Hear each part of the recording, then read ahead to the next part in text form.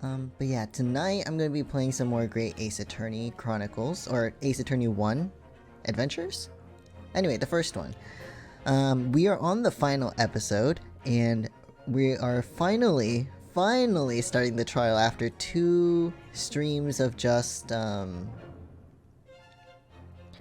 2 streams of just investigation, really. But yeah, we learned that Gina was lying, lied to the court,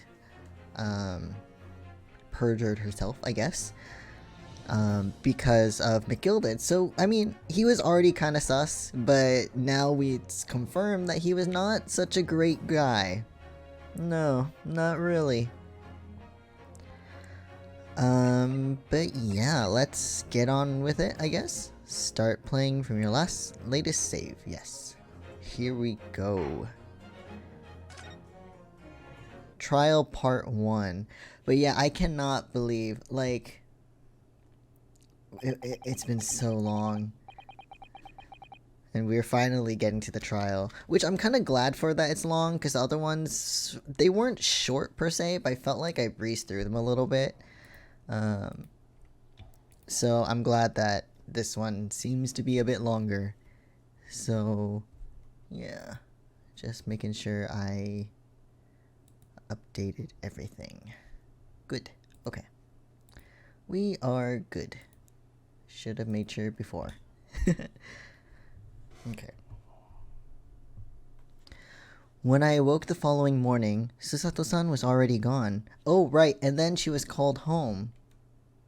Right, okay. She was called home because she got a telegram that her father was sick. Outside the window, the rain came down in sheets. Ooh, that's very heavy rain. And so began an even longer day than the last. One that I would remember for the rest of my days. Oh dear, so we are in for quite a trial. Oh my goodness. 17th of April, 9:32 a.m. The Old Bailey defendants... The Old Bailey defendants antechamber. Here we go. Hey, Gina. Oh dear. Good morning, Gina.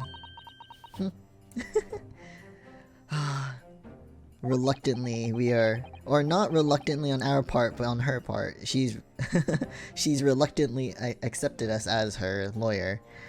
I'm determined to prove your innocence today. I'm sure we can do it. So where's your friend then? She left. Sorry? You know, her in the fancy dress. Cesarto, or however you say it. Cesarto. I don't know. Yeah. Miss Susato had to leave early this morning. She was already gone by the time I woke up.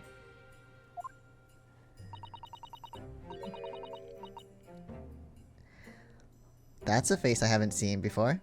You're right with that, are ya? Forget about me if you like. Go and see her off. No, we can't! It is our job as a lawyer to see this through. It's fine. It's not as though Mrs. Sato and I won't meet again. One day. Even so... But you, Gina, you only get one chance. This trial today is all we have. That's true. Ah, who is it? Good morning, you two. Who's calling? Ah. Iris, you brought Wakahai. Oh, I love him. How are you feeling, Ginny? Did you manage to sleep? Oh, so cute. I tried drawing Iris the other day because I cannot believe I never drew her, and I don't know, there's something about drawing children that's hard. I mean, I did draw Pearl. I was doing like a draw this in your own style like challenge thing for someone. Not really a challenge, just, you know, it was a cute, nice event. But, I don't know. Iris is, I think it's her hair that's really messing with me here.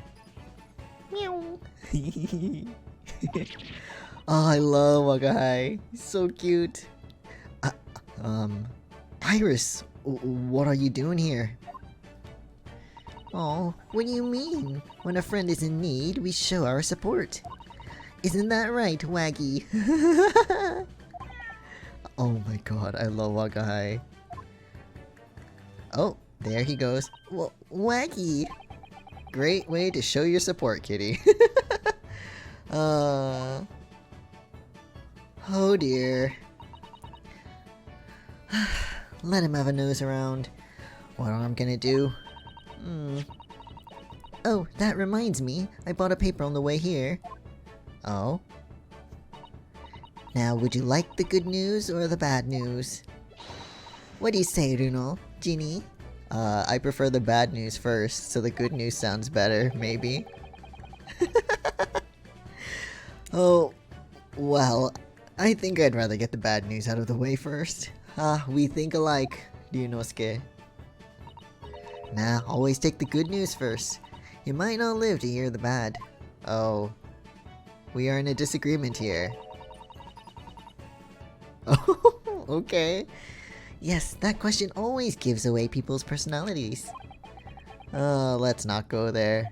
I'm kinda curious though. Alright then, I'll give you the bad news first.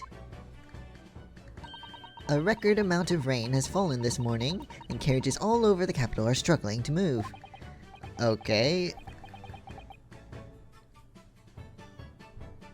So the bad news was a weather report? So I hope that Susie made her train to Dover, and that the train isn't delayed on its way to the port. Oh yeah, right. That's true. Gosh, yes. That would suck. She got up super early in the morning just to catch that train. Alright then, so what's the good news? Well, the rain is forecast to subside this afternoon. So even if the train is delayed, it should be able to make up the time later. So it's all about weather. Man, you got us super worried for no reason. Well, that is good news, isn't it? I couldn't give a monkey's, really. If only all good news canceled out the bad. I know. Yeah. Ah, the trial. And look, this trial has made the headlines too. Pawnbroker perishes in pick purse plunder. See? Oh god. How'd you like that? Well, let them say what they want. See if I care. I can't because you're covering your face. Ah, jeez. Oh, yeah. No problem, we'll do it, I guess. I'll try. I will? I mean, we better. We want a successful trial, don't we? We want to win. And then in tomorrow's papers, the headlines will be... Discharged Divers, Dauntless Do-Gooder. Isn't that right, Runo? Oh, yes, let's hope so. Oh god. Oh no, this faith is making me nervous.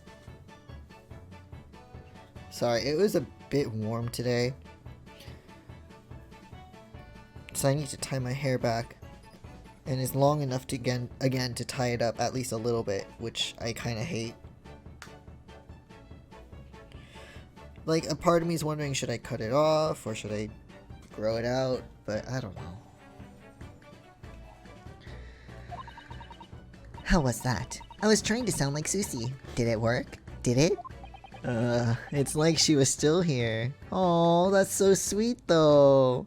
Iris, I love you. You're so cute. Today's paper has been entered into the court record. So, I mean, it was entered into the court record, so I'm wondering if it will have if it will help us in any way during the trial, because I don't see why we would keep it. Okay. Today's paper, this morning's paper, purchased by Iris. Gina's case features prominently. I also have my little notebook ready for any words I don't really understand. You'll do what you can? What do you mean by that? Obviously, I don't know the law like Susie does, but still. Wait, is she... I'll be by your side the whole time, giving you moral support and encouragement. Wait, are you gonna be my little assistant? I'm not sure that big thing is as comforting as you think it is, to be honest, but... Thank you, Iris. That's very kind of you. And I mean, some could argue that Pearl was with us in the trilogy, but also you have to remember Pearl was channeling Mia, so she looked like a fully grown adult, I guess. Excuse me. So I have my beverages here as well. But yeah, now we'll have a literal child. That's fine. I mean, she does have a medical degree. She's like a full-fledged doctor, I guess. Oh, yeah, Iris. Well, I was wondering is all. About Sholmes. Did they fix him up alright? Oh yeah, I mean, he seemed fine. He was talking to Susato last time something about a plan, if I remember correctly. Which is... I'm unsure about what's happening or what that plan is. It wasn't clear, it was very secret hush-hush. When did Susato go to the hospital to talk to him? It was the middle of the night probably. I don't know. Yes, the operation was a success, but Hurley still hasn't come around yet. That is an absolute lie. He was talking to Miss Susato the night before or early morning. So that is an absolute lie. I mean, maybe, I mean, I'm under the impression Iris doesn't know. That's what I'm gonna go with. I've asked a friend of mine at Scotland Yard to send a telegram as soon as he wakes up. I'm sure Gregson will let us know the moment there's news. I mean, he pretty much like worships Iris, so he wouldn't like not do it. Oh, right. No, Susato-san, and no, Mr. Sholmes. It's all down to me today to prove that Gina is innocent of this crime. Darn it. Please make your way into the courtroom. Alright. It's time then. Yes, let's go, Gina. Iris. Okay, lead the way. Let's go. Oh my god. Poor Gina, too. Oh, poor Gina. She's trying to put on a brave face, but I can tell she's worried and scared. I have to believe in her from start to finish. That's the weapon that will secure our victory here.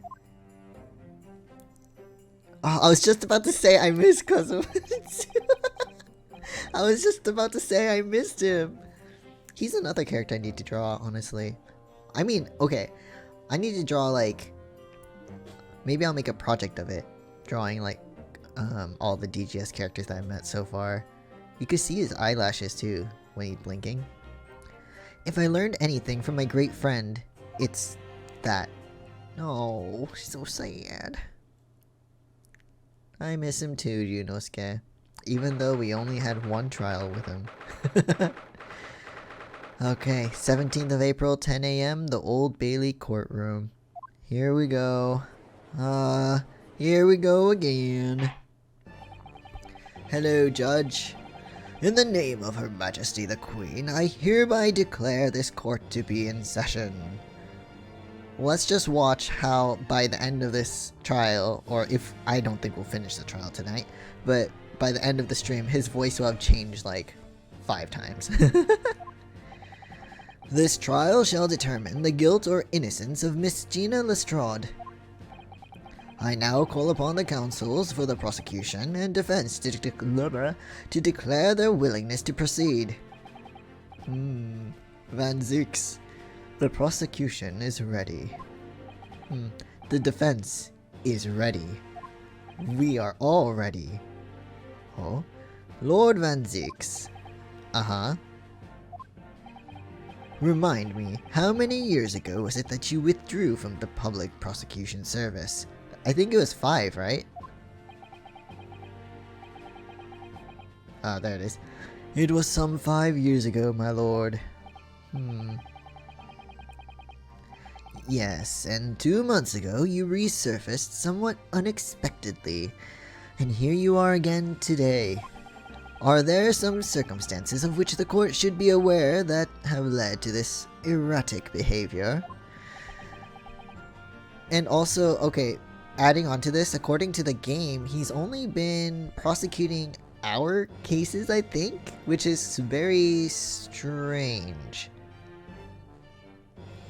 Like, I mean, like, even in the original trilogy, the Phoenix Wright era, right?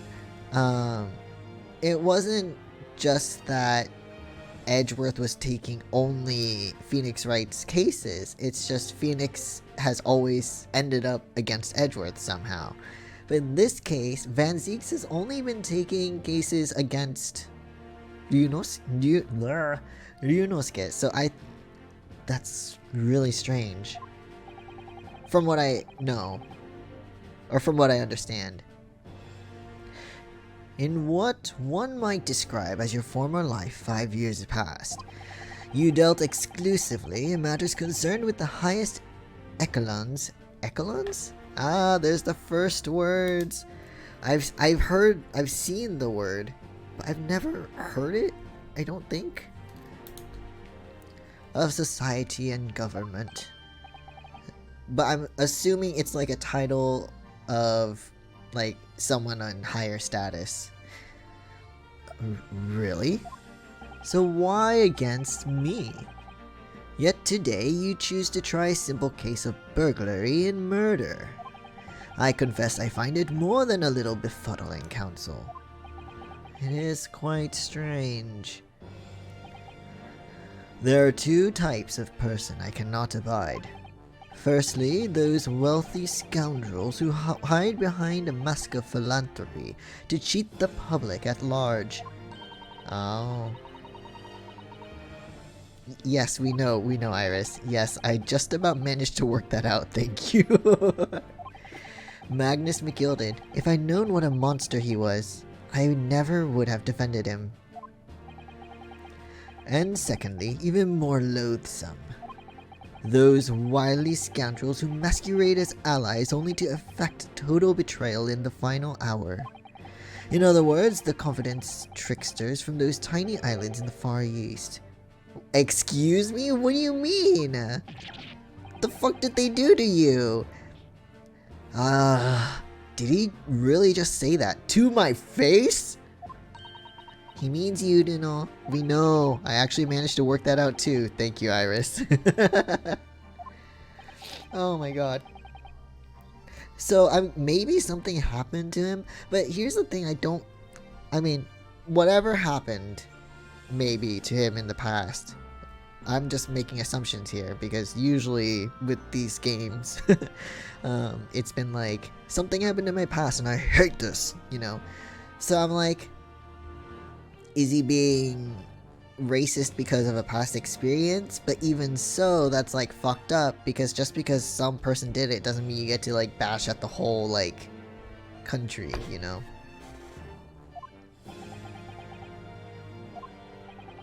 That torrid look of hatred in Lord Van Ziek's eyes. I mean, his eyes are closed, but was that directed solely at me? Or was he talking about all Japanese people? Who knows? An alarmingly scathing explanation, Lord Van Zieks. Still, the judiciary welcomes the return of the so-called Reaper of the Bailey, feared by all London's malefactors. Malefactors.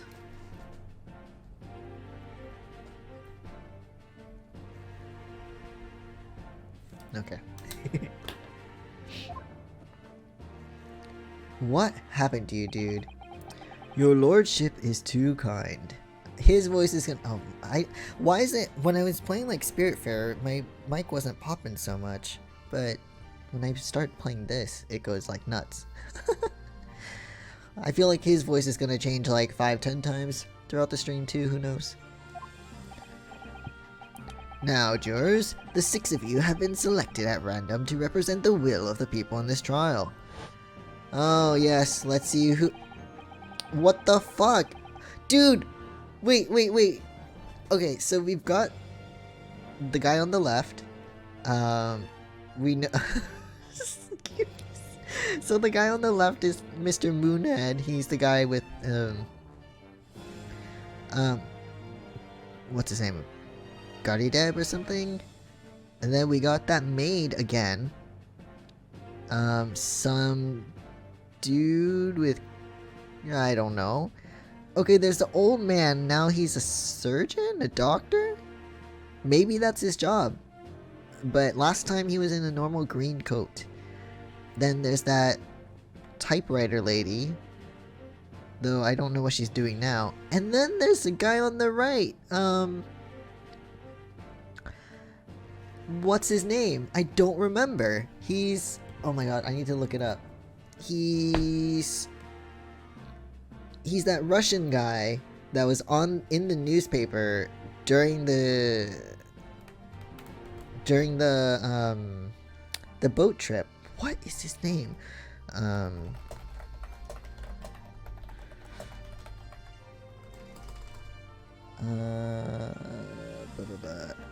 Episode 2 newspaper.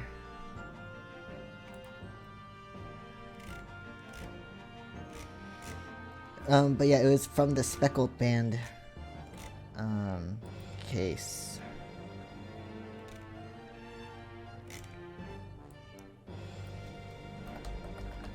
What was it? Russian spy? What's his... there's his name. Russian revolutionary, sorry.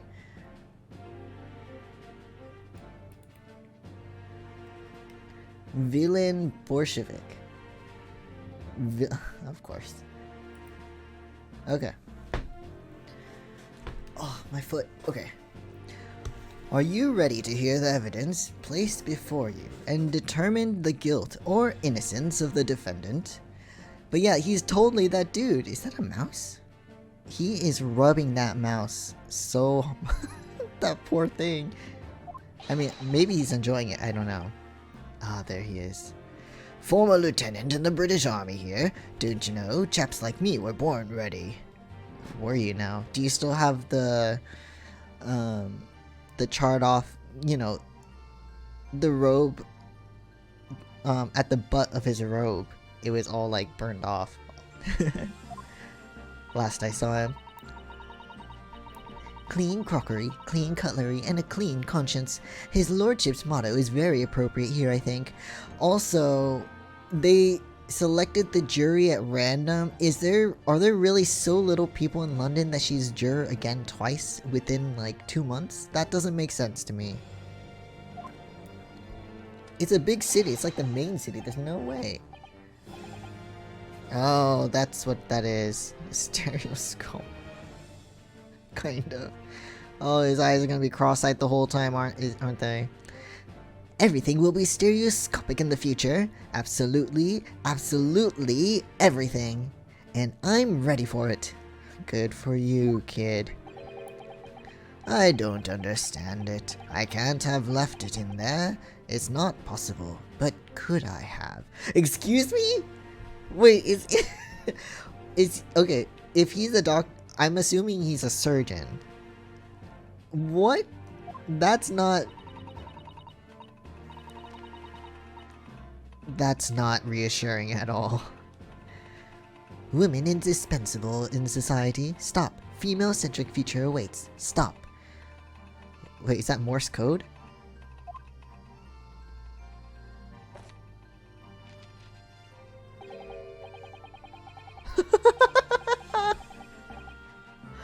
He doesn't even... Oh my god. Good day. I am visiting London for sightseeing. I would like to take bus to Crystal Tower, please. Look at that mouse. It's so cute. Look at that. Oh my god. Who are they? Why? Oh my god, okay. Randomly chosen. Alright. Is something wrong, Runo?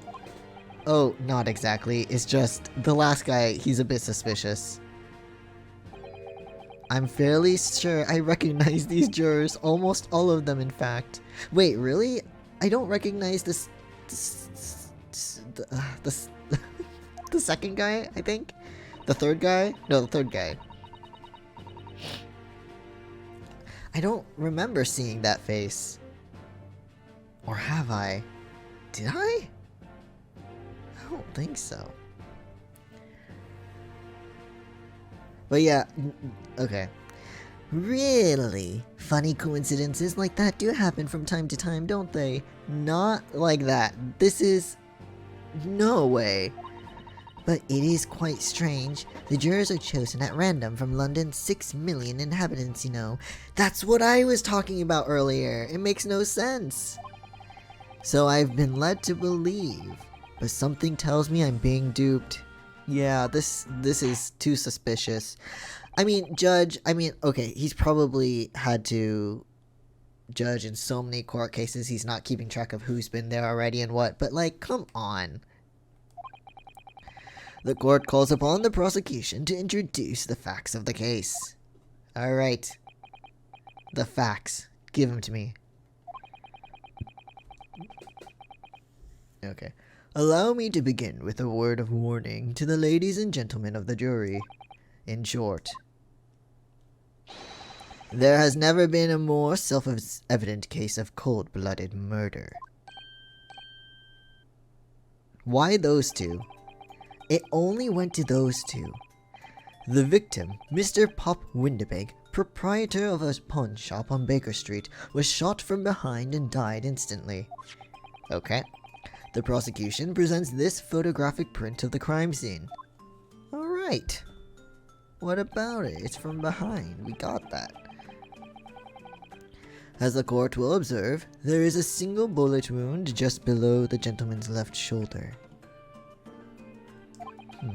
The evidence suggests that the bullet pierced the man's heart, resulting in near-instant death. Again, it is near-instant. A shot to the heart won't kill you instantly. Because... yeah. Time of death is when your brain activity stops, I think. Maybe if I move my mic back a little bit. I just hope it could pick up my voice. That's my problem. Okay. Moving on to the findings of Scotland Yard's coroner. His report states that the bullet entered the body on a rising diagonal trajectory. So do they mean that it was shot from below upwards or from above downwards? Okay. I'm gonna write that down just in case.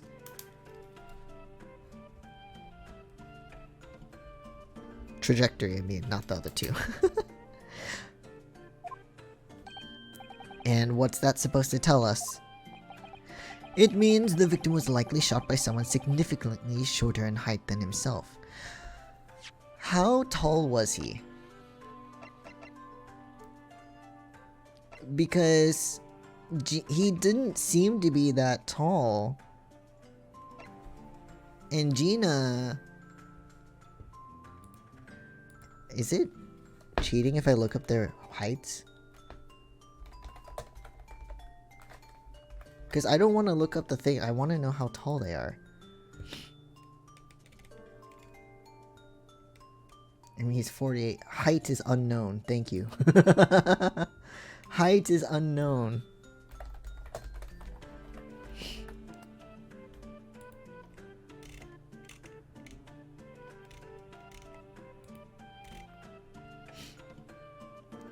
.53. Oh, I am the same height. Sorry, I need to sneeze. I don't... 5'3" is pretty small. I would know. I am 5'3". Small boy. But Mr. Windibank didn't seem to be that much taller, in my opinion. But we don't really know what his height is, so we'll see. Someone Like the accused, you might say. So just judging by height, you're gonna do that? But seriously, how much shorter could she be from him? Because he said she had the... He said that the person who shot Mr. Windibank had to be significantly smaller, right? Significantly shorter in height than himself. So I remember seeing two shadows of the perpetrators. One was quite short. So I think they shot him, but I don't know. The prosecution wishes to present the autopsy report and crime scene photograph as evidence, my lord. I wish I could make my voice deeper, that would be perfect.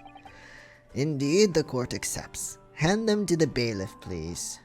Oh, my brother is having a good laugh. Autopsy report. A report prepared by the Scotland Yard coroner that confirms instant death. They said near instant, and now they're saying instant again. Instant death due to a single bullet wound from the back. There are no other signs of trauma.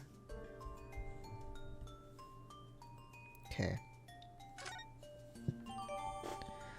A photograph of the victim found murdered in the storeroom. It shows the single bullet wound in the man's back. Oh, we are getting a lot of evidence today. I now ask the court to turn its attention to this plan of the establishment where the incident occurred.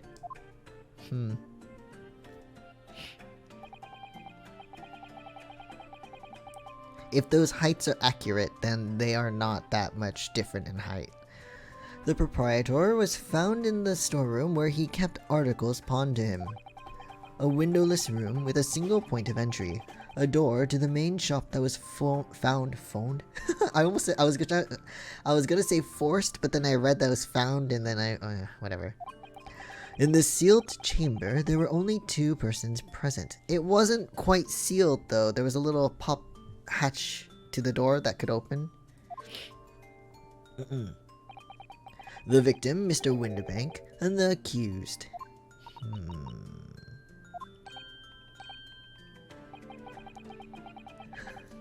The fucking Russian guy, though.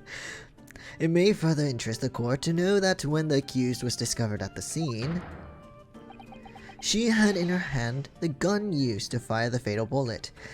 Now, I mean, maybe the game won't address this, maybe it will, but first of all, if the shot just happened, then the gun should have still been quite warm, I would say, especially because it was an older type of gun.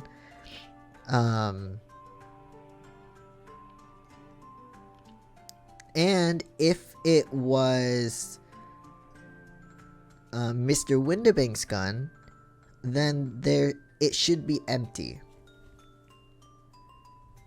So like, because what Mr. Windibank told us is that he keeps 1 bullet in there. It's a revolver style, so if you open that little casing, there should still be 1 bullet in there. If it was used by her though, if she truly did shoot Mr. Windibank and that is his gun, I think it was said that it belonged to him. Then if there's still a bullet in there, then she didn't shoot him. And if there is no bullet in there, then we have to find another way to find another way to help prove that she didn't do it. But I'm hoping that there's still a bullet in there. We'll see. In the gun, I mean, because that will help our case. Really. She's one of those filthy.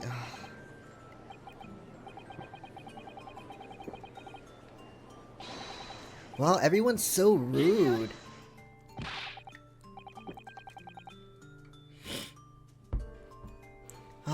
Ryunosuke, you pure boy. We can't jump to conclusions here. We mustn't assume her guilt because of what she has to do to survive. Voice, stop cracking. Dude, stop drinking wine in court. What's wrong with you?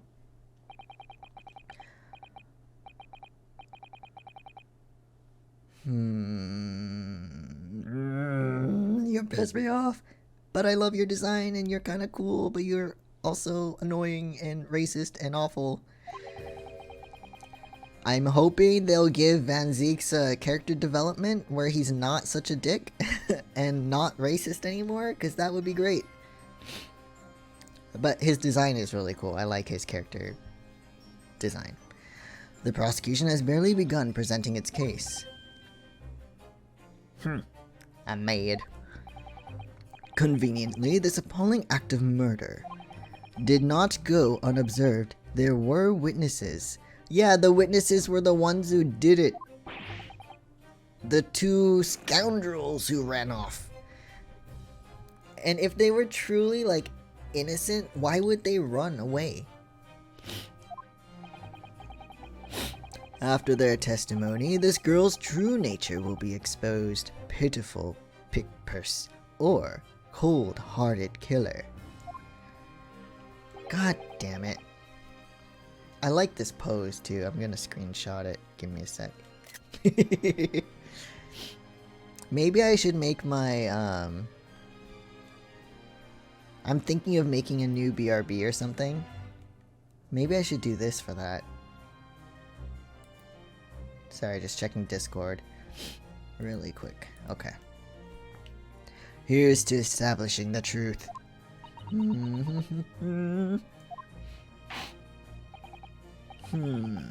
The court will take the floor plan and firearm into evidence.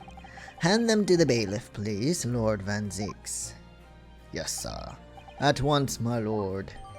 Alright, so the crime scene floor plan has been entered into the court record. A plan of Windibank's pawnbrokery, the scene of the crime. It shows... Sorry, there's a dog, like, going crazy outside. It shows the relative positions of the main shop and the rear storeroom. And then... Okay, so it is Windibank's gun, his revolver. A gun belonging to the victim, Mr. Windibank, that Gina was holding when she was found unconscious. There are signs of a single discharge. So there are... Now, there are signs of a single discharge, but also there was only one bullet in there. So would there be signs of a single discharge if no bullet actually came out, or not? I don't know exactly how guns work 100%. This isn't good. Before we continue, I would like to look at the gun to observe. There's a trigger. This is Mr. Windibank's gun. The cylinder is completely... Oh, god damn it. Mr. Windibank always used to keep this gun on to hand on his shop counter. Yes, but only ever with a single bullet loaded, I understand. Oh, that was Iris speaking earlier. Whoops. That's right, to keep all the pawned articles that were in his care safe. But his one bullet was fired that night, and the poor man lost his life. God damn it. Was he protecting his shop, I wonder? Trying to keep the articles safe? God damn it. So there's nothing else to observe on the gun either. That sucks. Can I look at this?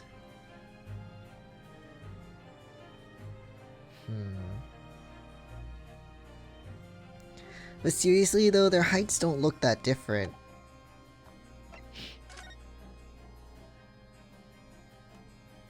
Wow. He's not very tall, seriously. Okay. Dr. Stevens. Details of victim. Name, Pop Windibank, male. Occupation, pawnbroker on Baker Street. Time of death, 16th of April, sometime between 1 and 1:30 a.m. Reporting party, I, Ryunosuke Naruhodo. And, okay, so post-mortem findings. Single bullet wound in upper half of victim's back. No other visible signs of trauma.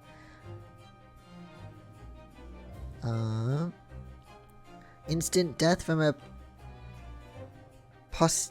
postero-anterior bullet wound to the heart. The bullet entered the body from the back on a gently rising diagonal trajectory.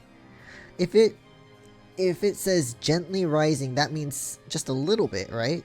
So,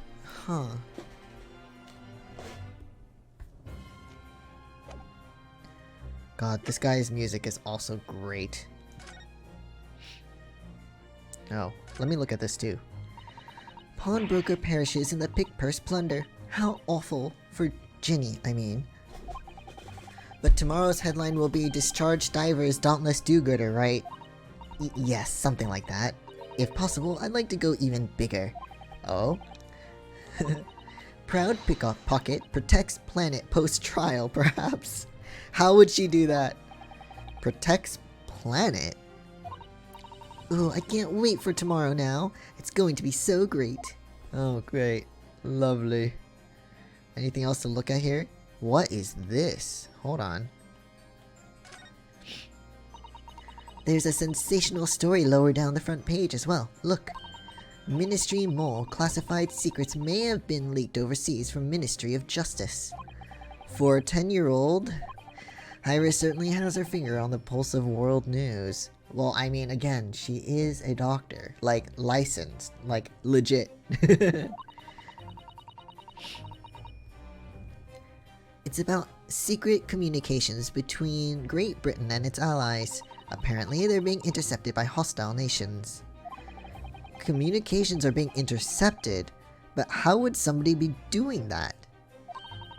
That's the question, isn't it? I've come up with 3 different possible methods so far. Are you looking for a new career, Duno? No. No, of course not. I wonder, perhaps this is what Lord Strongheart was talking about yesterday. Maybe.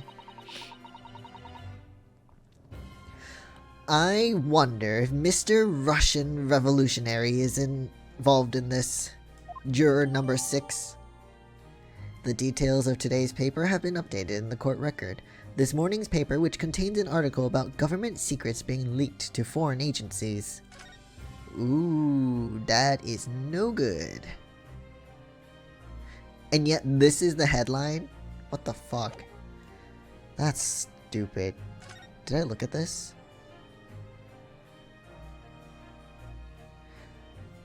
Mason Milverton. Right, this was from the first case.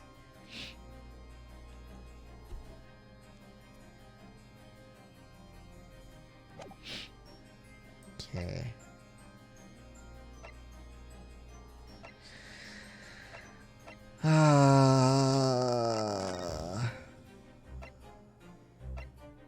We have an unknown.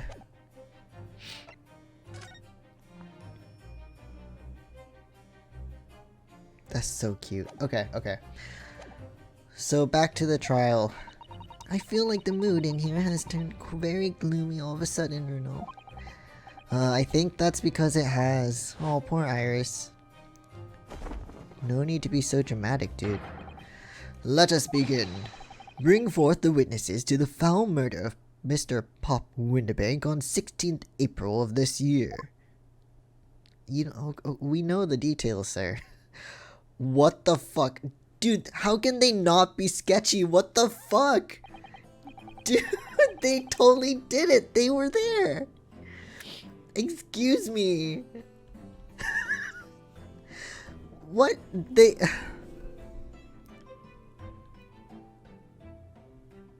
Okay. Witnesses, state your names and occupations for the court. Nash. A baddie. Name's Nash Skulkin. Occupation is, baddie. Professional baddie. Oh, good. Ringo. Oh my god. Do you know the meaning of their names? Okay, hold on. Name's Ringo Skulkin. Occupation's, same as him. Listen. So, hold on. I just need to make 100% sure, about something. Nashi. Okay, there we go. So, look at what they're holding. Okay. Now, the guy on the left, Nash Skulkin, is holding a pear. Now, that's not an Asian pear, but it's still... Which makes sense because we're in London, right? But pear, in Japanese, nashi. Okay? Nashi is a pear. Now, we have Ringo here. He's holding an apple. In Japanese, and apple is ringo, nashi, and ringo. Good job, guys. Oh, Gregson. Gregsy. Tobias Gregson, Scotland Yard Inspector. These guys are so guilty, though. Like, even, let's say they didn't do the murder. Like, look at them, though. They're thieving. They even confess to being baddies. Like, come on. What voice did I give this guy? Whatever. That's right. We're what they call... the three Skulkin brothers. Where's the third?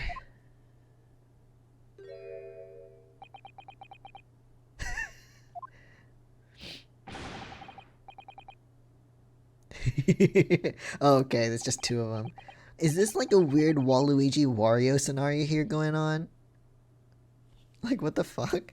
Cold blimey, that's cold. Don't you know what we're going through? It's our older bruv. Lost contact with him, we have. So we're scouring every shady corner on the capital. And then last night we came across you, the very spit of the bloke. Ain't that right, Ringo? He is, Nashi is, the very spit of him. What the fuck? So they have a brother who looks exactly like Gregsy here. They've just lumped him in with them. So we decided there and then what we was gonna do. We was gonna call ya Big Bruv Skulky. Big Bruv. Come on, leave it out, you two. What the fuck? Sulky Skulkin. And that's before he's run out of chips. What the fuck? Judge, not you too. Begging your pardon, my lord, but the name's Tobias. What I would like to know, Inspector, is what you are doing in the witness stand.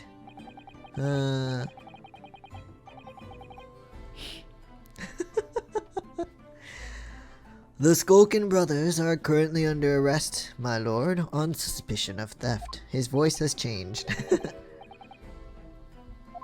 No, these two... Judge! No, my lord, begging your pardon, but please don't lump me in with this lot. 2 nights ago, these... Oh, wrong voice. Oh, okay. 2 nights ago, these brothers illegally entered an establishment with intent to burgle. Burgle. And in the course of their nefarious activities, they became embroiled in a far more sinister crime.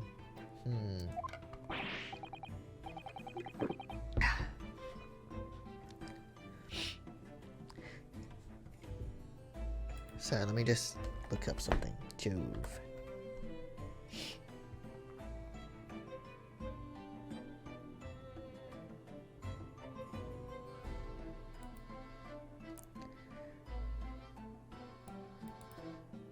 Use interjectively to express surprise or to add emphasis. That's it? There's no like other meaning? Okay. Just wanted to make sure. By Jove, you mean to say, what an extraordinary coincidence. I think not. Indeed, my lord, while attempting to burglarize the pawnbrokery, they witnessed its proprietor's murder. Oh my god, he's standing on a box. So he's shorter than that. Oh my god, he's so small. He's literally like an apple. The various trespasses of these brothers is not the subject of today's proceedings, though they will naturally face trial in the very near future. As they should.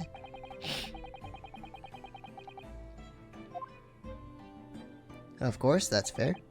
Of course, Inspector, skeptical as I am about the caliber of these witnesses, I will permit them to take the stand. Oh god, okay. These guys. Okay.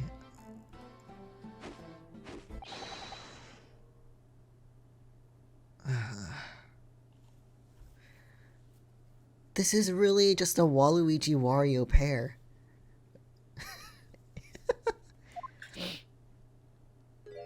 No, stop. Get out of it.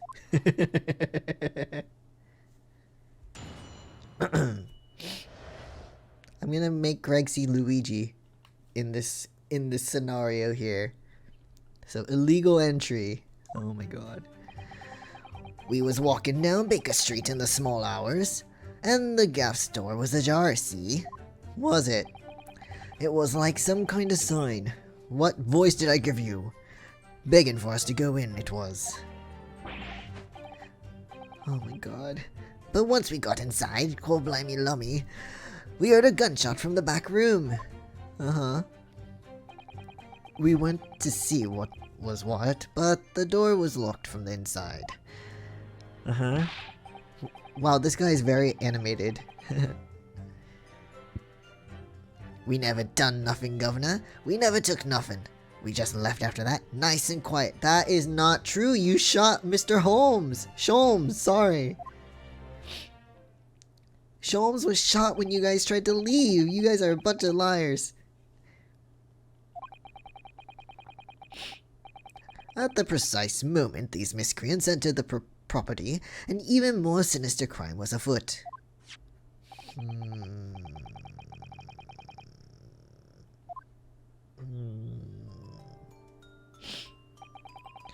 The door providing access to the storeroom from the main shop was indeed locked from the inside, and within only the victim and the accused were found. Huh.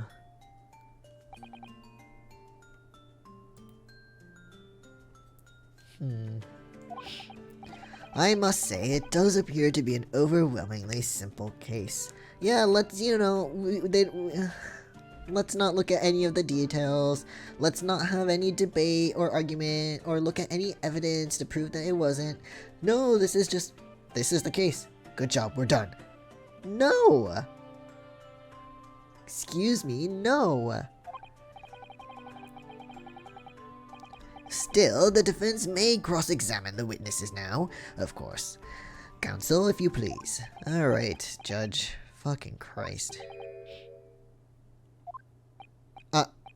Yes. Wait, what? What is the matter? Sorry, I was just stunned into silence for a minute by the blatant lies being told by that pair in the stand. Yeah, that's true. If they're the guys that ran off, they shot Sholmes. I know that's all nonsense because I saw it with my own eyes. I'll just have to expose their testimony for the pack of lies it is. Dude, they're criminals. How can you trust this? Oh my god.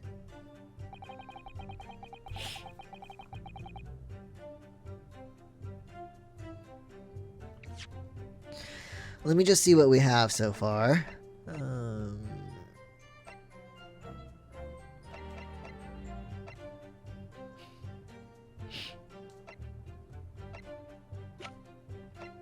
Not much.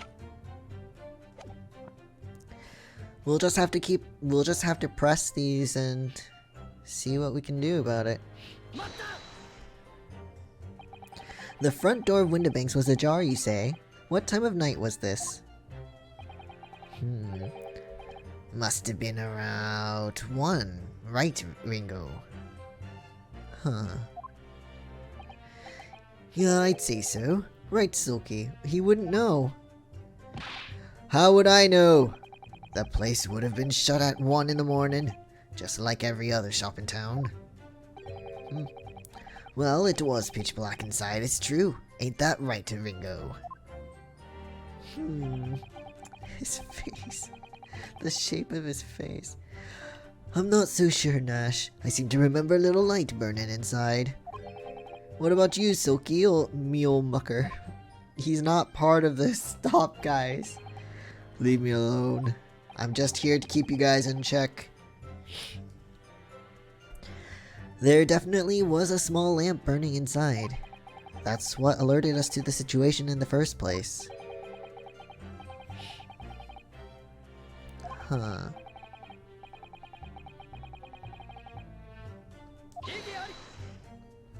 I didn't choose that objection.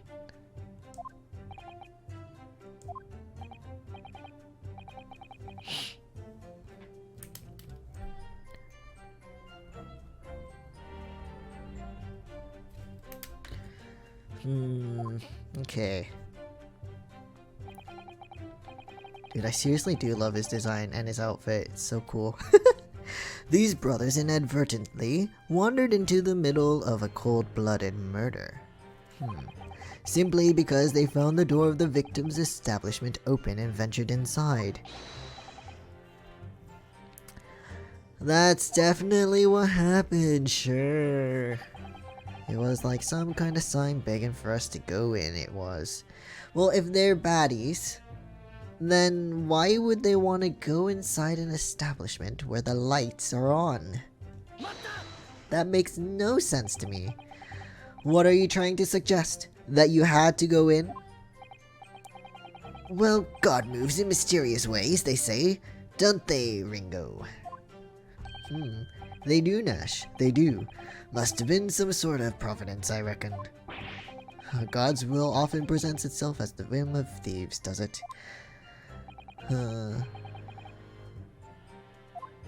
Whatever you say, Waluigi.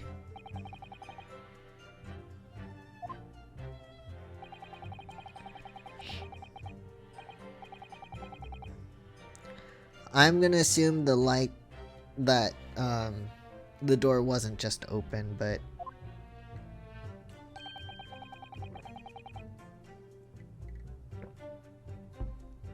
he wasn't there. They're not very good liars, are they? No. He wasn't there when it happened. Those chips are getting a chomping today. Oh my god. Cool, blimey lummy. That is a very interesting phrase. We heard a gunshot from the back room. Did you now? A gunshot, you say? Just the one?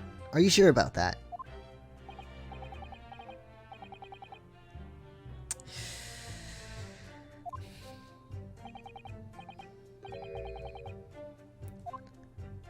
They kind of look like raccoons. The firearm used to belong to the victim himself. Yes, Mr. Winterberg always used to leave his gun lying around on the counter. Alright, I remember.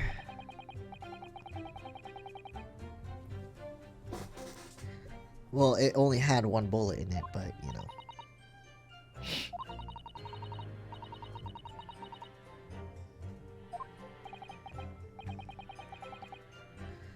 Huh.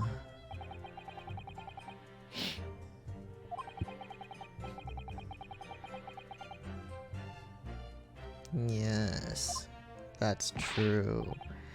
There could only be one bullet in there anyway. Ugh.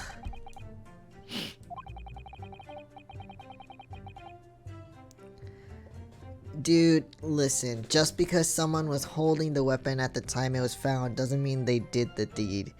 Remember, our first case, he picked up the gun, and then the person was shot with a different gun.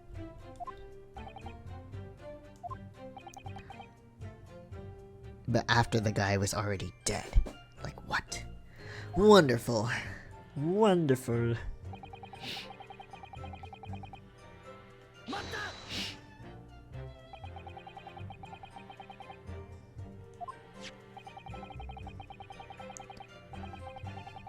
Maybe let the witnesses answer the questions so we get clarification from what door they were doing instead of giving them answers so they can get off scot-free. Like, by doing this, the prosecutor can give them an answer to say easily. So he's saying, he's like, if you're having difficulty grasping the situation, perhaps the drawing would help. We are asking for clarification from the witness to tell us which door they are specifically talking about. In this case, what the prosecutor is doing, Mr. Van Zieks here, he is making it so we can't get that answer from them directly, and he's saying it is obviously the storeroom and the main room door, like the door in between those two, without giving us, you know, like, because they could have been talking about the other door. I mean, I know it was already established that it was ajar from Nash. I get that. But it would be nice so that way we can get the witness's statement itself so they can have a blunder and then we can probably get some positive what's the word I'm looking for? But anyway, we can be in the right direction of catching them in their crime, I guess. Let them answer. I wasn't asking you, prosecutor.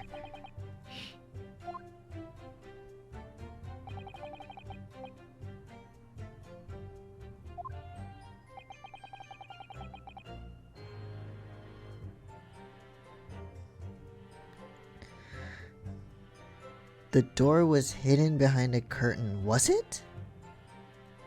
I don't think it was hidden behind a curtain at all. I don't remember it ever being hidden. Or maybe I'm wrong, I don't know. That's right. Oh, was it hidden? Oh, it was! Okay. When we arrived, the door was mostly obscured by the curtain. I wonder, I don't know how locks back then worked, but would it be possible to lock the door from the inside and then close the door as you leave? Because some doors, like now, you could push the button indoors, leave the room, lock. I mean, some locks have like that push thing on the doorknob, right? You can leave the room, close the door, and then it will be considered locked from the inside. So I wonder if that kind of lock mechanic had existed back then too, because if that's the case, then a locked from the inside door could be they locked it, walked out, and then shut the door. You know, locked before actually shut. Tell me, why exactly did you try to open that door? Exactly. Any normal petty thief would run at the sound of a gunshot, I should think. Yeah. Ow.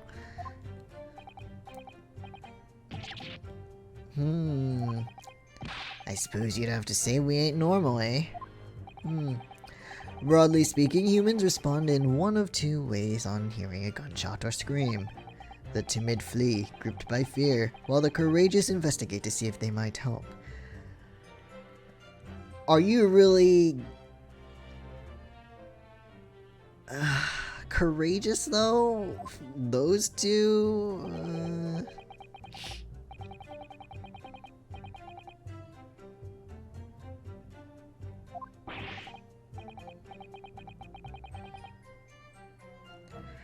But you didn't run away. Sholmes told you to leave to chase the guys.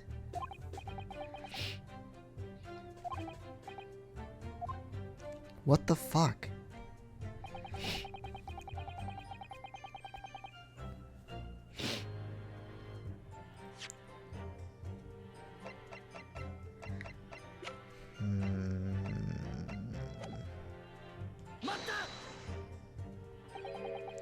You didn't do or take anything. Is that your story?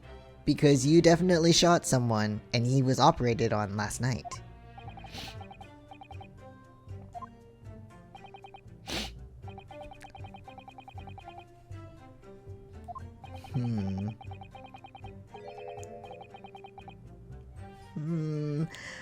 I think they're unlucky that this defense attorney was there. So with no time to take your hands out of your pockets, you just left nice and quietly, you say. That's right, Governor. Nothing we eat more than violence, peace-loving nibblers we are, not bludgers. But you shot somebody.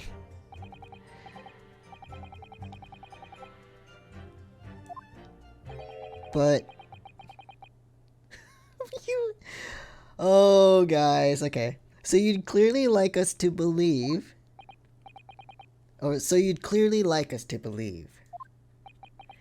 As you fled from the pawnbrokers that night, did you not run into anyone else? I was there. And did you not fire a gun at that person? They did, Your Honor.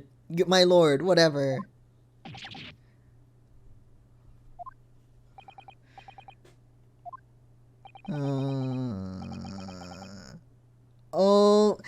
look, they could have played along. They could have played us by saying that didn't happen. Instead, they exposed themselves by they've confirmed that statement by this. Good job, guys. Clap, clap. It was. Oh, good. Why the bleeding, Nora? Didn't you mention that before? Why would we? You were armed with a gun. And as you fled the scene, you fired that gun at London's greatest detective, Sherlock Holmes. Yeah. Oh, good.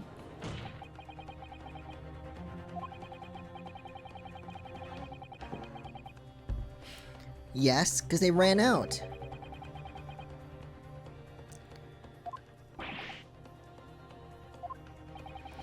And when searched, a firearm was indeed found in their possession. Furthermore, the barrel shows signs of a shot having been fired from it. Fancy gun.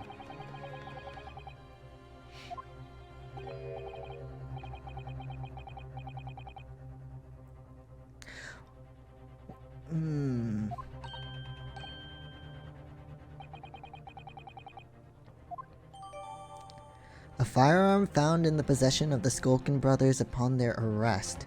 There are signs that a single round was fired. So this, I mean, it doesn't prove that they had nothing to, that they were involved in the murder of Mr. Windibank. But it does disprove the fact that they say they're against violence. So it means that their testimony is not as believable.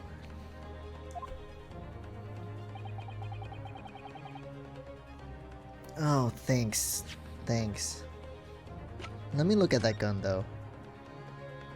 It looks like a... what are they called? You know, I don't remember. Okay.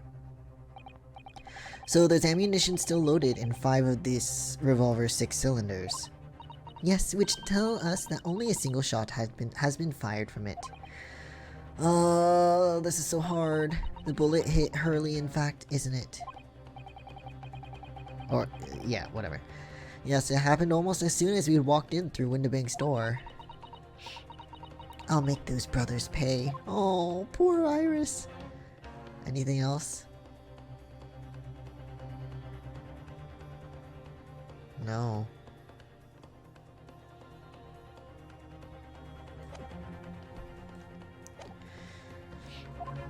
Thank you.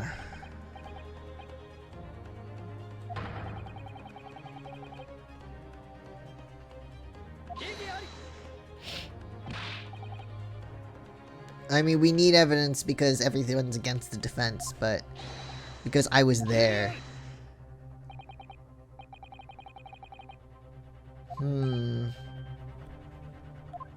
If only we had Mr. Sholmes here.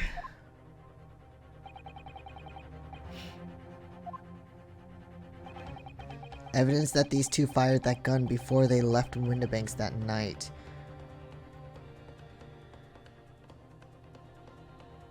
Wait, what if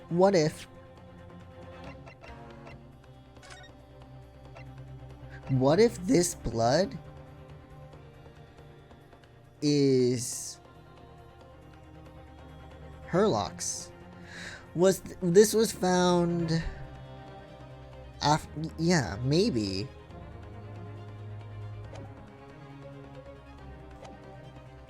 I wonder.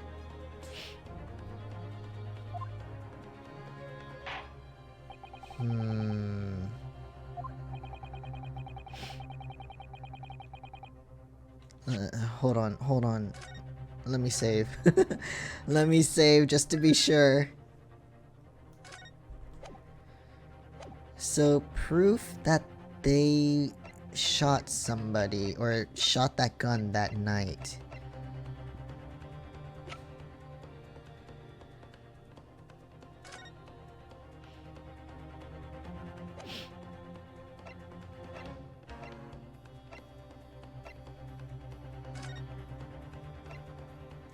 Oh, you know what though? It could be because if they didn't shoot Windabank and the bullet was in that room, then this proves that another bullet was shot that day, right?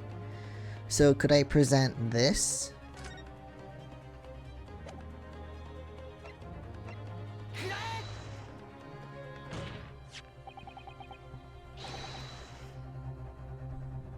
Okay, I hope this is right. The evidence is in this portfolio. During the course of our investigations, we discovered a number of bloodstains.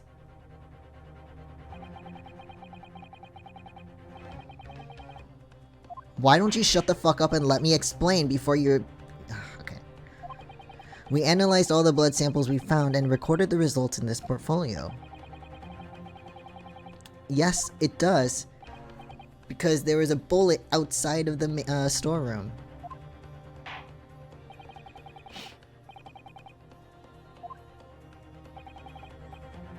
Alright, I got it. Dude, this one. This one. It's so obvious. It's a photographic print taken at Windabank's pawnbrokery on the day of the incident.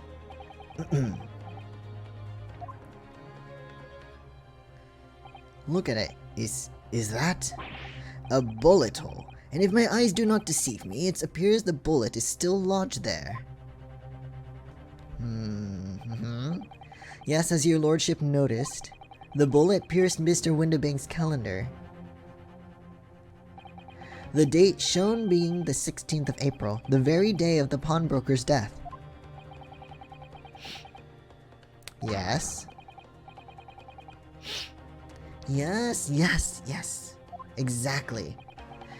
That's right, and while it isn't irrefutable, the defense believes this is credible evidence that the witnesses did fire a round from their gun in the pawnbrokers that night. Again, this isn't to prove that they were involved in the murder, but to prove that they are not anti-violence, so their testimony isn't as credible. I mean, not that it's credible to begin with there, or not as, anyway.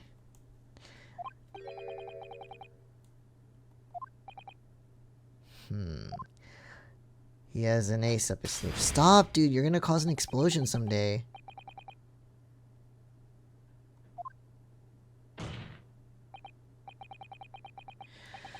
These brothers entered the pawnbrokery illegally. And like the bold baddies they claim to be, open fire on the new arrivals before fleeing back into the street. Dude, they're just... You know, he's helping your case in the fact that you didn't kill the guy though, but, you know, whatever.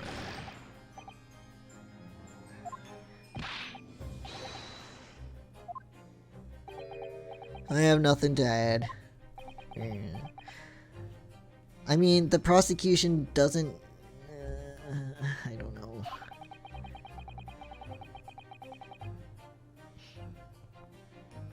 Because it kind of helps them a little bit. It would seem now that I owe my learned Japanese friend a word of gratitude. What I mean is that you have helpfully confirmed an important fact that they didn't, the bullet didn't come from them and kill Windabank.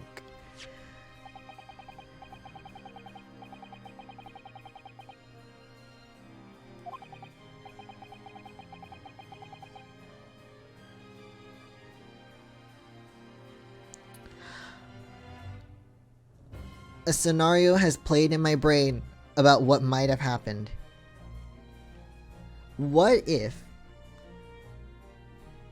they got there actually earlier than before, like a little earlier, came in, killed Windabank.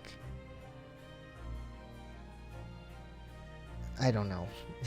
And I mean, the facts don't all line up, but hear me out. Killed Windabank, Gina saw the dead body. Maybe she tried to shoot at one of them and then hit the calendar, and then messed up. Maybe one of them got hurt, so that's why there's a blood splatter. And then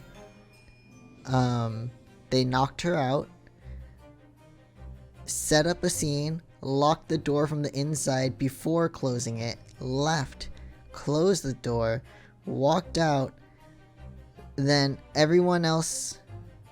But you know what? No. That would mean there'd be 3 bullets missing. That doesn't work.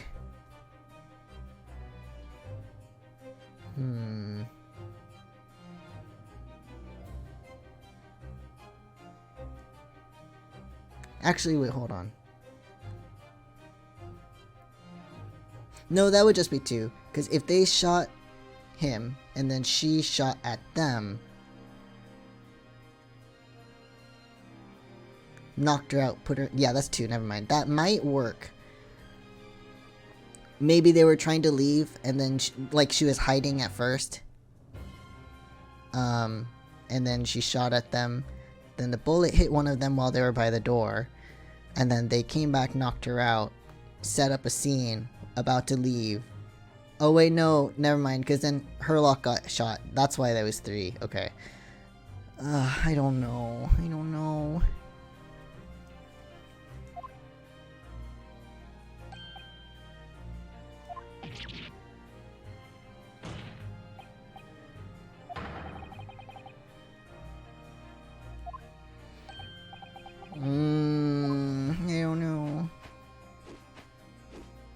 Well, your handshake sucks. Your handshake sucks.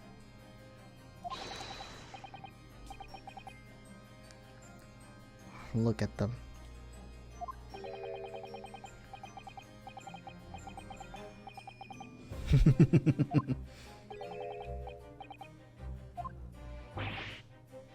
Yeah, good job, guys.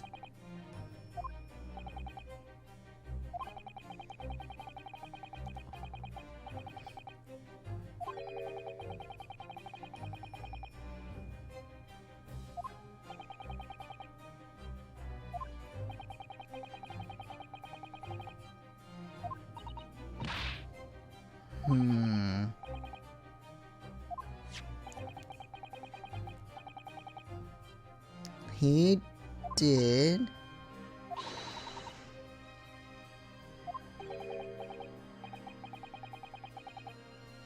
It's just a camera, and it takes a photo every, what, 30 minutes?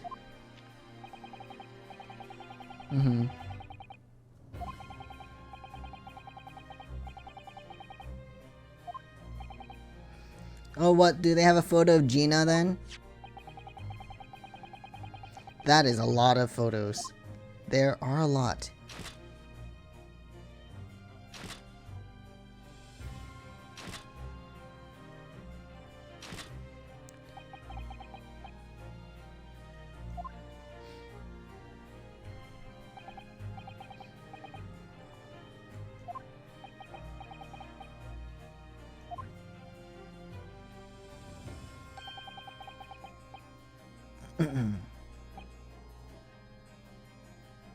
Okay. One of them's gonna have Gina in it, and I'm just gonna be annoyed by it, but... Yeah, exactly.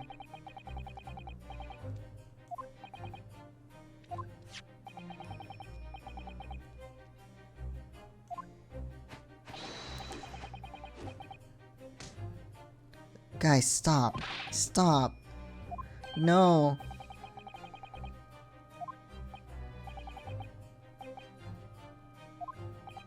Just after 1.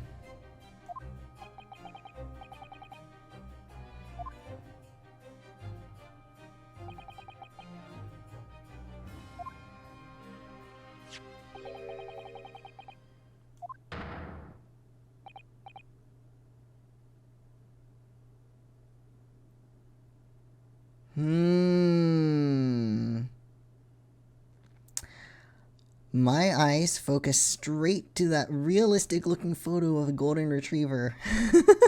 Right in the center. I'm sorry to admit. Sorry. Also, this just kind of proves my point that their heights aren't that different. He's not. The shooter had to be significantly shorter than he was. But look at Mr. Windibank there, and look at Miss Gina Lestrade there. Their heights aren't that different. She's not that much shorter than he is. So if she shot him in the back, first of all, they are front facing each other right now, then it should have gone straight through, because the height, like, let's imagine it. If her hand was completely extended like a gun, like completely forward, right? It would actually hit right where the shot was at, but it wouldn't have that gentle rising diagonal that was mentioned in the autopsy report. Let me see the exact wording here. The bullet entered the body from the back on a gentle rising diagonal trajectory. And then if we look at the photo here, that kind of lines up to where her arms would be. In my opinion, we don't have exact an exact thing, but yeah, so I don't, what was that, my phone? I don't think that she is short enough to fit that description, in my opinion.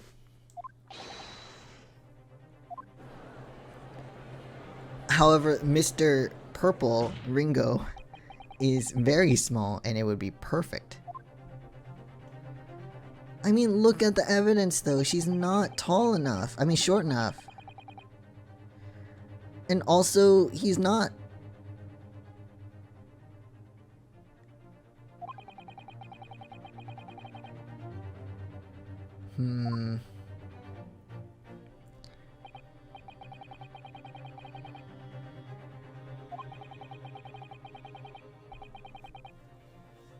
Alright, well, let's see if I can have a closer look on the image, but first. A photograph taken automatically by the red-handed recorder showing the scene a short time before the murder took place. Alright, hold on.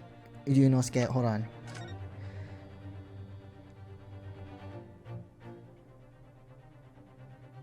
Oh, I can't, it's not like I can look around it, okay. So that's 1 a.m.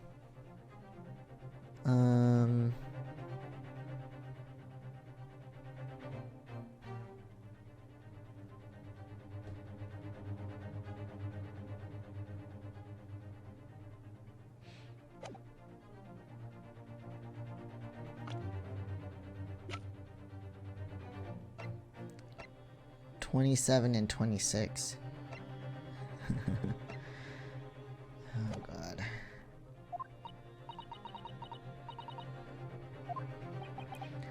I don't think she did it though. She's not short enough. Just look at their heights. Come on, please. You said they had to be significantly shorter.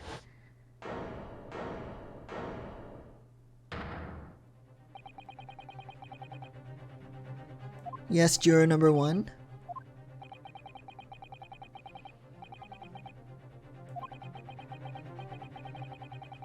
Yes, we know.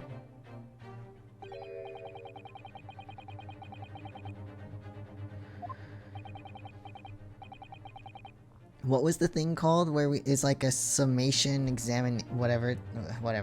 Right before we do that, because I'm sure we'll do one, I'm gonna take a break, but hold on. Carried on the battle after retirement, you see, the battle of daily life, if you like.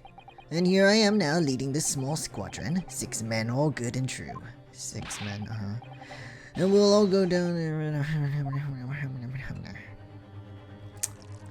Stop with the drinking.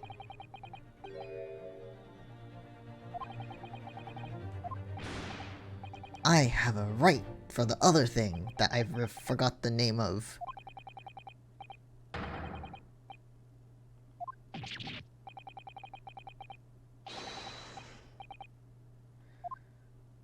She's not a man, okay. Again, I don't remember that guy.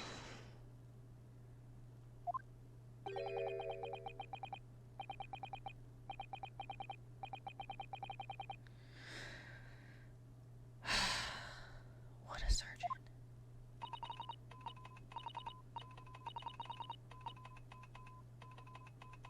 Okay. I am very sorry for brothers. They are unlucky. Dude, you're totally that guy. The revolutionary.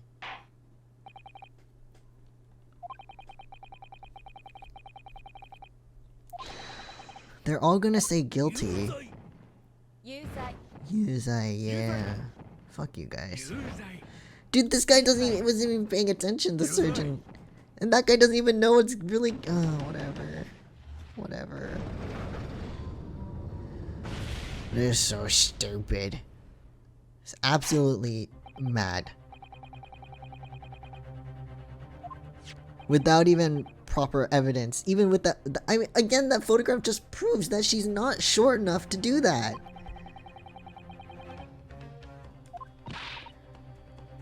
We know, because she's too tall.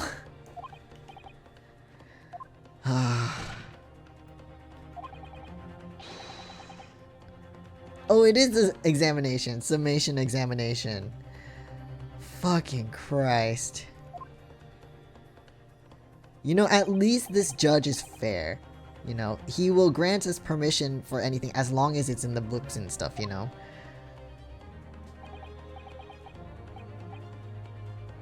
Oh, shut the fuck up. Just because you have a cool design. We shall proceed immediately with the summation examination. Not immediately, we will be taking a short break.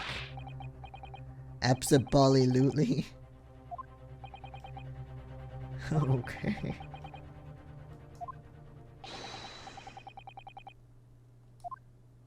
Yeah, you gotta prove it to me. Convince me that you got... Yeah, whatever.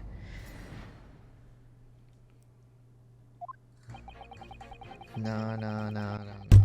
I am so sorry I hit the mic on accident. Convince me of what? Convince me that, like, or they're trying to prove that their findings prove that the defendant is guilty or whatever. So tell me that's true. Also, hey Cat Boss, how's it going? I was just about to take a break actually.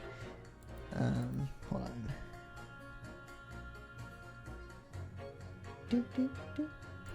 Yeah, hold on, give me a sec. Break.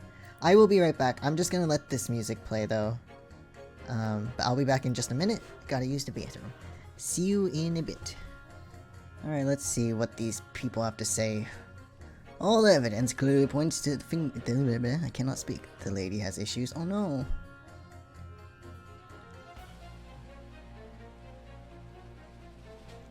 Sorry to hear that. What kind of issues? If you're okay with saying. All the evidence clearly points the finger of guilt at this young pickpocketeer. Why Tien? What? So, juror number 1 says... It's obvious, but... I don't know.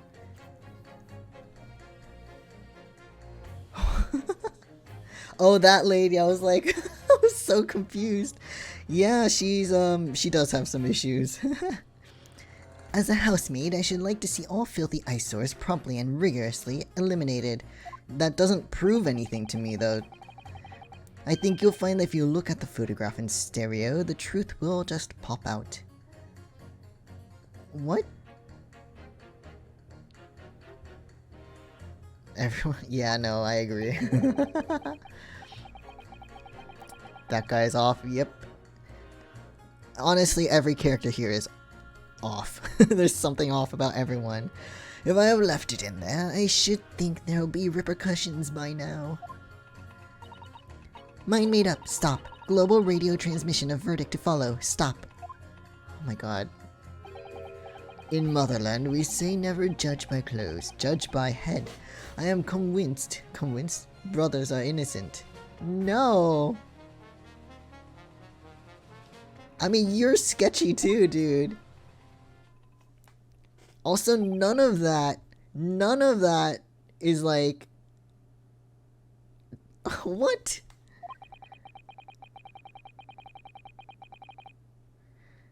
No, but she's too tall for that. Again, if the lock mechanics are similar to what we have now, they could lock the door before actually closing the door. If we follow that logic. I don't know how locks worked back then. It's time to stop taking drugs and find a real court, maybe. And in the accused hand, the fatal revolver, the firing of which was heard by these witnesses. Again, these witnesses are fucking... But she's too tall for the bullet thing. Also, okay, that young girl's on the verge of pulling the trigger, but it's pointed up. It's not shot at the dude, it's up. She's not about to pull the trigger on the dude. So, I don't understand. Thanks a lot, Mr. Sholmes. Oh dear. Hurley's cameras were supposed to help, not hinder. Oh, poor Iris.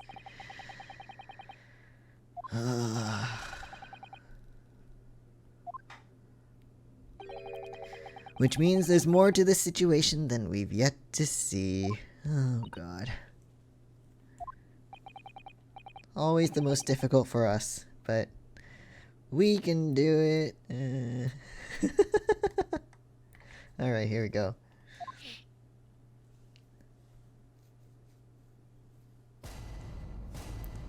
Jury examination. Alright, look. All the evidence clearly points the finger of guilt at this young pickpocketian. Why do you say that, sir?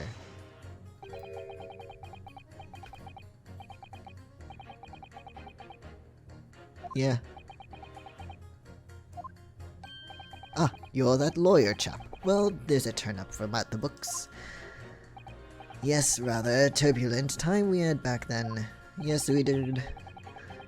No, some extraordinary events took place at your house, that's for sure. Luckily, Mr. Sholmes and I were able to get to the bottom of it all. Yeah? I think we did rather a lot for you, didn't we? Can you at least tell the truth? Why...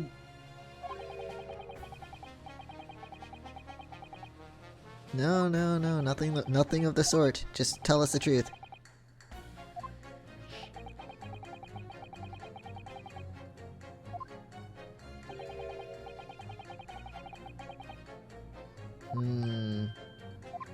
Well, that's your fault, isn't it? Haven't had the heart to break the news to Joni yet. Bad enough that the old girl's clapped up. Oh, why?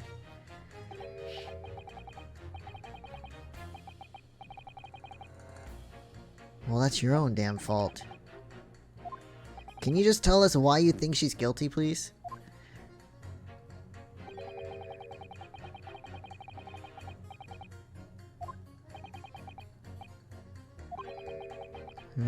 Okay, yeah, please. Right, so he's useless. Alright. As a housemaid, I should like to see all filthy eyesores promptly and rigorously eliminated. What do you have to say? Why do you think she's guilty? Again, yes. A maid's work is never done. Not a blemish must remain.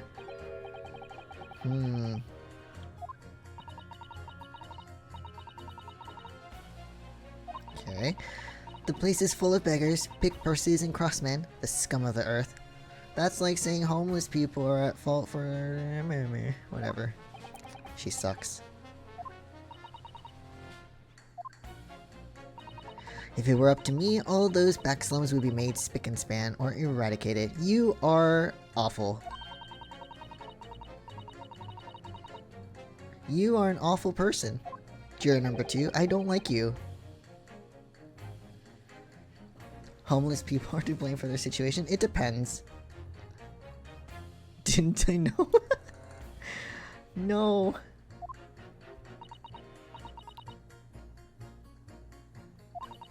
He does wonders cleaning up London's streets. Yeah, of actual criminals, not people who are in need of help. Like, the thing I don't understand, and I was watching someone else, and they were talking about it. You know those, like, stupid spikes or whatever to stop homeless people from sleeping on, like, benches and shit? Like, they're just gonna sleep on the floor next to that, you know? Like, this is so stupid. Who does that even help, honestly? So lame. Yes, good inventions. Exactly. It's so stupid. It's like we don't have enough vacant houses and buildings that just aren't being used, wasting away. Like, what the fuck? It helps society, sure. Can't see homeless people, then they don't exist. Logic. Yeah. I mean, you'll see them. They're just right next to the spikes instead of on them. And at one point, some person's gonna get hurt on accident because they... Ah, god damn it. Mr. Sholmes, the maid? Oh god.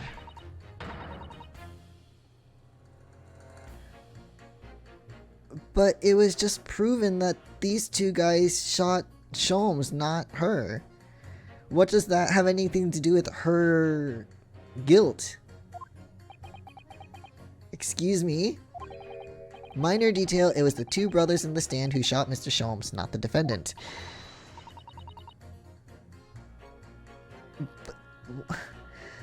But your guilty verdict is based off of the fact that Mr. Sholmes got shot.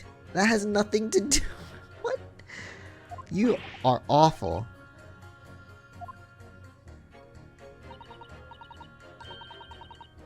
Okay, there. Amend it. Those brothers are the scum of the earth. They should swing for shooting the great detective. That has nothing to do with Miss Lestrade's guilt. Alright.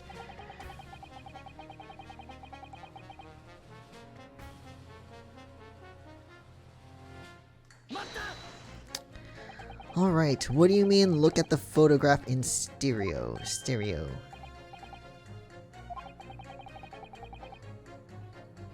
If you look at the photographic print normally, they are just two photos. But if you look at them side by side, and you cross your eyes, which I've tried, I can't do it. Okay, it looks as though the pickpocket girl is about to shoot the victim, obviously.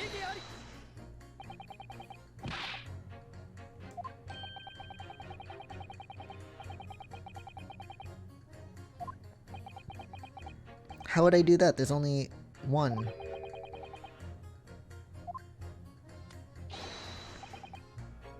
Yeah, no shit, you have like... Okay. Let's call it a lucky guess. It never gets old seeing the two prints merge into one before your eyes. Yeah, but my head hurts when I try. Oh my god. Good for you, dude.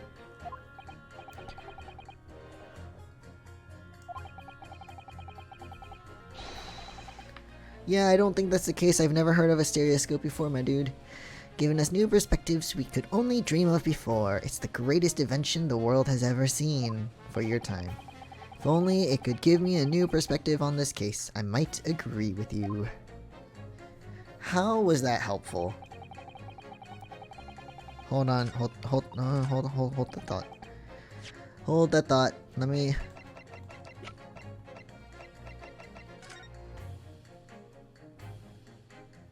Again, my eye automatically just onto this guy.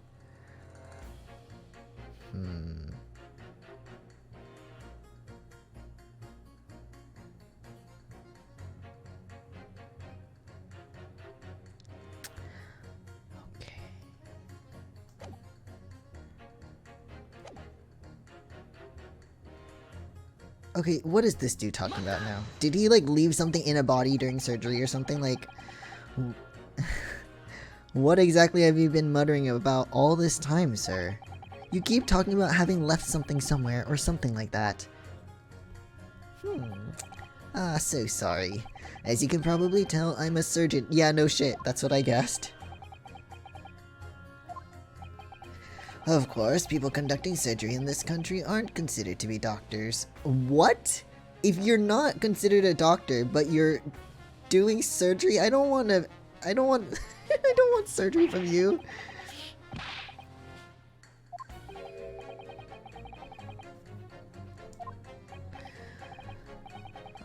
Oh my god, no. You see, I was operating on someone yesterday. Standard thing, went in through the abdomen. Oh god. But when I'd finished the procedure, I couldn't find my scalpel. Oh, no!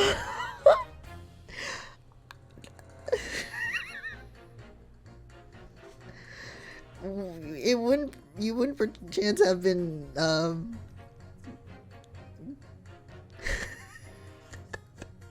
It better not have been Sholmes, that's awful. Oh my god, barbers? No.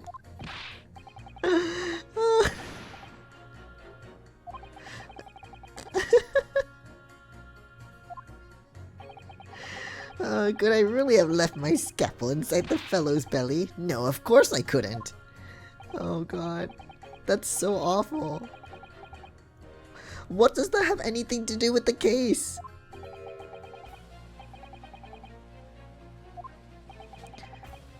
Oh my god.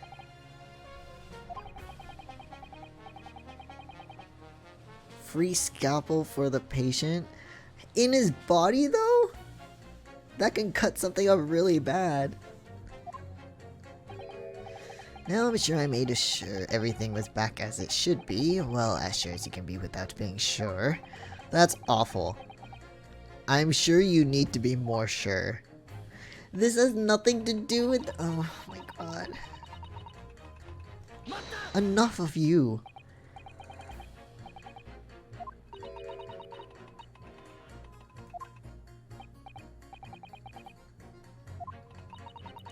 All communication with Far Eastern nations used to take place by mail. Royal Mail steamers take more than a month to complete the journey. Alright.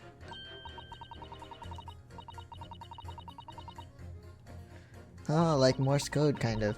Thousands of miles of cables have been laid along the ocean beds connecting the entire world. Really?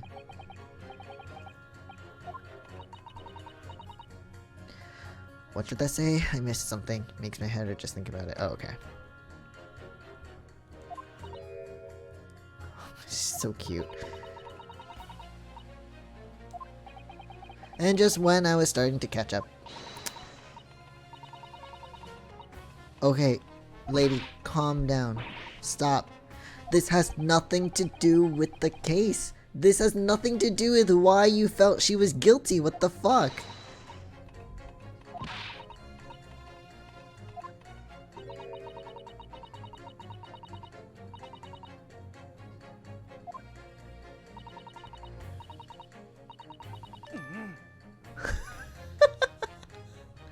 Wait, is this really where this is gonna go?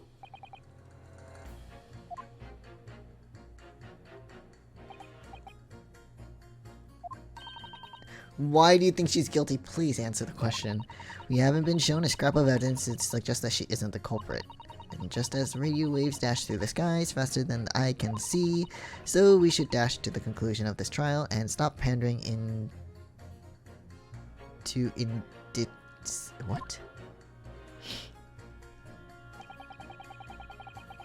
Okay, this guy, why?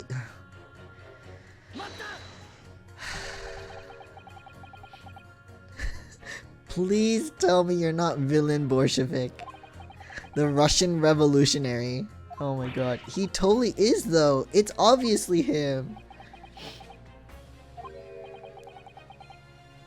Duh, I believe there is such a rumor. No, you are... I'm 100% convinced that's you. As you see, I have unfortunate appearance. I look like a vicious criminal. You are him. There's no way you're not. Come on. Your words, not mine. Just want to point that out.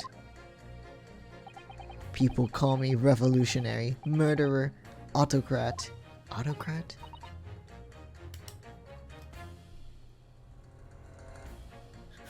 What the fuck?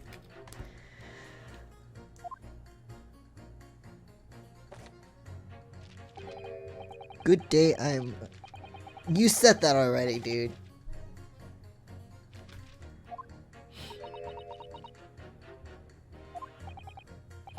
Right, that didn't sound staged at all. You'll forgive me for having my doubts. Dude, oh my god.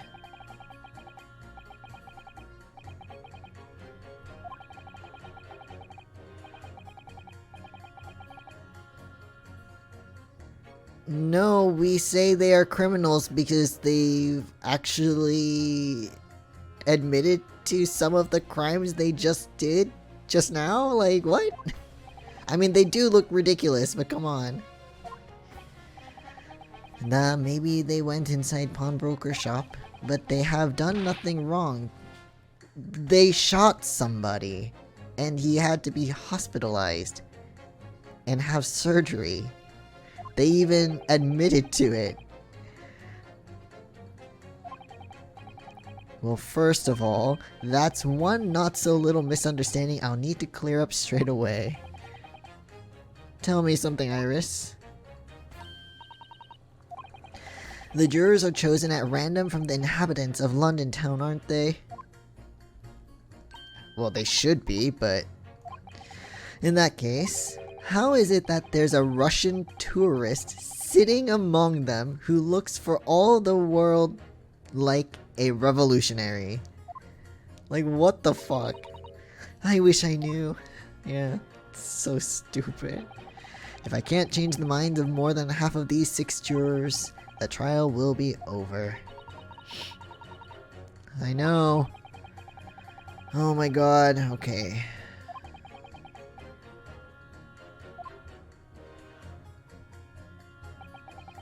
This one is a bit more tricky, I think. Like, I can pit this guy with her, but it doesn't have anything to do with the trial. The crime. I don't know. I mean, I'll try, but hold on. Let's see. I'm gonna pit you against him. Okay, never mind. That didn't work. That didn't work. Okay.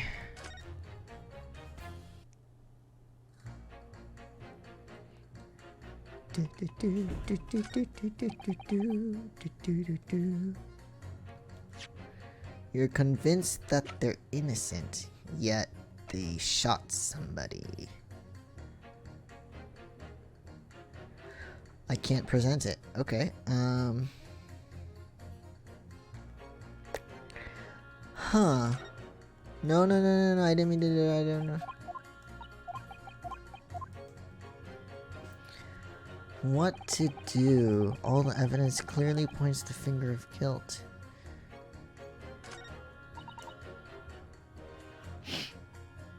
Maybe her and the Russian dude? Ah, there we go. Because he was saying how they are innocent, and she's saying they're scum. Absolute garbage. Those two statements clearly contradict each other. They do, even though it has nothing to do with the crime. The original crime. Oh, that's his Russian to English dictionary. Juror number 6, you've got the wrong end of the stick. I do not have stick, I have mouse. You do have a mouse.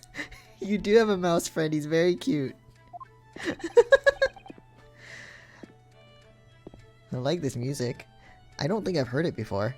As juror number 2 said earlier, when the Skulkin brothers fled the scene on the night in question, they fired a shot from the revolver. Good thing we pointed that out, I know, right? It's very helpful for the cause. The fucking trial. Yes, they shot poor Mr. Sholmes in the abdomen. I understand. Yeah? Surely you're not going to tell the court now that you didn't hear. Sorry, I like the pose. Abdomen. Sir? Sorry, my English is still learning. You are telling the court you didn't hear? What the fuck? Forgive me, I did not hear. What the fuck? So...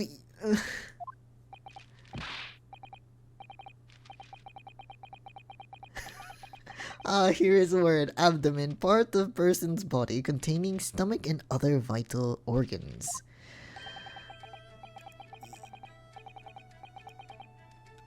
We said it in plain English. You just looked it up. Who thought it was a good idea to let this man be on the jury again? I don't know. What the fuck? So, you are telling me these brothers who look like criminals were lying? They say before, we never done nothing, but truth is they shot detective. That is double negative. What the fuck? Oh, the poor man. Don't squeeze the mouse. Lying is wrong, especially when lie is said by a person who looks like criminals. Stop. Coming from you, that seems surprisingly prejudiced. This means, when they said we never took nothing, maybe it was also big fat lie. Is this true? Oh, put the mouse down. The poor thing. Enough. I trust no one now. Okay, it's not the mouse's fault though. It's not the mouse's fault. Please put it back down. Or go back to petting it. Actually, no. I'm afraid that won't be what? Sorry? With the prints from Hurley's red-handed recorder. Oh god, okay. If you compare the print that pictures Ginny and the next print from half an hour later, you'll be able to see straight away if anything was taken or not. That is true. Cooey?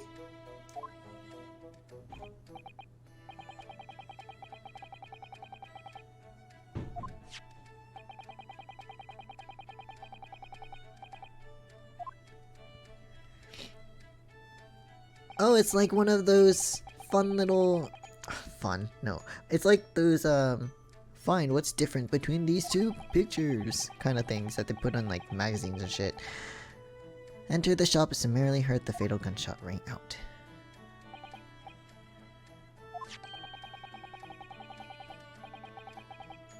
Okay, let's look. What is different? Other than the two people missing. As far as I can tell... Well, can we look at them side by side, please?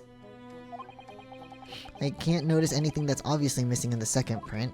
Let me look! So, the brothers who look like criminals told only one lie. They shot man, but they stole nothing. Well, let me look! I wanna see! Good. No, not good. You were right. I did not understand situation.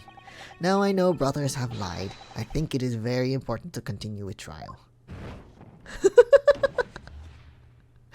Okay, we got the revolutionary on our side for a little bit, I guess. What the fuck? Oh my god. Well, it's a start, I suppose. But there must be more in what these jurors are saying that I can use to expose the truth. And if I can do that, we might just turn the situation to our favor still. Well, we'll give it a shot. Oh my god, who else did I pit against each other?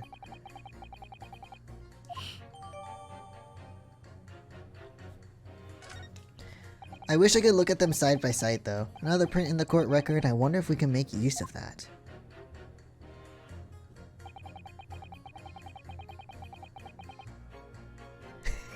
Okay, dude. Okay, let's look at this one really quick then. So... I mean, this is broken.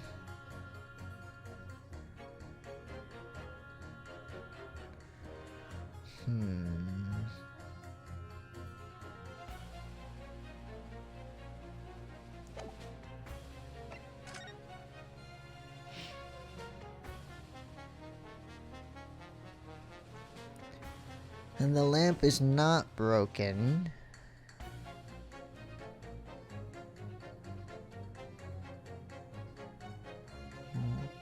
Wait, hold on.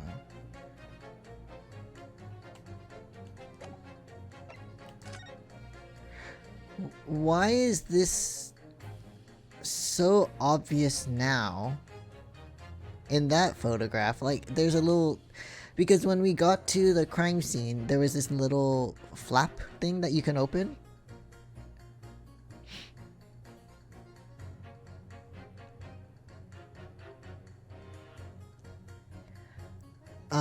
That wasn't there in the previous... Okay. Fine.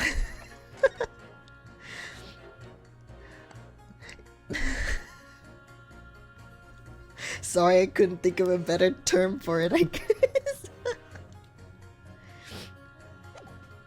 Hold on. Oh my god, I think I know what that is. So in the...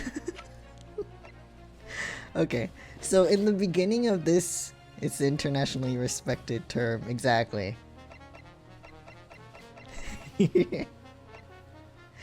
I think, if I remember, I think it was this episode, or this case. There was an invention that Iris had made that automatically installs a cat flap, or a cat door. Like, you could just point at the thing and bam, it's ready. What if... Okay, voice, please don't do that. What if that was used on here? But how would they have access to that? Maybe they stole it? I don't know. Or did Gina take it and then use it? I don't understand though, because it isn't on this door at 1 in the morning. I don't understand. I don't know.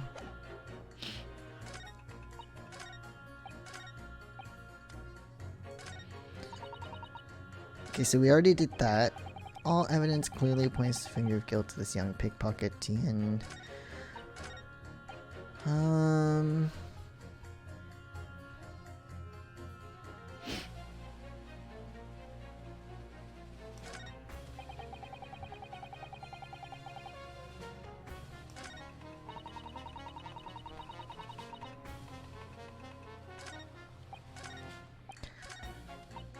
I don't know who to pit against each other at this point.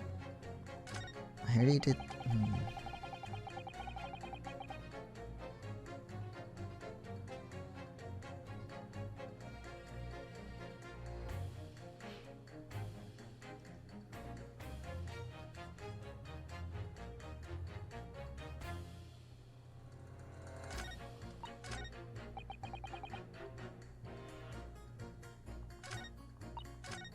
I'm gonna try talking to this guy again.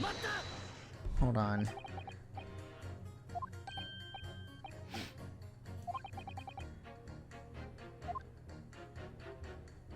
So if you look at it normally, it looks as though the pickpocket girl is about to shoot the victim, obviously.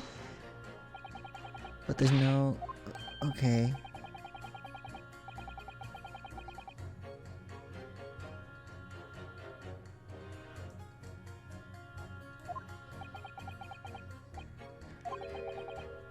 Oh wait, no, I think I know what I need to do. Okay.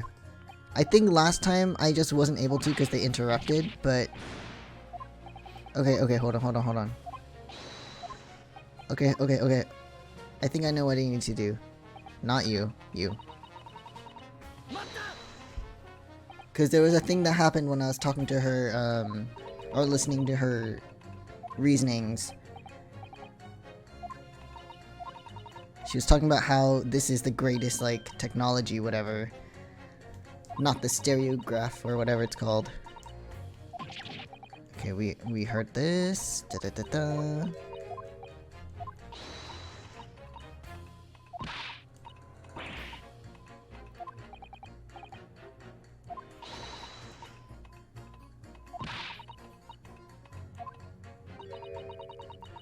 This one. So the guy on the left is like, what? Ah, there we go. See, he's not happy. Because he's a really big fan of that thing. Yes, you? Juror number 3, sorry to interrupt when you're obviously fuming, but... What? What? Do you perhaps have something to say about juror number 5's last remark? As if I couldn't guess. Oh, you bet I do. Say that again. Go on, I dare you. What is this music? Goodness, are you talking to me? I think he just might be, yes. You think stereoscopes are just toys, do you? Huh? Absolutely. I mean, really, a machine to view photographs in 3 dimensions? Why on earth would you not just use your eyes to look at the world around you? It's all 3-dimensional. What a great way to appease the man. Just make him angrier. No, I'm sorry. Stereoscopes are of no practical use at all. He may add, you just don't know. Pardon? I think you'll find that viewing a photograph through a stereoscope can unlock all sorts of possibilities. Like? I'm obviously going to have to demonstrate. Oh, good. Well, take a crime scene, for example. If you had a pair of photographs from a crime scene that you could view through a stereoscope, it could reveal hidden clues you've never even noticed before. I mean, okay, there's the cat flap thing. I mean, we do.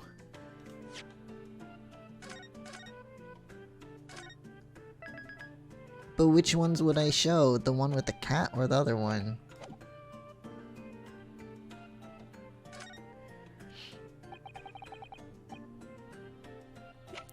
So we're gonna use a crime scene, this one?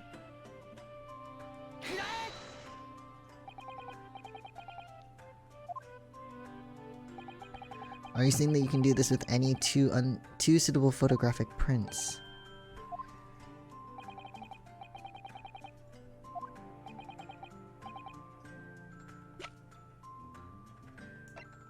This one.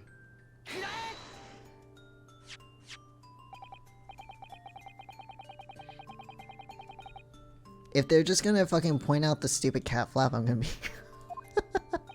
It's like, I already found that I didn't need to do this.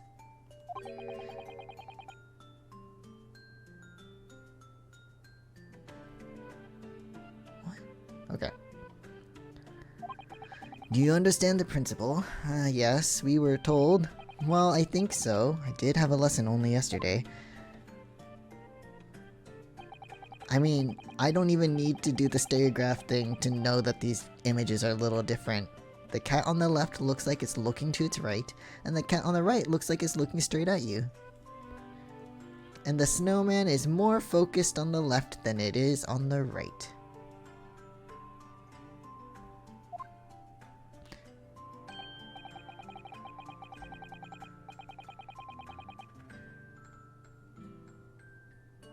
Oh.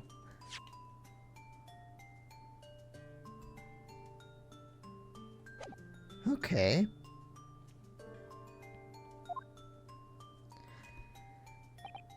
Yes, exactly.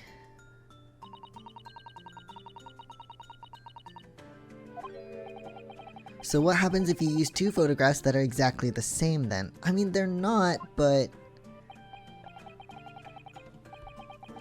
Heading off? No problem, totally understand. Thanks you for stopping by though. Don't merge the cats so you have 2. Oh my god, I wish I had another cat. So Foxy could have a friend.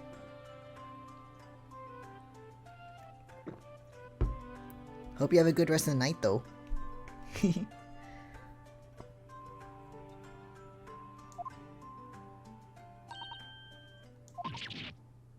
They're not exactly the same, Iris.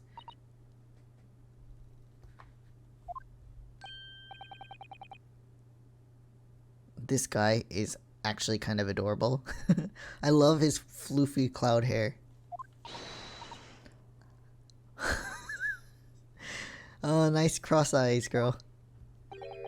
Can you uncross your eyes before you tell me? He's so cute, though. I mean, I already found the difference. One has a cat flap and one's not. Can you see there's a really obvious difference between them other than there not being people in the photo? No, not that. I'm not gonna try doing that. My eyes are gonna hurt. So I hope the game does it for me, because last time the game didn't and I was just like, ugh. So to start with, you have to cross your eyes and then try to make the two pictures overlap exactly. Oh god. I can't do it. I'm gonna give myself a headache if I try. One has a cat flap and the other doesn't. A cat door, whatever. Oh, my eyes hurt. Let's not do that. Please, game, can you just do it for me, please? Wait. If it's the fucking door, come on. I mean, I hope I'm right.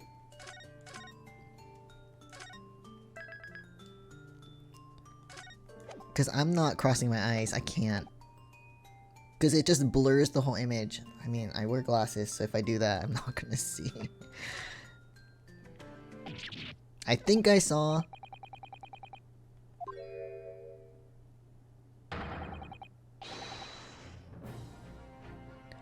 Good for you, but that's not what I was looking at.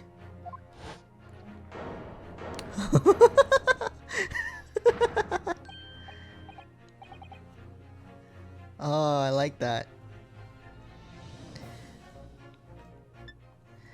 Yes, yes, yes! That's it, you see! That's the other amazing power of stereoscopes. Other amazing power.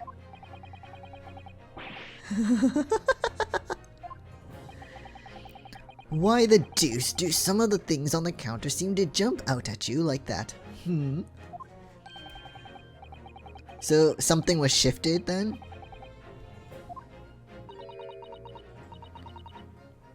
Oh, okay. If you try to look at two identical pictures using a stereoscope, it won't work at all. So that means that pile was moved a little bit. Maybe to hide that something was stolen? In other words, even though at first glance, it seems the objects on the counter haven't moved at all between the two pictures. They were moved. Oh, you know what? You don't even need to put them together. On the right side, they are shifted to the right a little bit. All the items. Well, not all of them, but the doll, the two papers. Well, those two, really. The other ones I can't really tell, but maybe they were. This shows that exactly there must have been a slight shift in their positions. You can kind of see it if you just compare the two.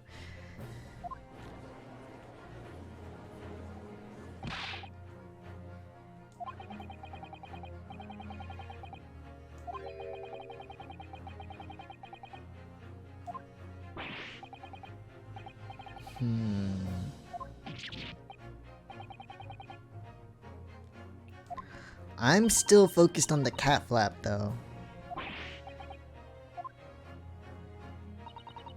Just think it through step by step. The first photograph was taken at 1 AM. Then, 30 minutes later, the second photograph was taken. But the position of some items on the counter appeared to have shifted slightly in the interim.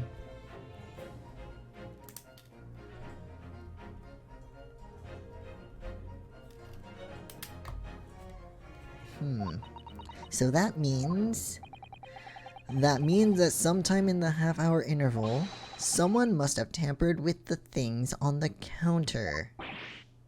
Zookers? Someone tampered with the scene of the crime.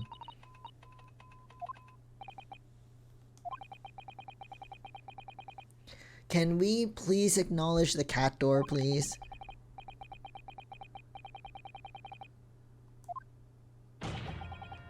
Oh god. Ladies and gentlemen, the question now is clear. We know the items on the countertop were moved, but by whom? Of course. I can tell you right now who is responsible for the almost imperceptible shift in the items on the counter. Really?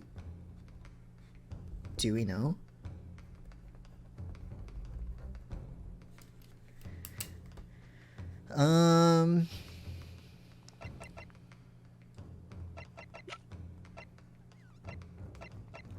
Could have been one of these two? I don't know.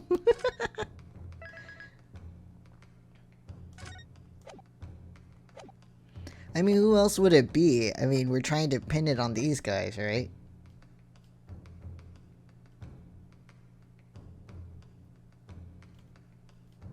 Oh no. I don't know.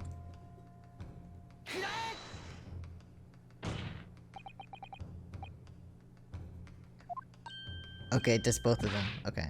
Wait. This does not agree with what brothers said in testimony before. They said they did not even have time to pull dukes from Lucy Lockets. Put the poor mouse down. My phrasebook says dukes is meaning hands and Lucy Lockets is meaning pockets. The poor mouse, put it down. But is this another lie? Is this what you are saying? Yes, I'm afraid so. Now hold on there a minute. You can't be sure of that. I quite agree. The accused is a common pick purse after all. It's perfectly possible that she went through the things on the desk to see what she might steal. I think that's unlikely. Because I know exactly what she was trying to see.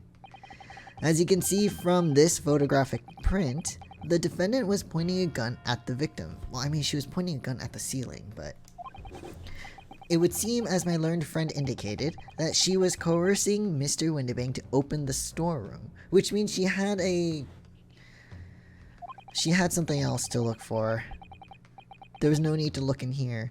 In other words, Miss Lestrade's interest lay within the storeroom, not in the main shop, giving her no reason to touch anything on the counter. Yes, let's hit the table some more. Or the counter. Or the bench, whatever it's called. All of which points to one thing. The Skulkin brothers have omitted key facts in their testimony. Yes, it's obvious. Well, you are such... Because the Skulkin brothers are thieves, madame. No better, in fact, worse than a pick purse.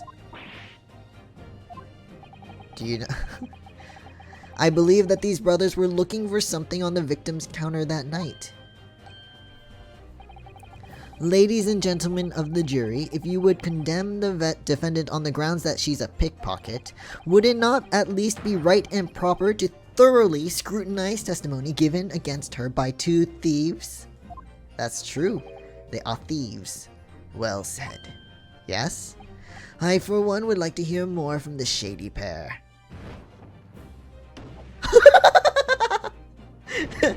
I must keep my hands and gloves sterile. Dude, they are beyond sterile at this point. Can you all see now? I think you'll find stereoscopes aren't playthings. You've seen their extraordinary potential firsthand. The fucking... that he uses fucking head, dude. Wholeheartedly agree. Stop. Must purchase after trial. Stop. Will return home via Regent Street. Stop. Wow. There we go. Well, it would seem this trial has yet to run its course. The ladies and gentlemen of the jury have declared their inclinations via the mighty scales of justice.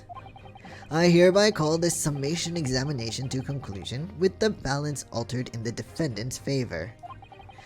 2 lean to guilty, 4 lean to not guilty. Accordingly, the jury is without consensus. And I order this trial to continue. Oh, I love this. I love this. I love this. Yay, well done. Oh, by the way. What? Yes, Iris? You should hold on to this, Bruno. You never know when it might come in useful. Huh. Yeah, it'd be nice to have. Twice in one trial would be unusual, surely, but alright. You never know. You never know. So stereoscope has been added to the court record, or entered.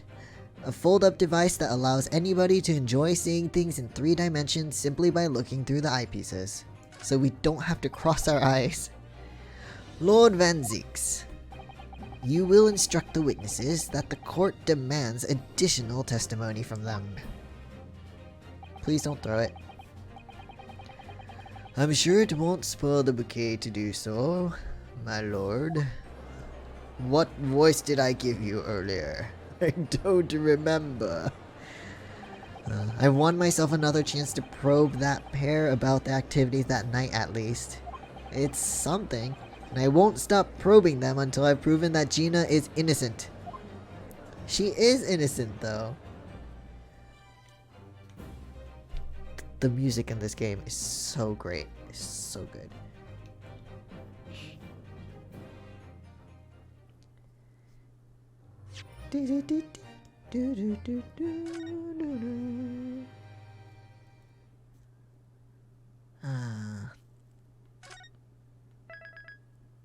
We're on trial part 2. Do I want to take a break?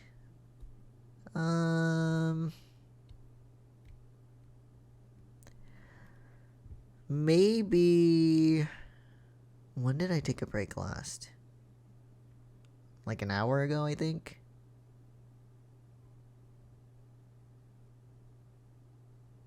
Let's keep going.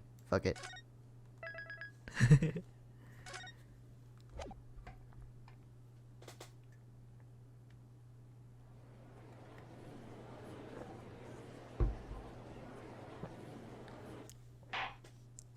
Why you leaned over like that, Ryunosuke?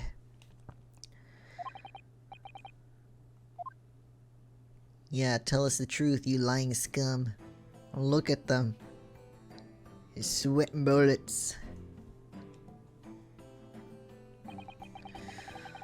Oh, I presume you heard the defense counsel's summation examination. Oh, yeah, Governor. I did, Gov. I did. Mr. and Mr. Skulkin. This is going to be hard work. No kidding. Earlier in this trial, you gave the following testimony about your actions after you entered Windibanks. And you lied about it. Well, it was Bedlam soon as, weren't it? It was, Nash, it was. Didn't even have time to pull me dukes out, me Lucy lockets. Which is a lie. However, that was a lie. You, brothers. Or you brothers. On the night in question, you rifled through the items on the victim's counter.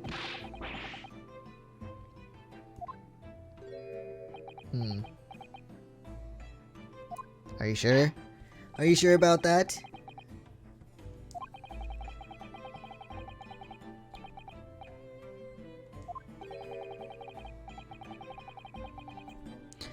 Each lie that passes your lips serves to increase the severity of your punishment.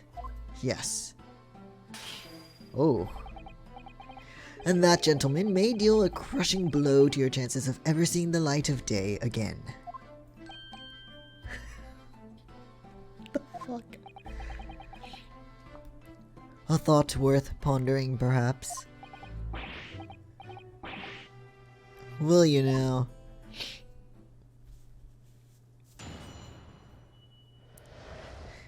Isn't there like a possibility? I mean, it depends on the crime. Obviously, if it's like really severe, it's not the case. But like, I don't really know how 100% court proceedings work. And this is Ace Attorney, so it's not 100% accurate. And it's Britain, so. And the time period is completely off. But like, if you, depending on the crime, plead guilty, isn't there a chance that your sentencing, your punishment can be not as harsh?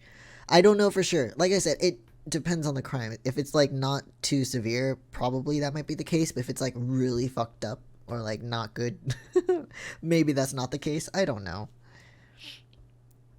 Like plead guilty with the chance of parole or whatever. I don't know. I mean, like if it's murder, I don't see that happening. But you know, um, like if you're a thief, I don't see you being put in for like life or anything. Maybe, I don't know. Again, I don't know how court proceedings work. Maybe I'll learn in the paralegal studies class I might be taking, or I registered, but they still haven't told me what the textbook is yet, and I need to know. Tell me. What? Okay.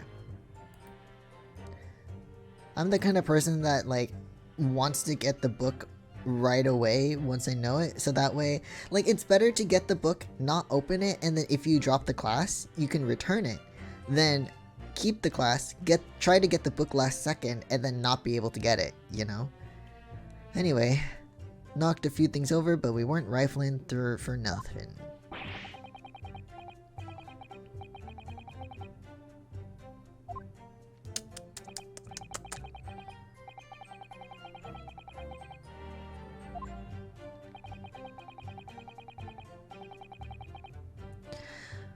What? That doesn't make sense though. If you heard a gunshot and you were really frightened, you wouldn't even take the time to put it back as neatly as they did.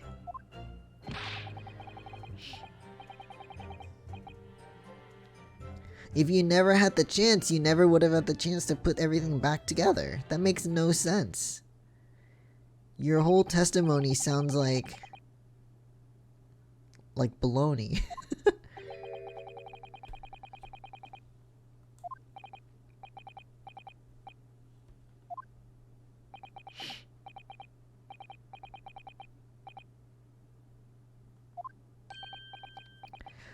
Why would you wouldn't have time to tidy up though? Sorry. By their own admission, these brothers entered the pawnbrokery under dubious circumstances. However, they panicked and fled on hearing the gunshot, having first made good their mess. If they were panicked, they wouldn't do that though.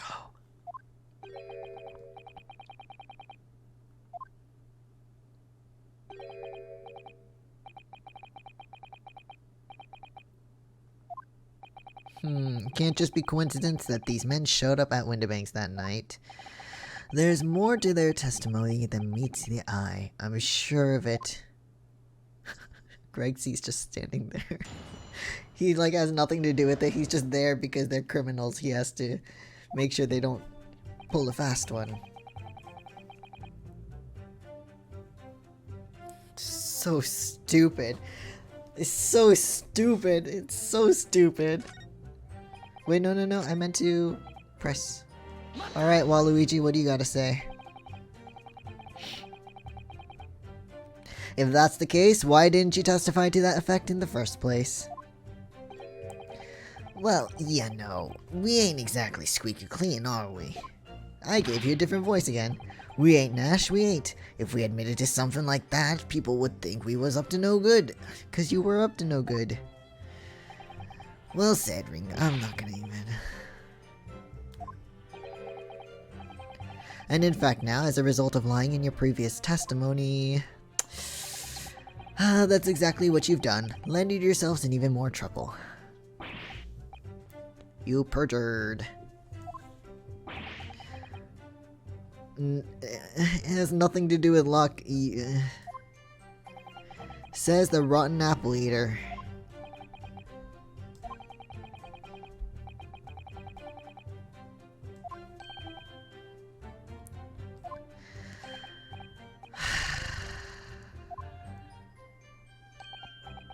He's so tired of their shit. Oh, sorry.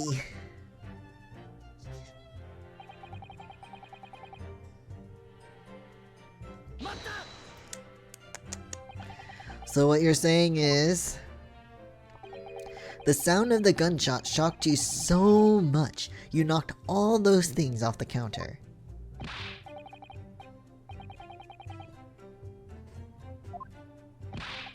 Look, it was loud, alright? Blimey, me dead granny would have woken up at that bang. Big bruv here screamed like a bloomin' baby and fell over the counter. I gave you a different voice again. He knocked over a load of books, a candlestick, and some school whatnot. Okay. That got tangled up in some marionette. What knocked over a picture frame? What knocked them scales on the floor? Okay, you've really mastered working quietly then. What a racket. Me granny would have been scared back into her grave at a clatter like that. Okay. So you were surprised by the gunshot? And then some, I mean it was quiet as a mouse. And then all of a sudden, bam. Oh, you have something you have something to say about that. Okay. He definitely has something to say about that. Inspector Gregson, do you have something to add? Like I keep saying, I don't appreciate being lumped in with these scoundrels. Okay. No, something to add about their testimony. Please. You seemed to react just now at what Mr. Skulkin said. Did it make you think of something? Tell the truth, you're in a court of law. It's probably nothing, of course. I wouldn't even bother to mention it, only... Well, the fact is, cases don't get solved if you ignore the little details. Good, tell me all the details, please. How about you just tell us what's on your mind?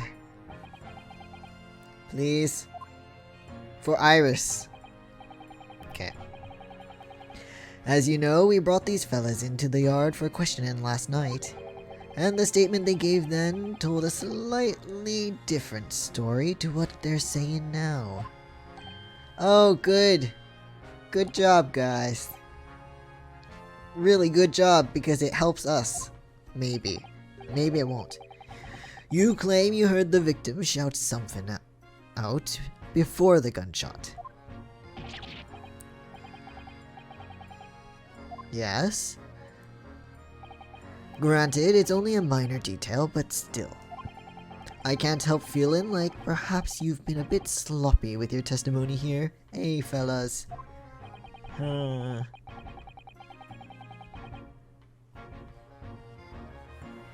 Hitherto.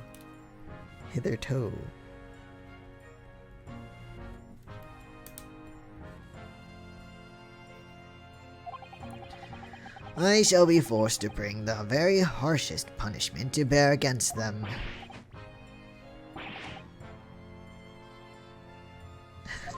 You don't need to get it right, get it correct. I mean, it's the same meaning. You get what I mean. Is it now? Just say the truth from the fucking beginning. He is so tired of their bullshit. Supplement your testimony with whatever details have miraculously returned to your questionable minds, sirs. Oh, it looks like it hurts just to call them the sirs.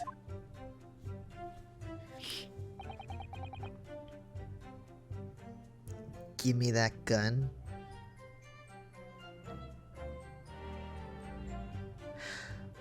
You know, another theory's coming to my brain. What if, when she talked to Windabank, he was suddenly like, yes, you're right, I am being scum. Like, you know, because he was always like, being like, or else I'll off myself if I do bad, like, if I'm not giving exemplary service, you know?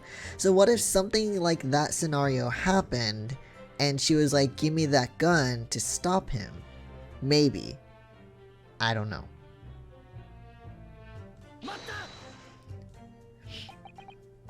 So in fact you heard the voice and the gunshot almost simultaneously. Although I suppose if you're being honest, we heard a kind of wavering voice before the yell and all. What did the wavering voice said?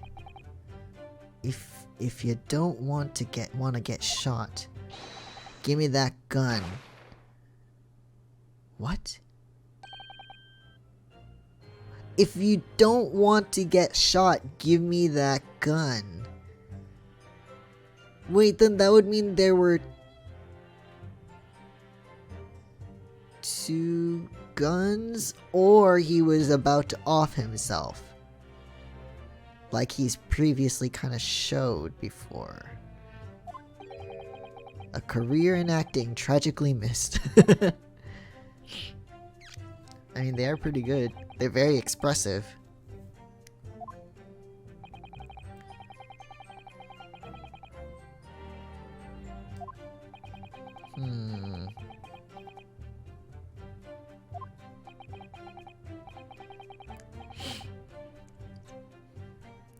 Well, there were 2 voices.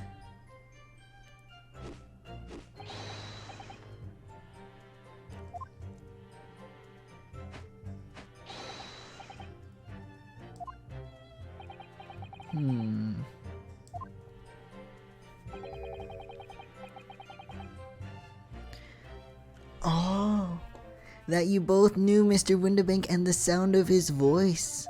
Ooh, so you knew his voice.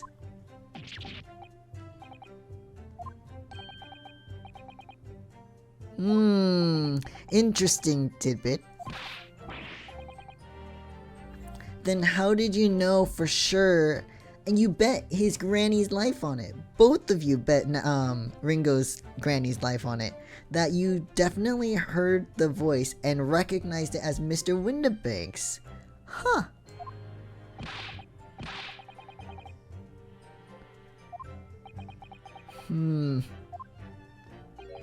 If you value your lives, you will ensure your testimony is accurate and true. Again, on his granny's life. Why?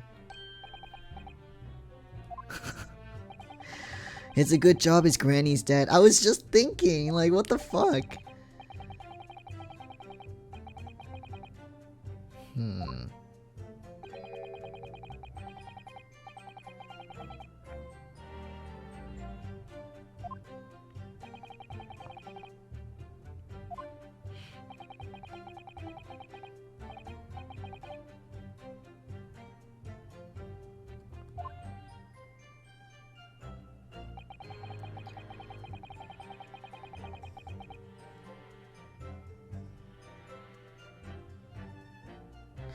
The bloke what owned the place was holding a gun, so he should have just fired instead of yelling at the girl. Wait, so you're saying... So you're saying you saw them holding a gun? Wait. You're saying that Mr. Windibank had a gun in his hands? Exactly what I was thinking.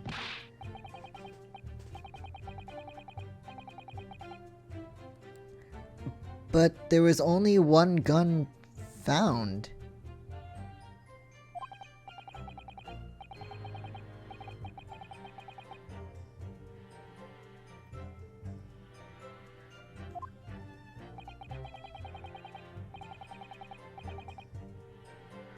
Okay, so he...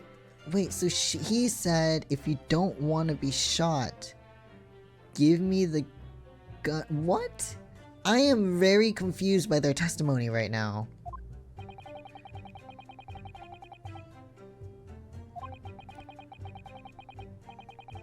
Wait, so...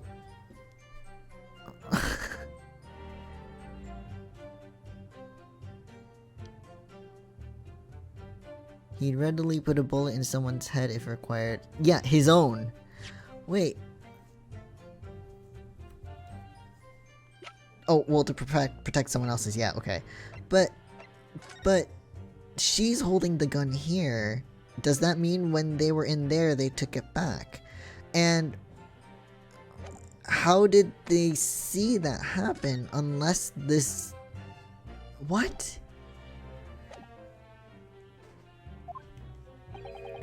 That someone being himself, of course. Oh, okay. Yeah, himself.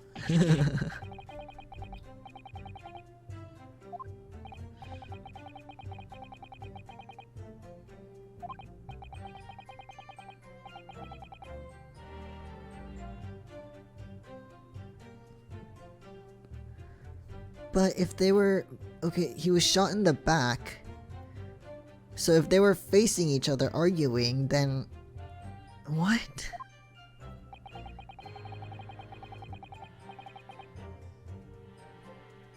But there was only one gun. And it was directly after those words that you heard the gunshot.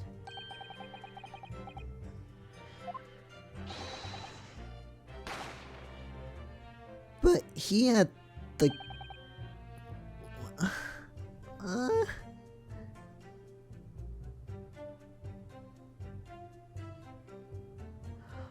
Or is there another person here? Or was there another person at the scene of the crime while Gina was hiding?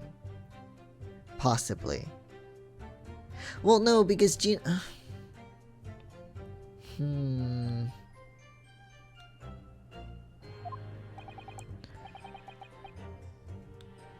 You said that already.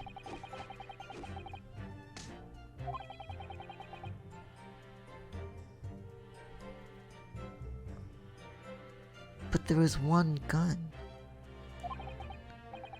They look like raccoons. The guy on the rat, I mean not rat? The guy on the right especially looks like a little tanuki.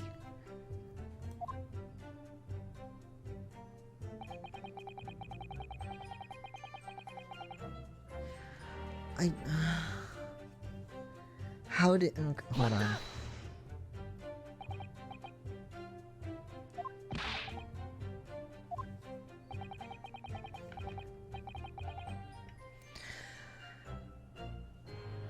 But,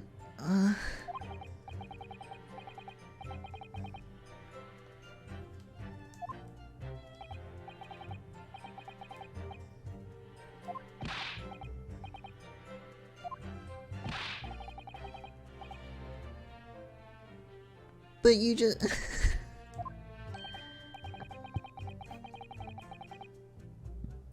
There was...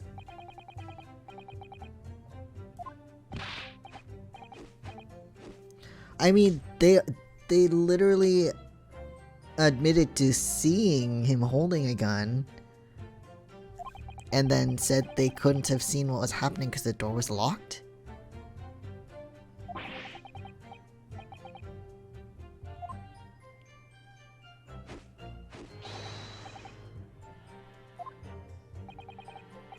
Please cut it out.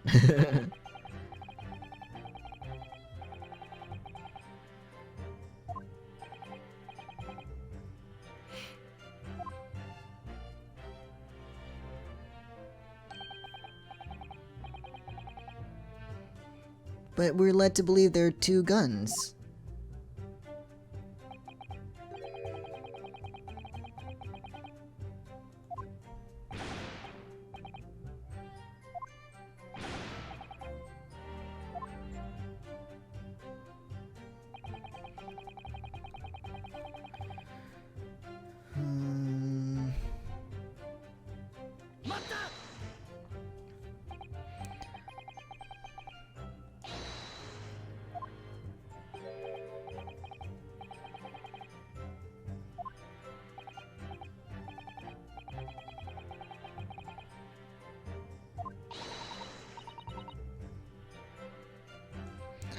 Oh, Iris, the smart one.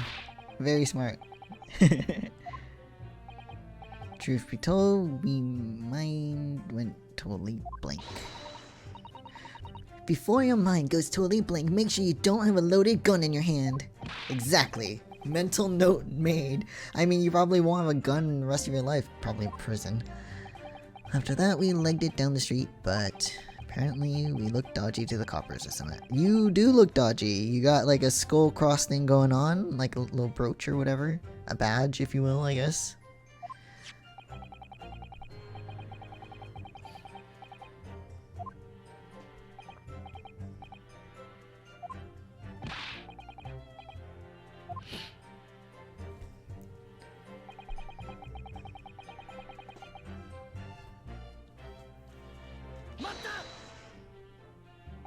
I just want to make sure I get all the information first, and then I think I can present the second photo with the cat door thing? The flap thing, whatever.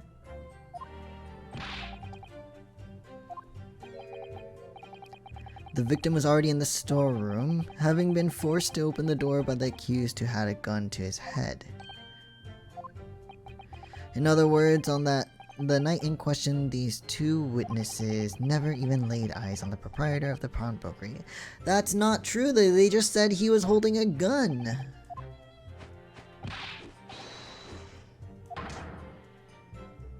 But are they not listening? So the Skulkin brothers never actually encountered Mr. Windibank? Is that really true? I wonder.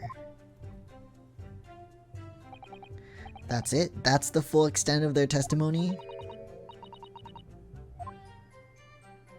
She is so cute. Okay, not right now. Maybe later. Being such a logical thinker, you'll probably laugh. But I feel as though these brothers are still hiding something important.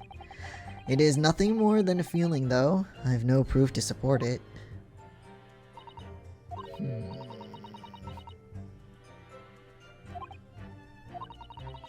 People's expressions, the movement of their eyes, the words they choose.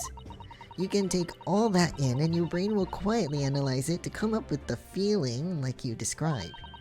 You've concluded that there's something suspicious about this testimony without knowing why, that's all. So smart.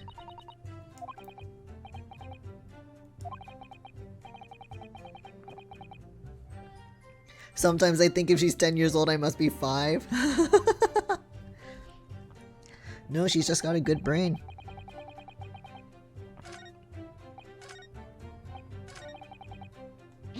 Wait, I didn't mean to press that.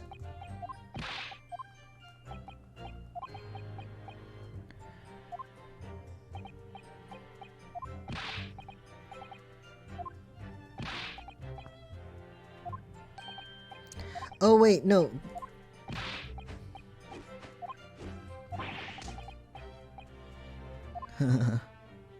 Stop. Stop,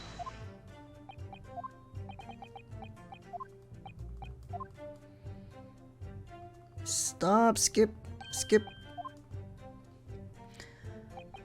I didn't mean to press that, but it worked out in my favor a little bit.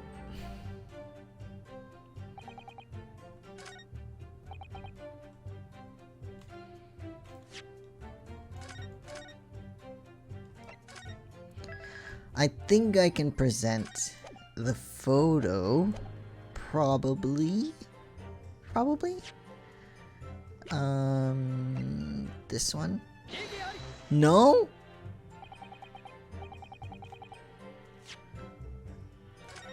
But...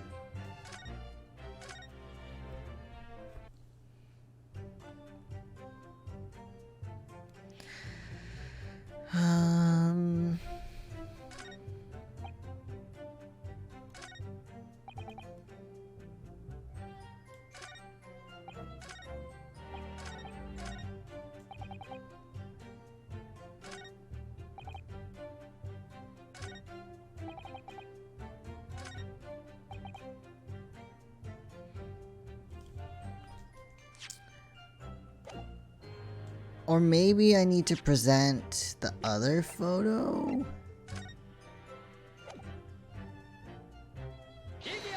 Yeah, because he wasn't holding the gun, she was. You're saying that on the night in question, the victim, Mr. Windibank, was wielding a gun, is that correct? And they were talking about both of them had guns.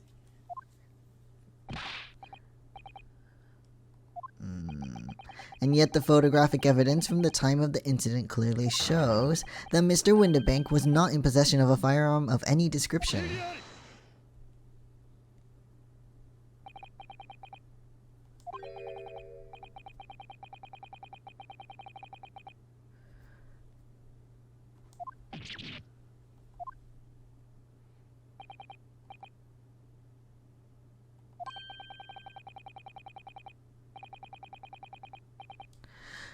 No, but they even said both of them had guns. What the fuck? These guys really aren't paying attention to this testimony at all.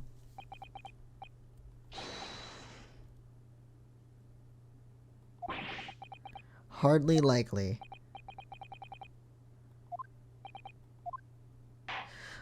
Judge, are you even paying attention?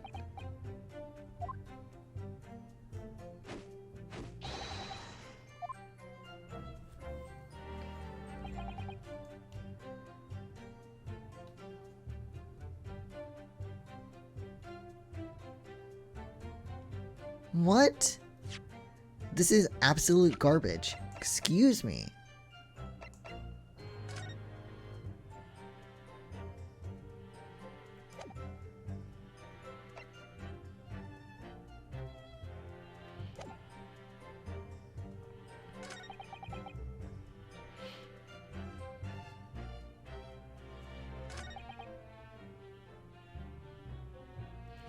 How do I prove that?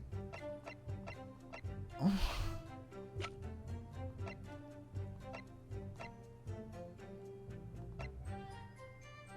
The map? Floor plan?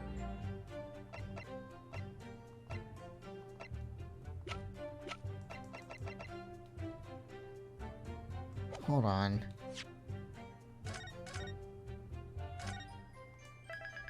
Maybe the floor plan?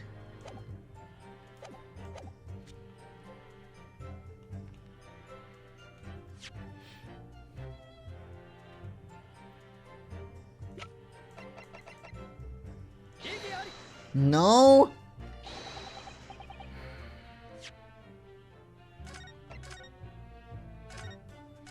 What the fuck? This makes no sense. Just look at the testimony, goddammit. Okay, let's start from the fucking beginning. Look at this. Knocked a few things. Voices yelling out. Okay, so he was holding the gun.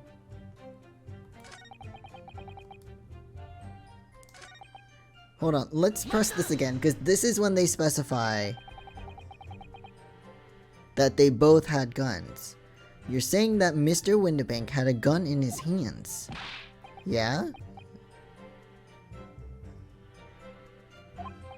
Oh, okay. That statement right before.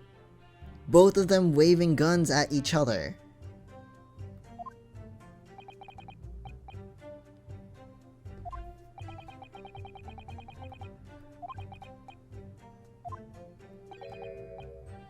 Right. Okay.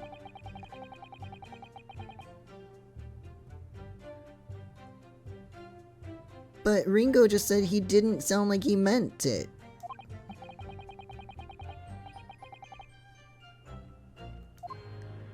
What?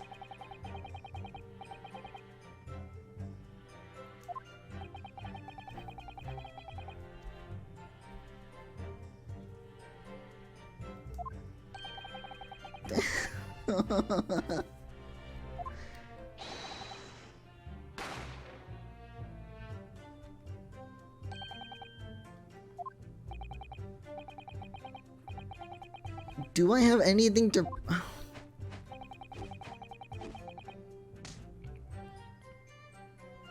God, I hate this.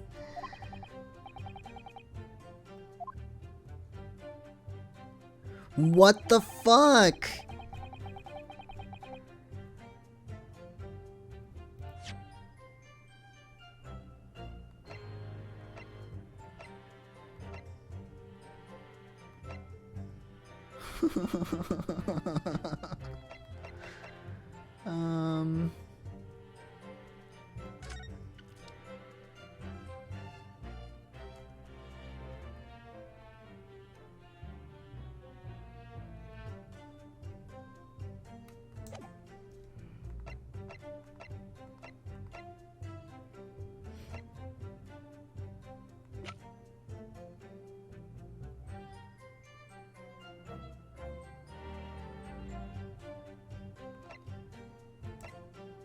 Maybe the autopsy report?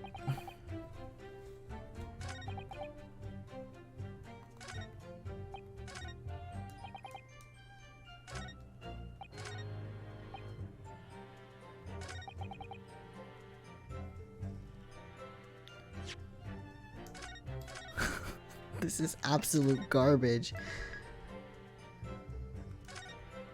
Okay, let's try the autopsy report. Because he was shot in the back. No!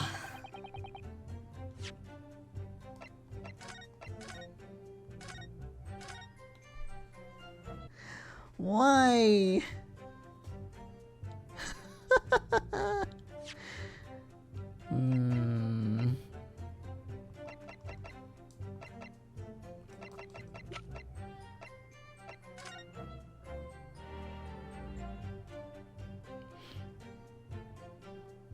The photograph?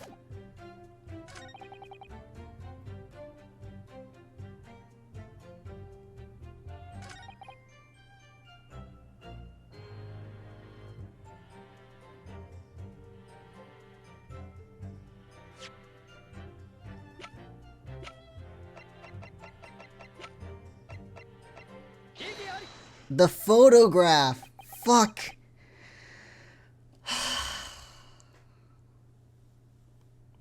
Alright. So you're saying... So I was right, just the wrong piece of... They all look like they would work, though. Whatever. That... Oh, okay. He's not holding a gun, fine. Now, on the night in question, the victim, Mr. Windibank, was wielding a gun. Is that correct? So that's what we're focusing on. I mean, I understood that was going to be a problem as well, because he wasn't holding a gun, but... Okay.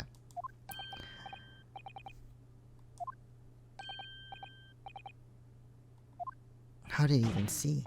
And yet, photographic evidence obtained immediately after the incident clearly shows that Mr. Windibank was not holding a firearm of any description. Gordon Bennett? Who's that?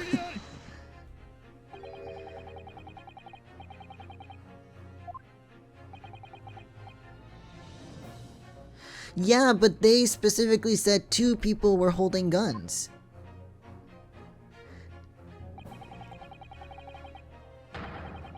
Yeah, no, but they're saying that there were guns at each other.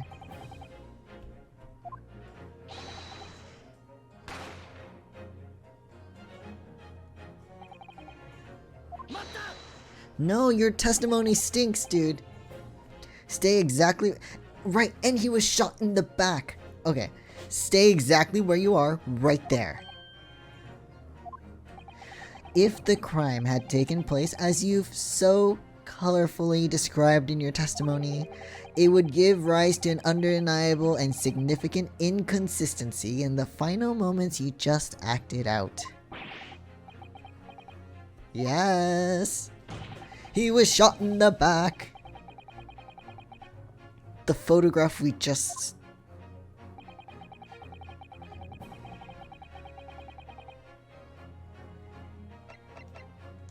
I mean, we have a few. We have the autopsy report. We have the photo.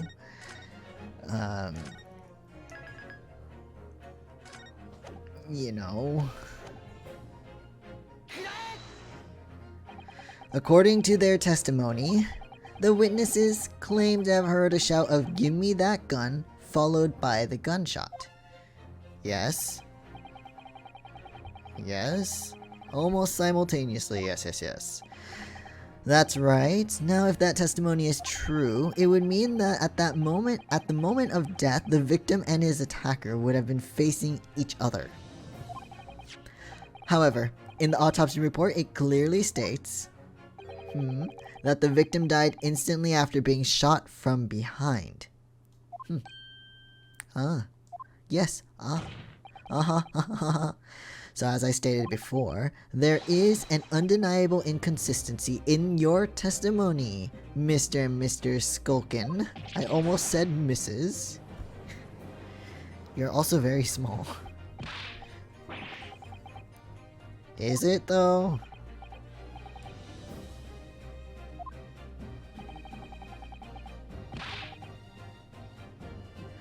How did you see it though? You just said they were behind the locked storeroom. Did I hear you right just now? You actually saw Mr. Windibank holding a gun. Uh-huh. Uh-huh. Yeah. Yeah, Van Zeeks, what have you got to say to counter that? Ladies and gentlemen, you have all just heard the admission by these two witnesses that on the night in question they actually saw with their own eyes the victim wielding a gun, which can only mean that despite their testimony to the contrary, the Skulkin brothers must have encountered the victim in person. So quiet. Good job, boys. Witnesses, explain yourselves at once. Well, the thing is, it weren't supposed to, So, it would seem that my previous warning fell on deaf ears.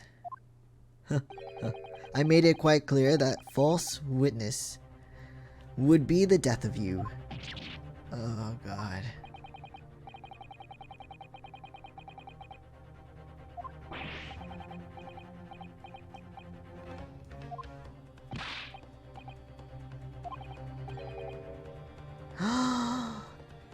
Wait!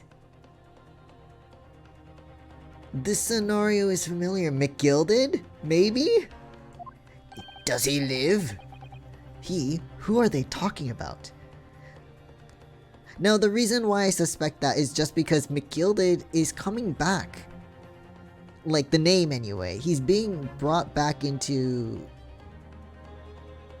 like, light, I guess. Even though he was supposedly killed by a fire in the omnibus. So now I'm like, huh. Because he did blackmail Gina. Okay, here we go.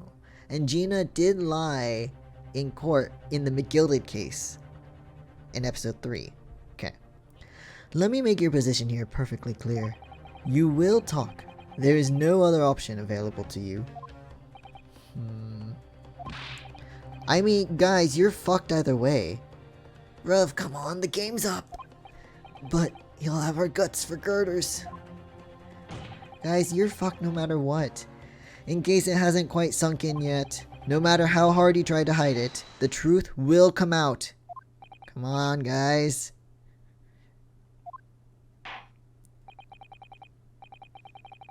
Oh, God.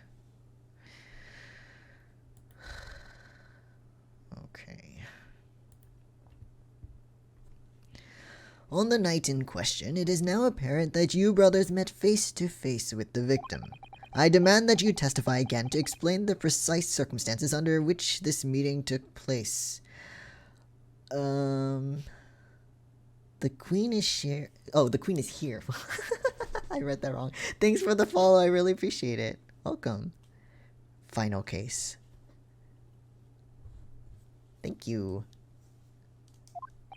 Oh, things are just getting heated too. Kind of. Guys, again, you're fucked either way. On pain of death. Yes. I suggest you make yourselves fully aware that this is your very last chance to tell the truth. This is such a great game. I know, I am enjoying it a lot.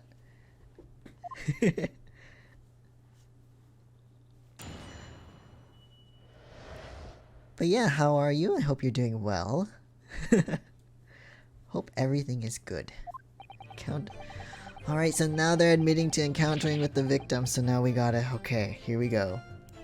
Got inside the gaff and heaved a sigh of relief when the geezer showed his mug. Doing well, that is good to hear.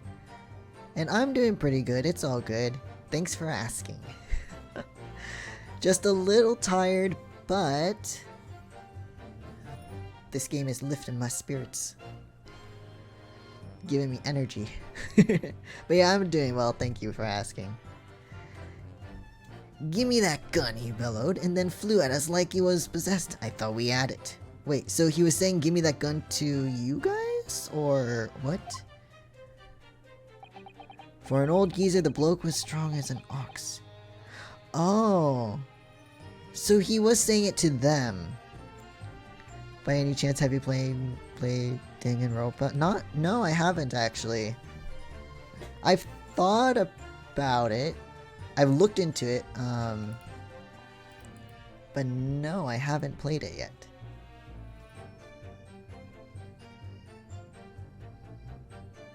Oh, so they got in a little tussle. I pulled my gun on him, and then he legged it through the door into the back room. Wait, what? So we had nothing to do with him. Okay, so they didn't kill him, I guess? But how...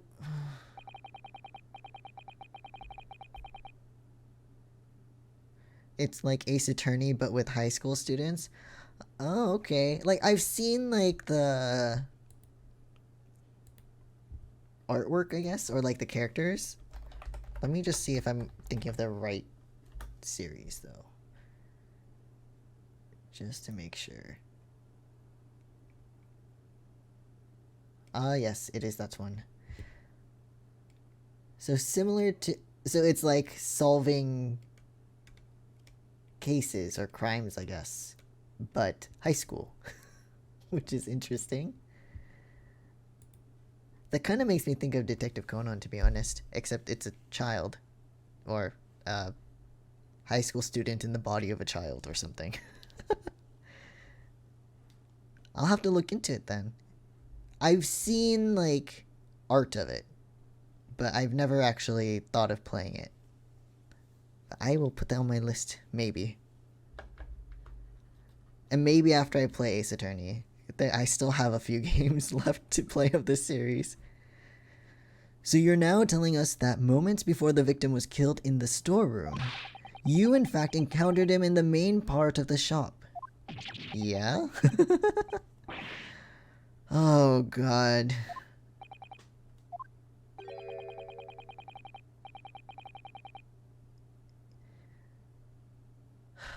Because if... What? This is so confusing.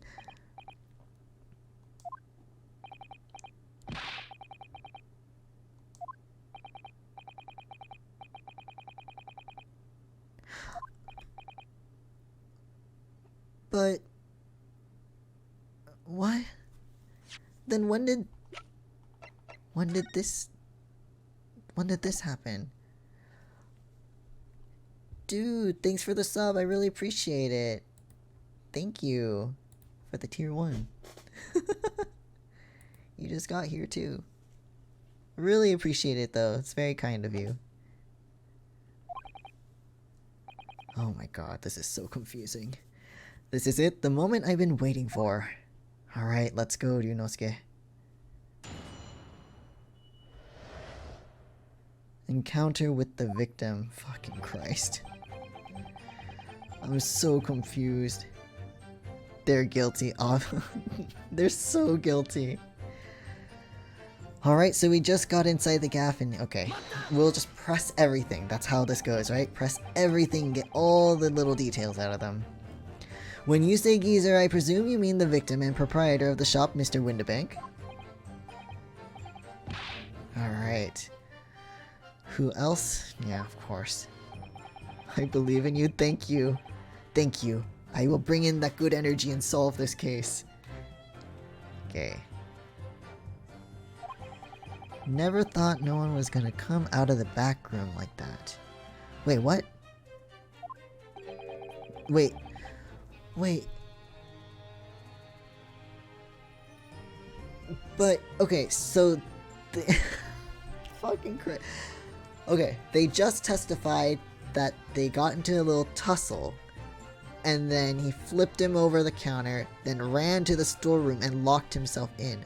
Yet they're just saying now that they didn't expect anyone to come out of it. What?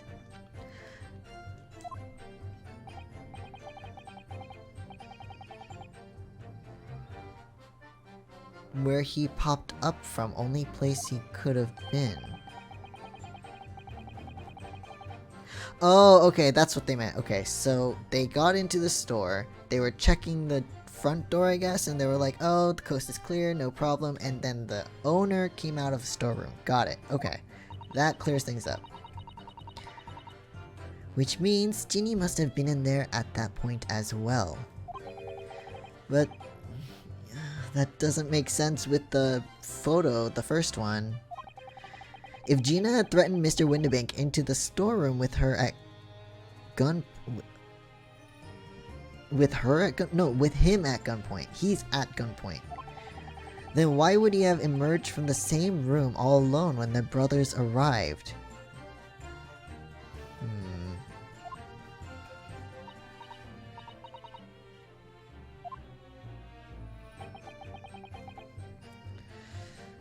What?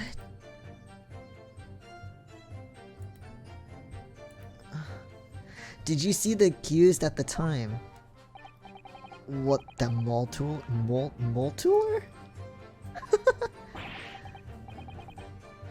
So they didn't see her there.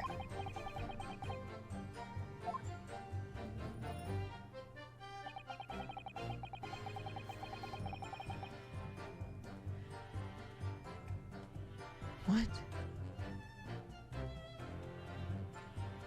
So who's being accused? So the defendant right now is Gina Lestrade, right? The pickpocket girl. Let me see. Oh, I can't look at the... Anyway, she's being accused of killing Mr. Windibank, so she's the accused right now. Oh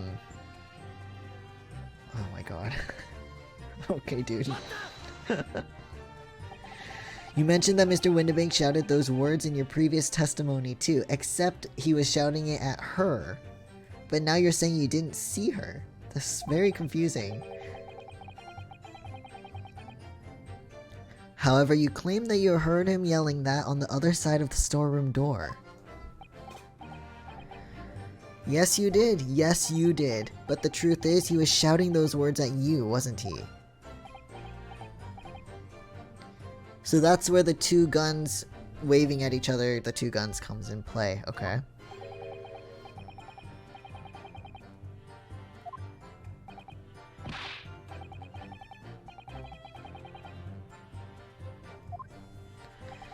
Alright, so what you're saying is you definitely saw Mr. Windibank with the gun at that time, is that right? So did they come in after one or before one? Because they say that they didn't see Gina, but if they are saying they got there after one, she should have already been there.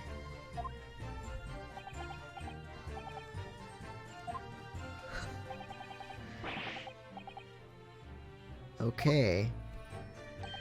It was Bedlam, I didn't know who was going for who. Yeah, no shit. Okay.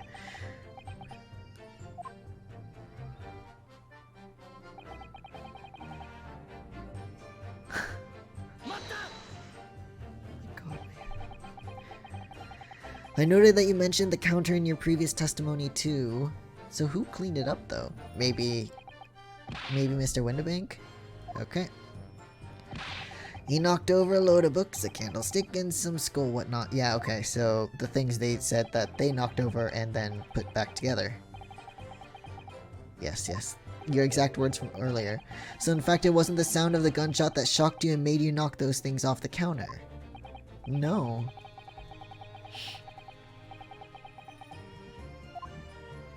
Wow, that guy really is strong. Well, Ringo is pretty small, so I'm not that surprised. At the time in question, the alarm was raised at the local police station via a secret cable from the pawnbrokery. There is a button under the counter used to activate it, which was presumably pressed by the victim. Okay. Right, and he's pressed that button before during the fucking, what is it? Eggert Benedict moment. I wonder what happened to that guy. Eggert Benedict. Poor Mr. Windibank, he did everything he could to protect his shop. Yeah, poor guy. I liked him, other than the fact that he tried to off himself a few times. So he went to the back room again.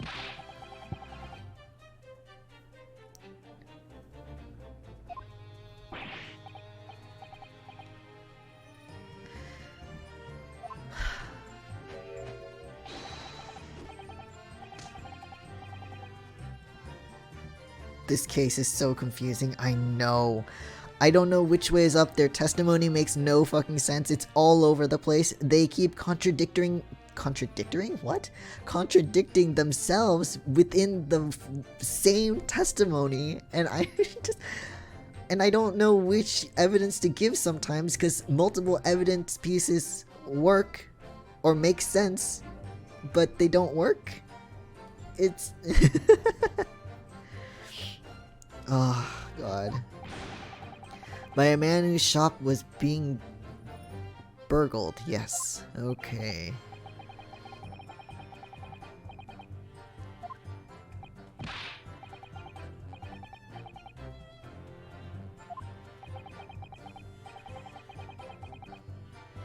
They do, but they don't, yeah.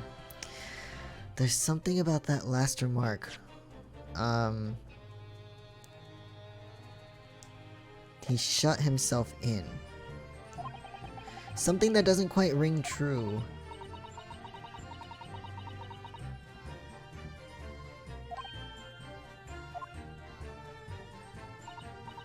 According to what everyone's saying, Ginny was in there waiting for him with a gun.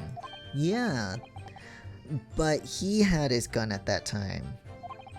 Gina allegedly used Mr. Windibank's gun to threaten him and force him to open the storeroom door.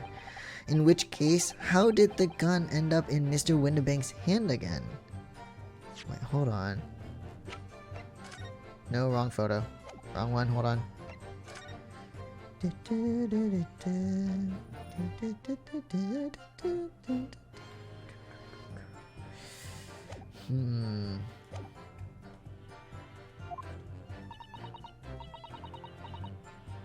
It is strange, Iris. This little inconsistency could be significant. I should make a mental note of it.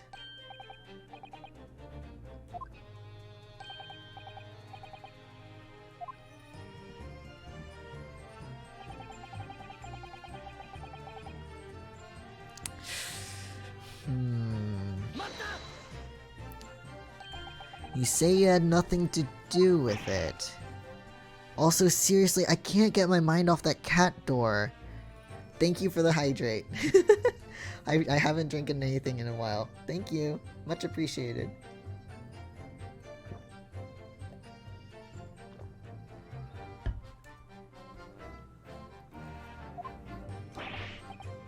Actually, hold on, let me take another sip.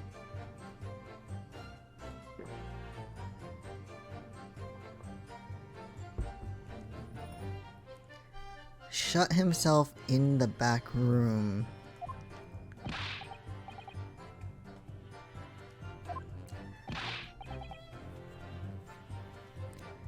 Tried to open it. Decent door, good and strong, wouldn't budge an inch.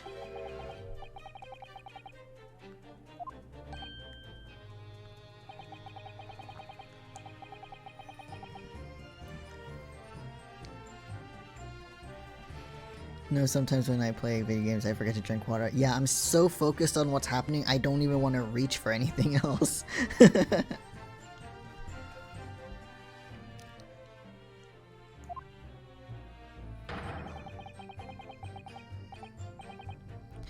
Okay, but if she was in there the whole time, and then...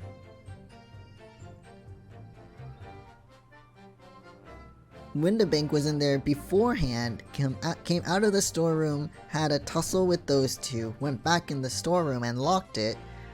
Then why wasn't he dead already if her intention was to shoot him? Or if she had any reason to shoot him? That makes no sense. It would indeed appear so. No, it makes no sense, Judge. What do I have to say? It makes no sense. I don't know. Was there anyone else apart from Gina who could possibly have shot Mr. Windibank? I don't know. I don't know.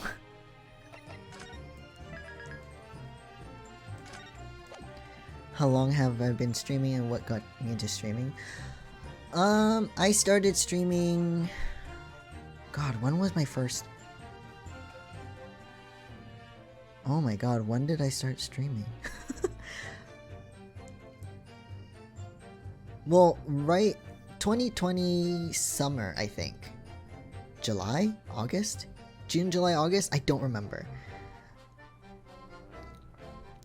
But I think it was sometime then. Maybe. And then... I mean, I've been watching streamers for a while, and then I had years of wanting to try streaming, but I was so... I guess, I don't want to say chicken about it, but I was just really hesitant, I guess. Like, I would just make excuses of like, oh, I don't have this, I don't have that, or like, I don't know if I'm comfortable doing this or that. And then once I had absolutely nothing to do because I wasn't working because of COVID and stuff, and I wasn't like doing anything, I was like, you know what, maybe now is the time to actually just get started. Because even the year previous, or I think it was months previous, I had got all the supplies to make a computer that was strong enough to play more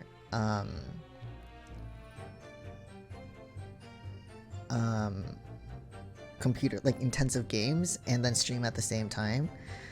And I was just like, you know what, instead of just like not doing it, I should just go ahead, try it out, and then I just continued ever since. Well, I did take a 4-month break, but after that I've just been doing it ever since, and I've kind of gotten comfortable with it at that point. You know, it's for fun. I like it. I get to interact with people, play games, comment on it, and if people enjoy it, then that's a bonus. So yeah. But I've had the thought for a few years, even before COVID hit. I was just really hesitant. Feel like the case wouldn't be that simple as it being Gina.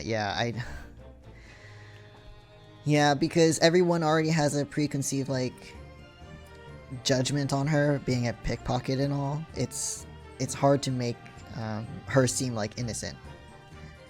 Was there anyone else apart from Gina who could possibly have shot Mr. Windibank? God, I don't... You know what, you're doing great. Well, thank you, I really appreciate that. That was very kind of you to say, and I... That's really nice, thank you. Let's see, was there anything else apart from Gina?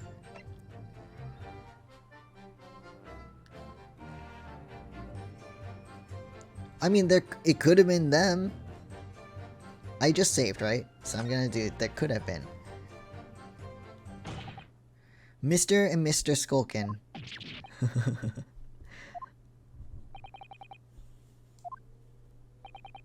From the moment you admitted that you'd encountered the victim face to face that night, the course of this trial changed completely. Oh god, I love the music in this game. It did, it did. The question we must answer is, who could have shot Mr. Windibank? And it is the belief of the defense that the defendant is not the only possible answer at all.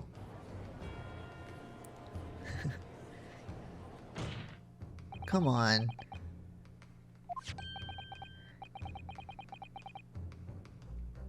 Are we finally gonna bring into, bring up the cat door thing? Please? The victim was killed in the storeroom, which was locked from the inside. Those are the facts. So pray, what other possible answer to the question of who shot the man could there be?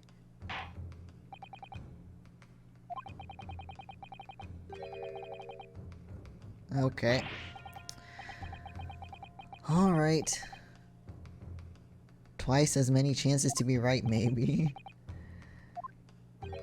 From what location did the culprit shoot the victim? And furthermore, where was the victim at the time?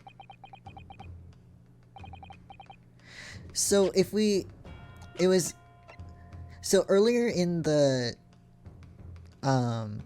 court proceedings, we were shown this picture of Gina holding a gun at 1 a.m.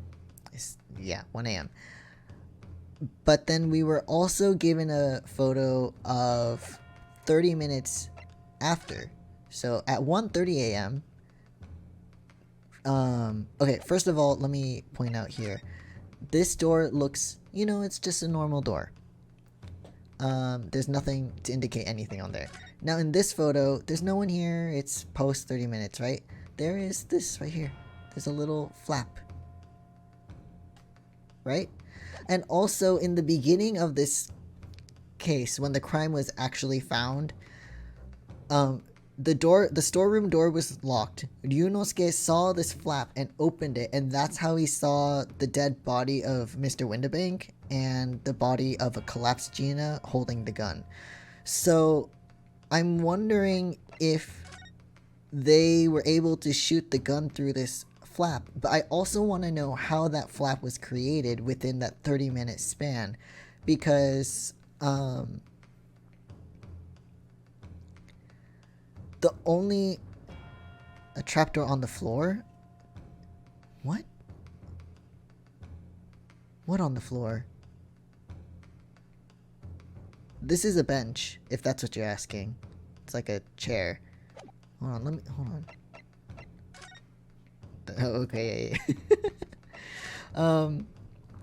There is one invention that could have done this, and it was mentioned in the beginning. Yeah, bad eyes, no worries. It does look like it could have been a trapdoor, to be fair. But there's one invention that was mentioned in the beginning of the episode, this final episode, where Wagahai, our cat, comes through a little cat door, and Ryunosuke's like, oh my god, where did that door come from, right? And so Iris had made an invention that would make a cat door instantly. It's like gun shaped, it goes bam, there's the cat door. So I'm wondering if that was used to make this. But if that's the case, how did that invention get into the pawnbrokery? I don't understand.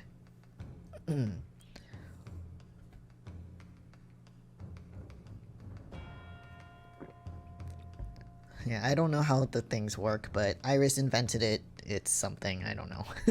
They can make a cat door very just instantly. So I'm wondering, maybe did Gina bring it over for some reason to, like, I don't know. But that's my only thought, that's my only idea of what that could be. I don't know. Magic, yeah. That's pretty much the explanation for anything, honestly. Like, what else? Oh god. Am I alright? I don't know. I'm not entirely sure, but there's one thing I am sure about. If I can prove that there's a credible new alternative to what happened, it would change Gina's prospects hugely. Excuse me. Show the court on this plan the answers to the questions posed by his lordship. Okay.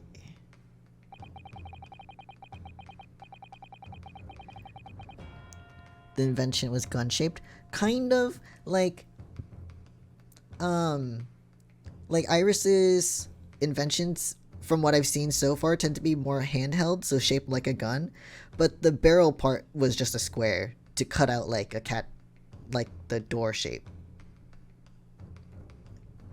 Kind of. Something like that. So it wasn't like gun shaped per se, like it looked like a gun, but like it was held like a gun. Kind of.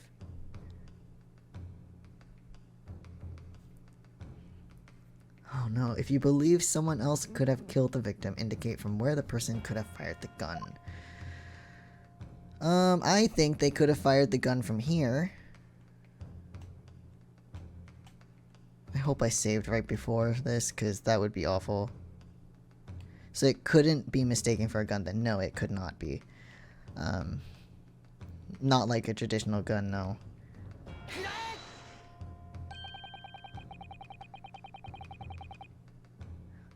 I'm hoping this works because I don't know for sure when between 1 and 1:30 in the morning that little flap was made. I don't know. They're gonna tell me that's... Oh, okay.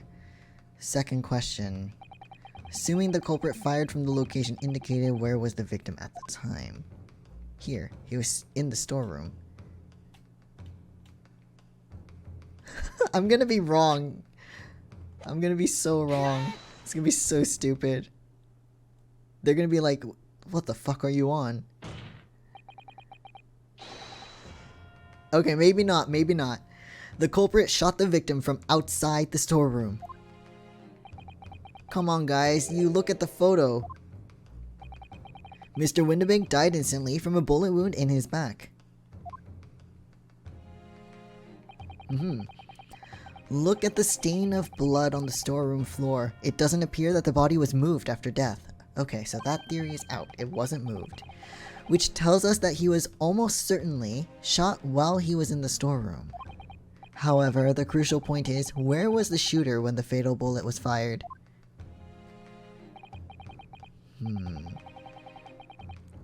Yes, I am. Well, according to the Skulkin brothers' earlier testimony...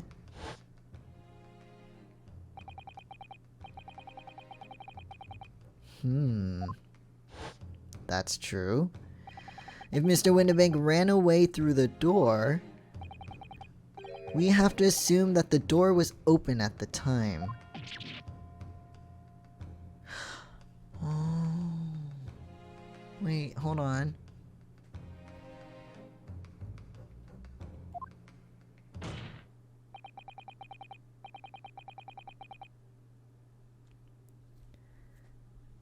It was at precisely that moment, when the victim was fleeing for his life, that these brothers had the perfect opportunity to shoot the man in the back once he was inside the storeroom. Oh.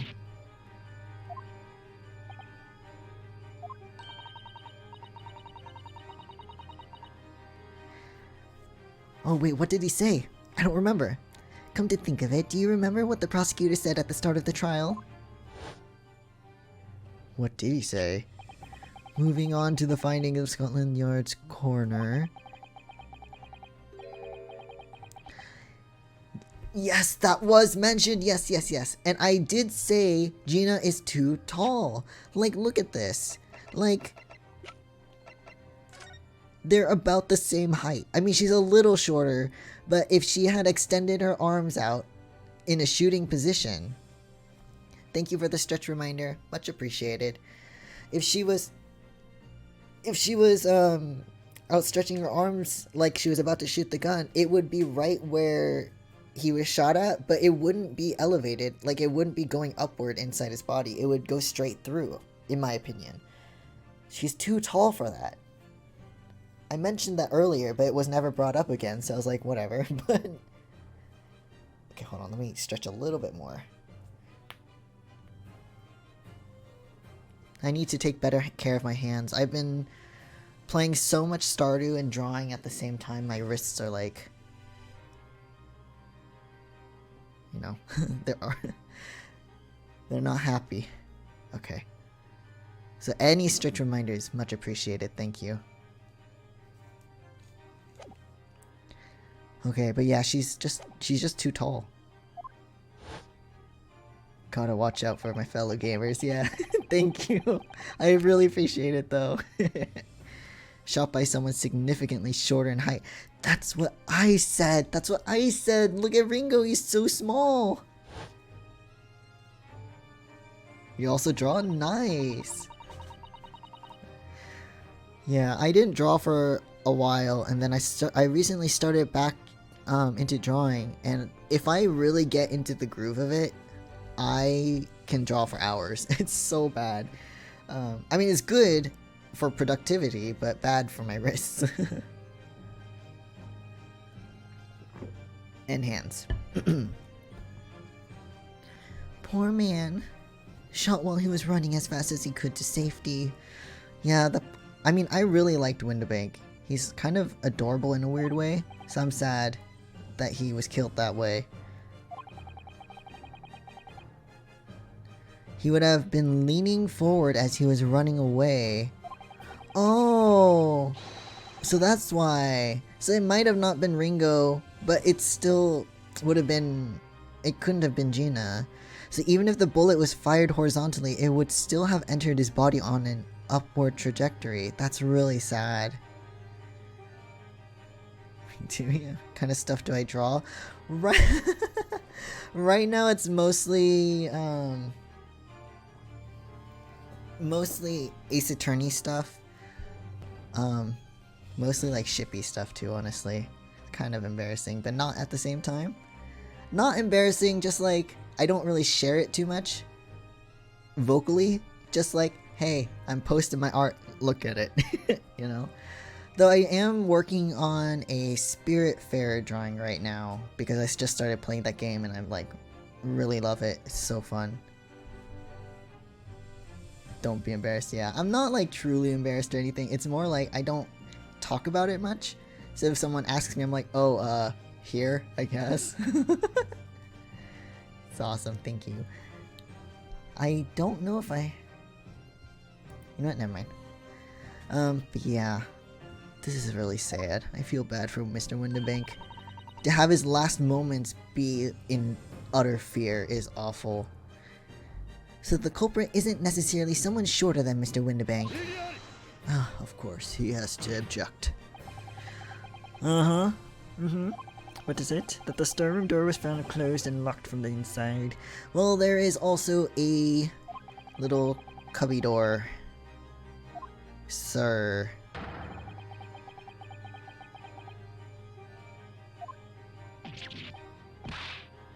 Dunosuke, we have the photo, please. That's what I said. Someone else could have locked the door.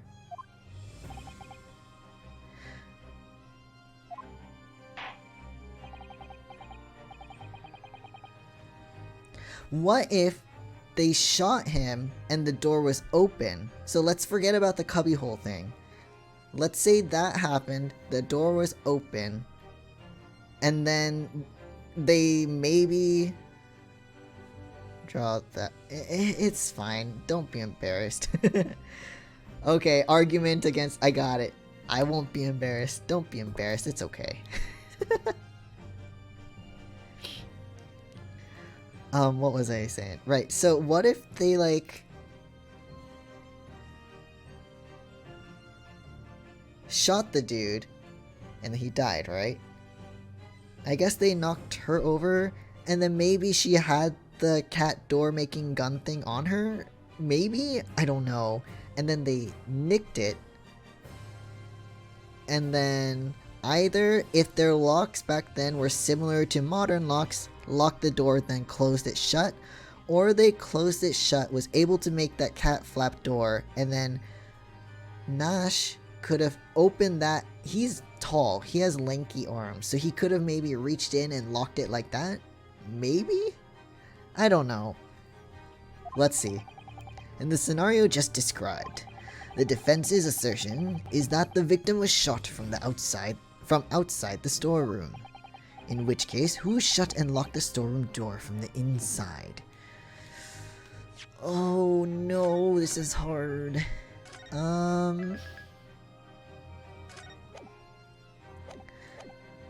If I go with my hypothesis, it would be this guy, but...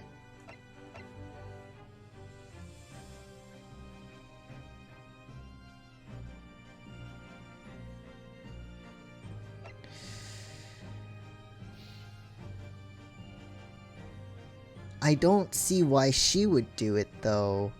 Oh, poor man.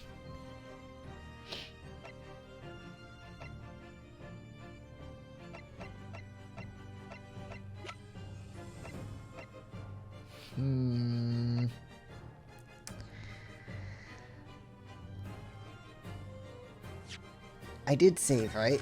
I'm gonna save one more time. And then I'm gonna try. This guy.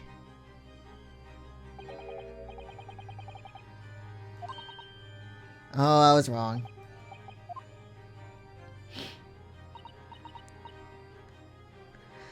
Alright, alright. Damn, why all the boys in this game gotta be so cute. I know, right? Like, dude, they make them look so pretty.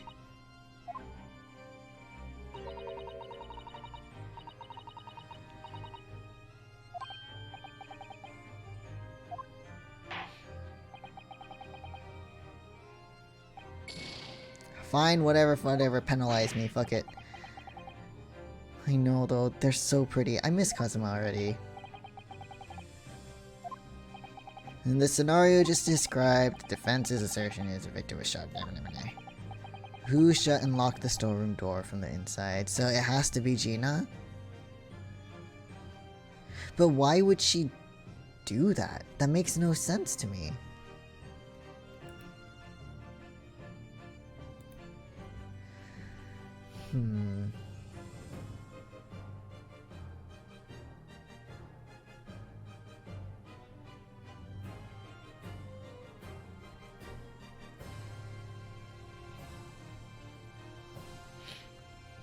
Because why would she want to be locked into, or locked in the room with the dead body?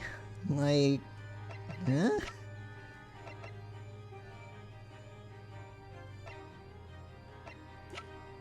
Or maybe she locked it to be safe from those two, because they already shot Mr. Windibank.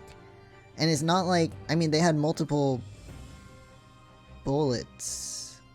Okay, I'll try Gina. No, wrong button.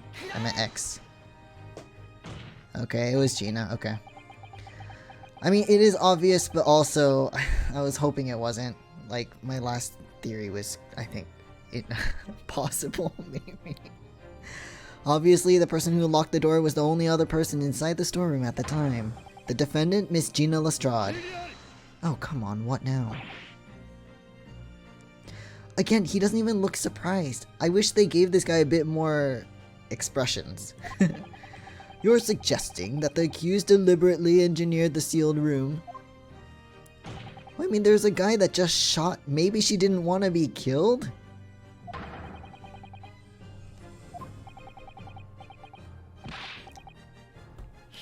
Hey, Piriko, what's up? I'm doing pretty well. Actually, I'm doing fine. Thank you for asking. I hope you're doing pretty good. I hope you're doing good. But what's up? It is late, isn't it? I mean, for me right now it's 1:02 in the morning, but 1:02 in the morning.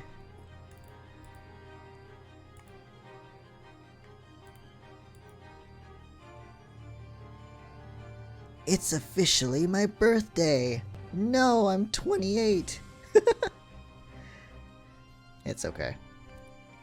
Well, actually, if you want to be specific, it's like once it hits 8 in the morning in Korea, then it'll be my birthday. But, you know, that's specifics. Specifics. Thank you. Thank you for the happy birthday. Y'all are in the past. I know, we're all in the past, present, future. None of the times make sense.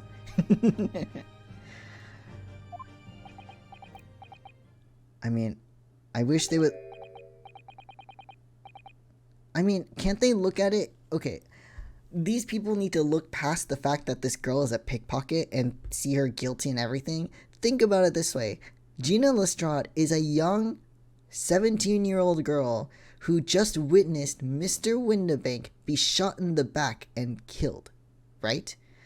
So maybe in her brain she's like, I don't want to die. I'm gonna lock the door so they can't get in. You know, that makes sense. She's 17, she's just a kid.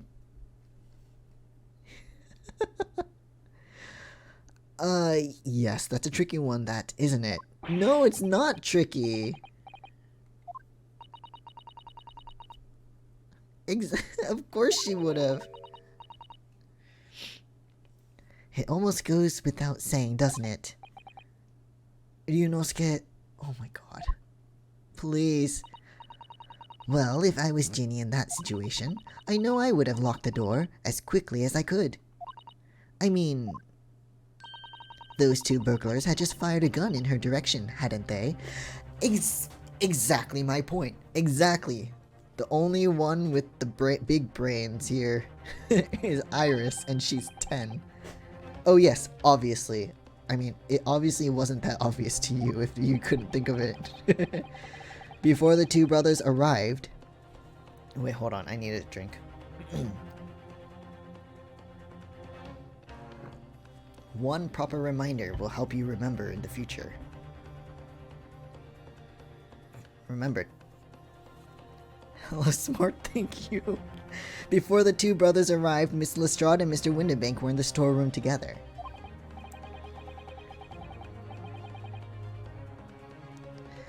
Why are they allowing a 10-year-old to participate in court? Well, she's not really participating, she's just there. Also, she actually has a medical degree. She's like a 10-year-old medical genius. And because it's Ace Attorney, that is also a fair assessment. So, you know. Now, I don't know what went on between them at that time, but at some point, Mr. Windibank must have heard the intruders breaking into his shop and left the storeroom. Yes, it is you two. If your theory is correct, then that would leave the accused alone in the storeroom. Yeah? Yes, it would. Then, probably only moments later, excuse me, only moments later the victim fled back through the storeroom door, hoping to escape danger, which is fair. Oh god, I still feel bad for him. Hit in the back by the bullet, Mr. Windibank fell to the floor where he was just inside the storeroom. And what we have to ask ourselves now is, what would the defendant have done in that moment?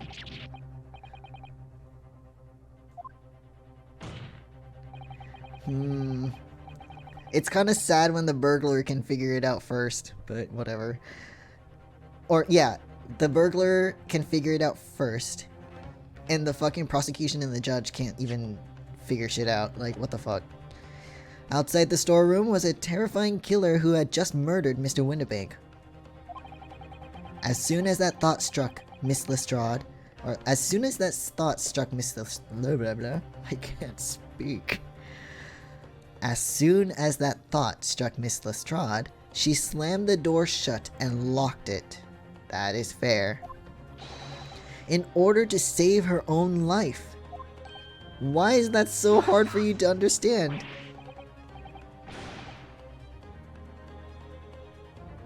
Really?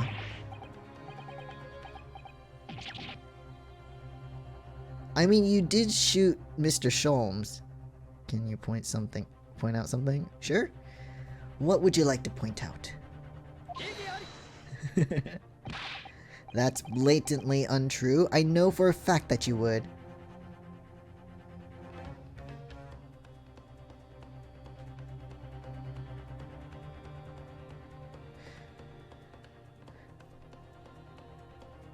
So they said the body wasn't moved. If she shot him, he would have fell on his back, not his stomach. Yeah, that's true. That's why they're saying that the burglars must have shot him while he was running into the storeroom, right? But yeah, that's exactly the case. Not only would he have fallen on his back, the bullet wound was entered through, like, the bullet had entered through the back. So he was shot in the back too. So it's like, okay. Definitely was not her. And I mean, she had multiple chances to shoot him if they were in the storeroom together previously. So there's no reason for her to shoot him. Because before my own eyes, you shot Herlock Sholmes. You did. There is only one logical conclusion here. Mr. and Mr. Skulkin, you brothers had every opportunity to have been the true perpetrators of Mr. Windibank's murder. You know what though? This is too easy though. There's no way this is the last. There's no way this is the only bit of this case. This episode. Because this is the final episode of the game. There has to be more to it. And Nash and Ringo, they did mention another person who would have gotten their behinds, really fucked with them if they exposed what they had done. So, I'm wondering, all the evidence points to them having been the one that shot Mr. Windibank, but now I'm wondering if there was a third person who had left before Ryunosuke, Herlock, and Susato had come in.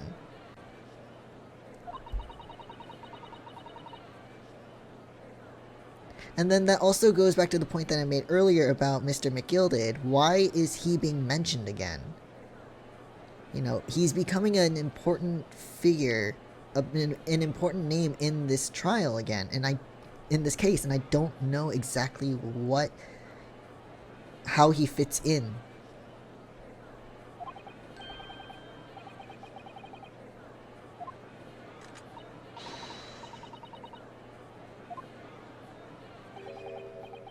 Oh wow, I haven't seen him laugh before, or smile. Oh, what the fuck now? He is laughing. It's a surprise.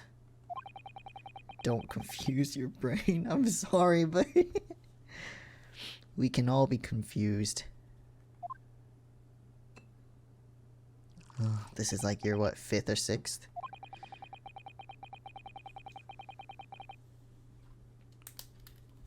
Hold on.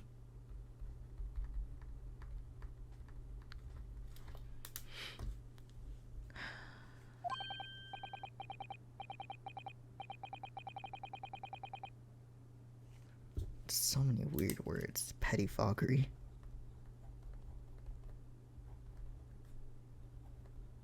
How is it pettifoggery though? We showed evidence and everything.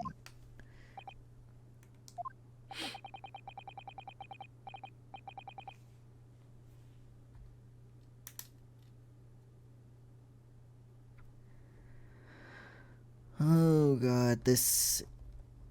I knew it wasn't gonna be this easy. Gonna head off, have it... Yeah, no problem, totally understand. It is late anyway. Please stretch and get some water and don't forget to save. Of course, thank you so much. Much appreciated. Hope you have a good rest of the time though. Thanks for stopping by. And the sub, so appreciated. Thank you. Oh, Van Zeeks, what is it now? What is the flaw?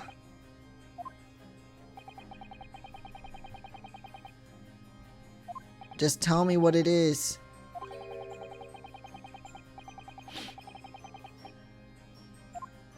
Be upfront about it. Stop doing that.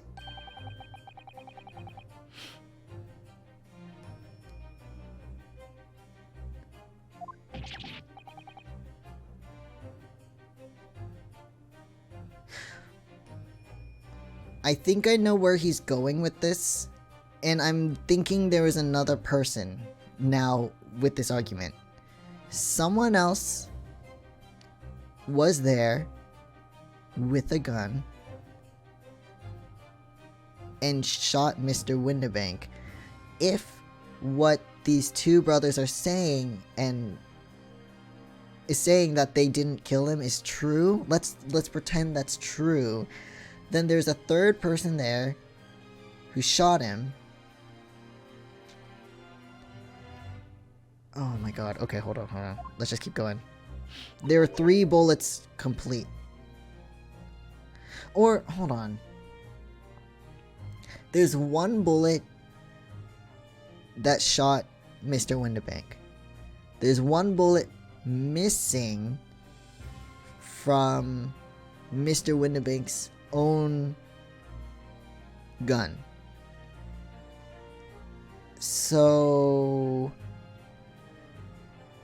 And there's only one bullet missing from the Skulkin brothers' gun. So... Who... Oh, and there's one bullet in the calendar. The tear-off calendar. So that's 2 bullets accounted for. But where's the last one? I see where he's going. Ah...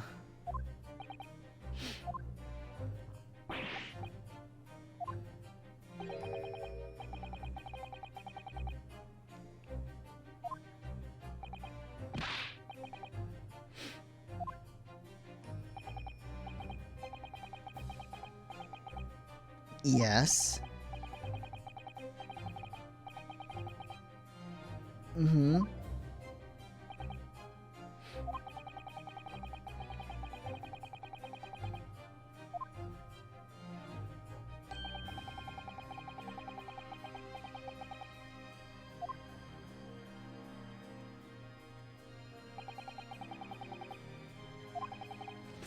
This is so confusing.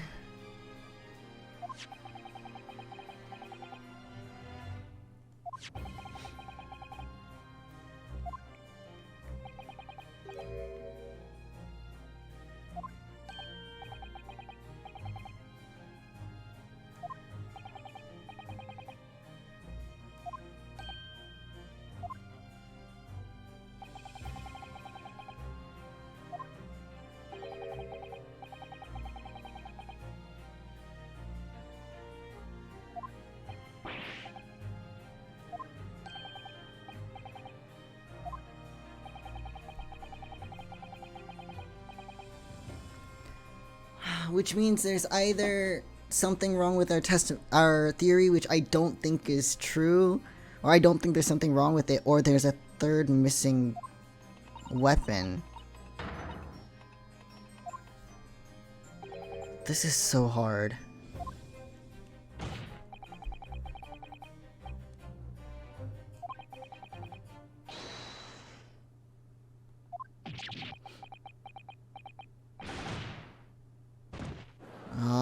This is so annoying because they're guilty of some things, but...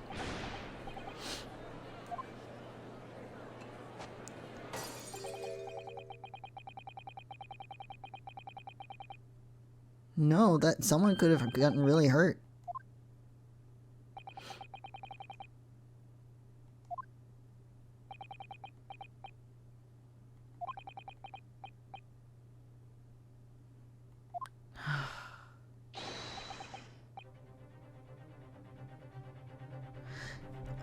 But you can't use past criminal record or conduct for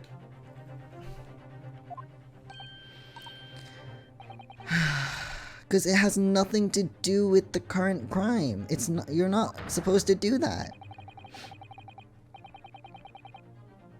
Also, the gun is pointed up. I don't understand.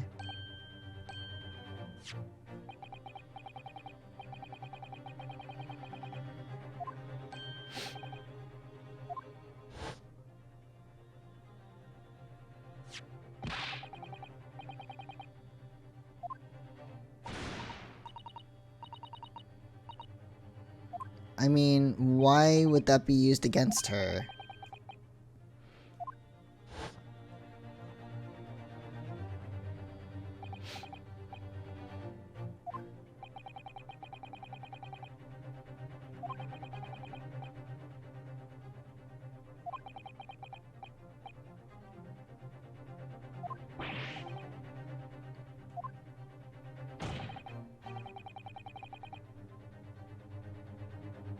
Oh, you fucker.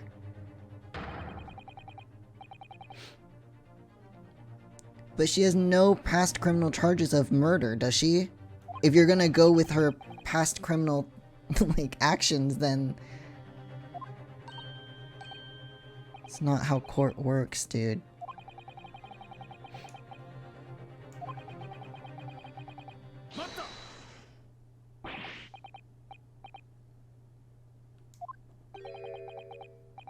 Gregsy. We had a meeting yesterday at the yard with the prosecution service, and, I think it was agreed that the disc wouldn't be used as evidence.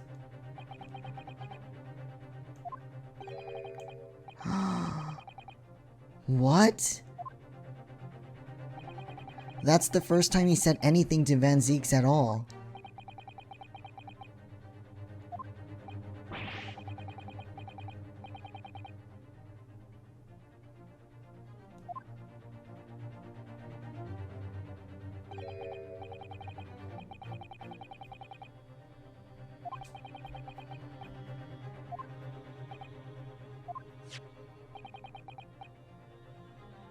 But why?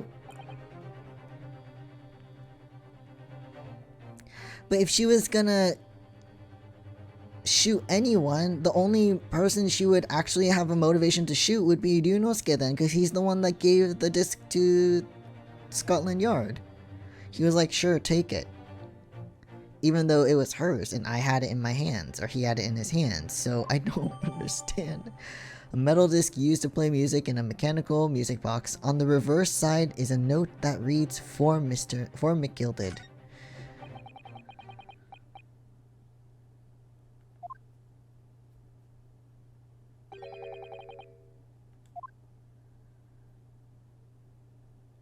You think you solved it all, but you haven't.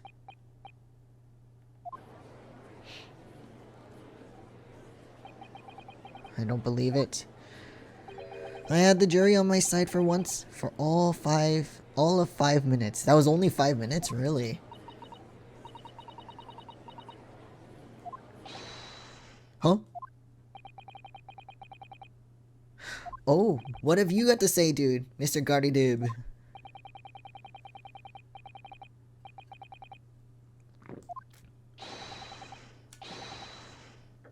Oh, fuck you. He's gonna say guilty, isn't he?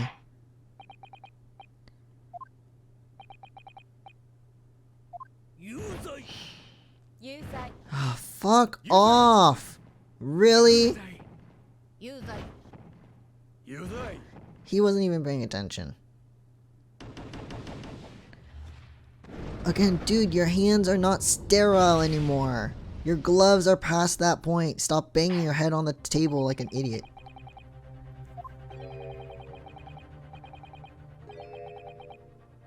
Fuck you.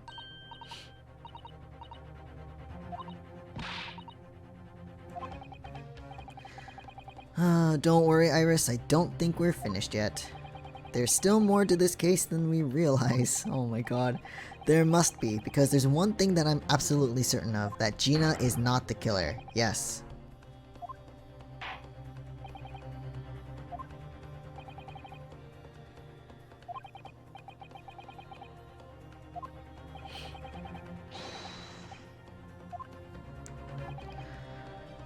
This pisses me off. I love this, and I'm having a great time, but I'm also pissed off. It's a weird combination, doesn't make sense, but... Oh my goodness. What time is it? 1:22? 4 hours into the stream. I think I want to finish this, summation examination first, and then I might end the stream.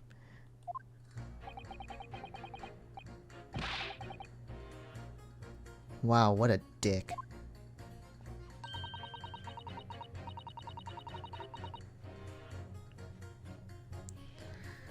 Oh, I mean, we've done a case where the number of bullets don't matter, like the DL6 in Ace Attorney, or yeah, Phoenix Wright Ace Attorney 1.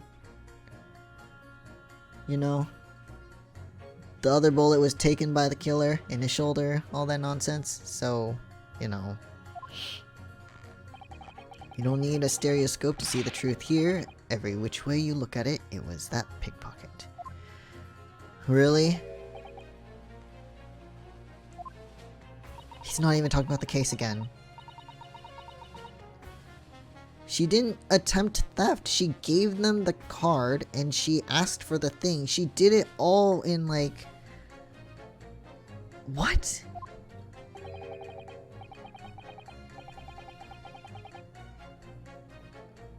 Alright, good for you, dude. Good for you. What the fuck? Judge, shut up. Let me do the thing.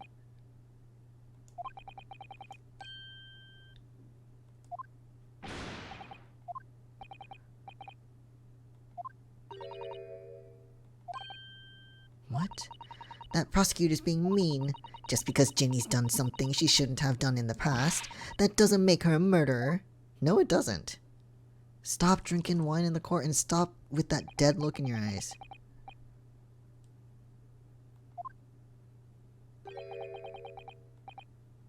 Eventually. Well, then we'll get the truth out, asshole.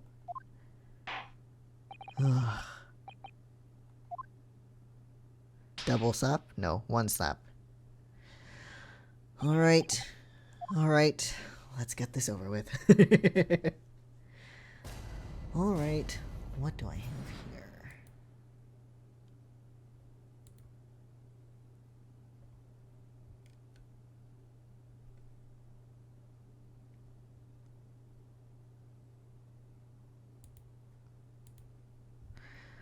Okay. The defense's rebuttal, here we go. What a dick. Just because Miss Lestrade has a history of pickpocketing, she must be guilty of murder. Is that what you're saying? Oh, that's what you just said, dude. Don't try to change it. Are all members of the British Army so quick to judge? Uh-huh. I'm not mocking, I'm just you. No, I'm simply illustrating my point. Making assumptions about people because they're a soldier or a pickpocket is wrong and dangerous. Well, yes, might have a point there, I suppose. But let's not forget the girl had already shown she had it in her from before. When you say that she'd shown she had it in her, are you referring to this? She didn't steal it, actually. Not exactly. Given that I was actually there at the time, it's hard to refute that.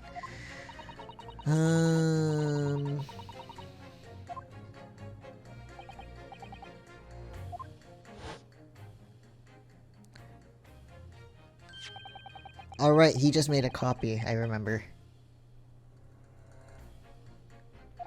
Using the caramel bars.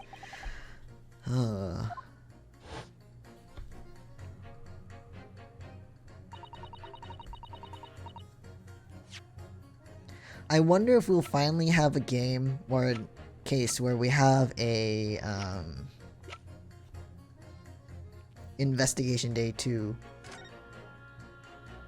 So that's the blood for McGilded.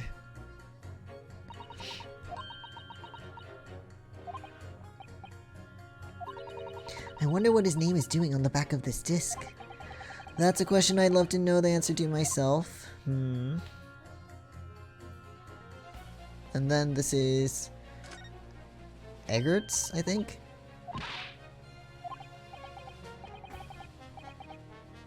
I wonder if we can shoot this one with that weird chemical powder thing.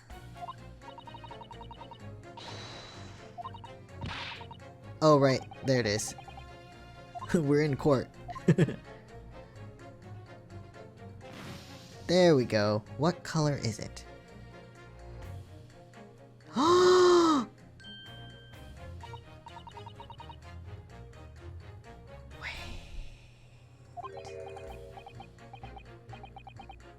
Wait a minute. Eggert? It's just that green. It's not the first time we've seen that color, is it? The blood samples portfolio has been updated in the court record. 4 samples of blood analyzed with a special chemical indicator developed by Mr. Sholmes. Different people's blood turns different colors. Eggert Benedict, you motherfucker.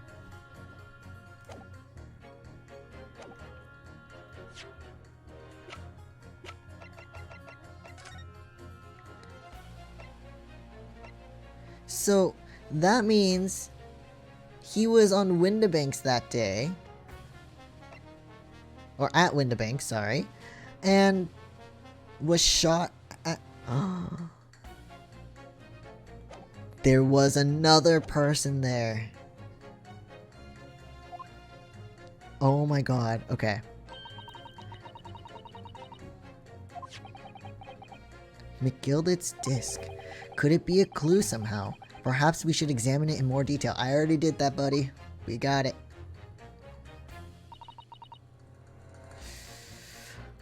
Oh my... Is this gonna... okay.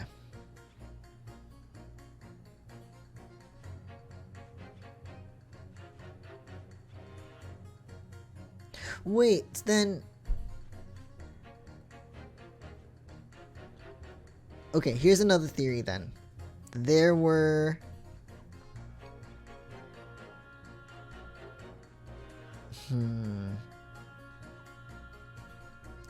Wait, no, never mind. I don't...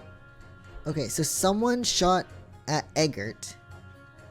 If I remember correctly, that blood is Eggert's. Or Mr. Benedict. We don't even know if that's his real name. Because he really wanted that disc, too. I'm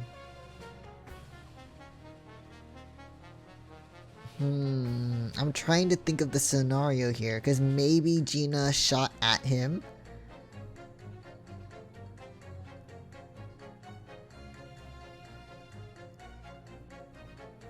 And then... Okay, what? I want to know... Oh, wait, hold on. Let's go back to court record really quick. I want to know when this was shot. Like, maybe she went to Windibanks. And then Eggert Benedict was being an ass. And then shot at them. Or shot at him, whatever. And then he ran off and he got blood on the thing there, right? And then that's why she was holding the gun while talking with Mr. Windibank. And then so they went to the storeroom and they were discussing whatever it is, we don't know. And then he heard the burglary, ran out, was like, holy shit, fought them a bit. With the gun, whatever, right? And then...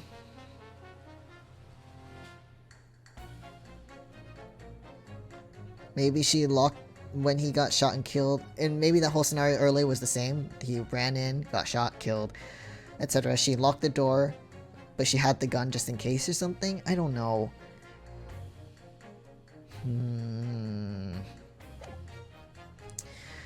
Maybe. Well, let's hear all of this first. It's the number of bullets that has you convinced.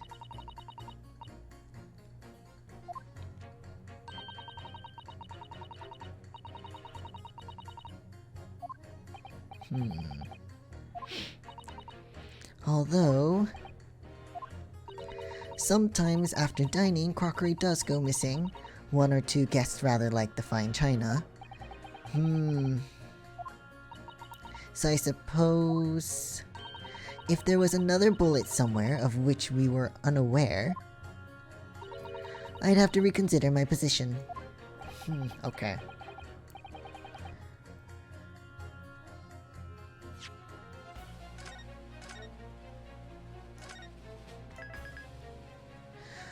Was it confirmed, like, what if was it confirmed that the bullet actually came out of Herlock's body when he got shot? A third bullet somewhere on the scene, could that be possible? I think it's impossible right now. Unfortunately, only 2 bullets were discovered by the police during their investigation.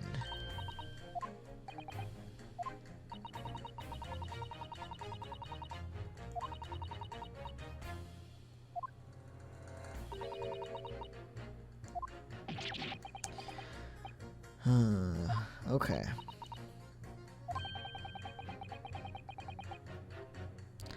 What if the third bullet was in Herlock's body? And they had to surgically remove it. That's my theory. Okay, let's hear your testimony here.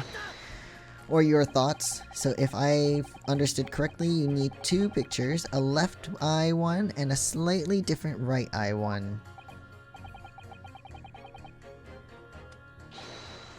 Yes, yes, we know. So if we have two bullets, I don't suppose you can see anything useful with them. No.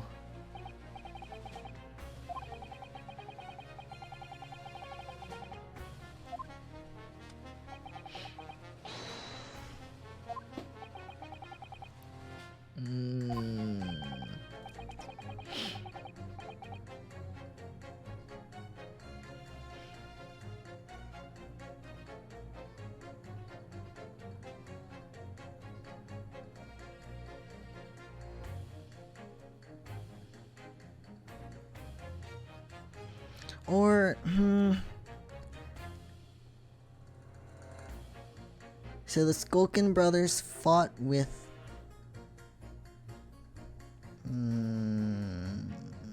Oh, this is hard. Because now the theory I had earlier doesn't make too much sense anymore. Oh dear, okay.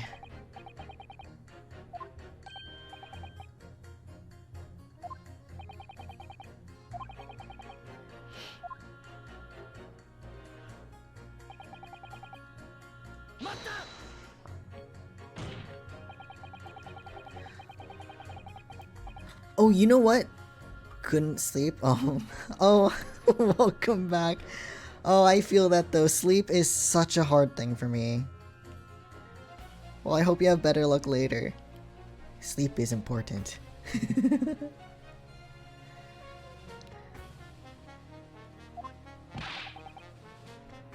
What did you miss?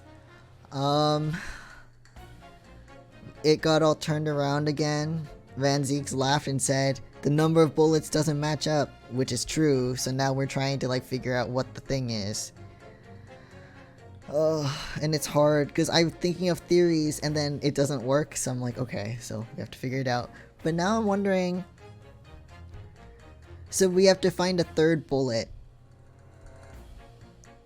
Oh, God. I'm wondering if this old man was the surgeon who operated on Herlock. God damn it. The thing is, I couldn't really say that has nothing to do with this trial, to be honest. Oh, were you really? Are you really the surgeon who did it? Just blame it on everyone? That's so true, so true.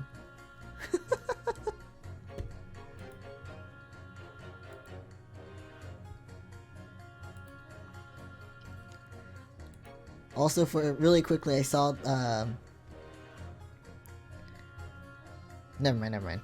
I couldn't really say it has nothing to do with the case.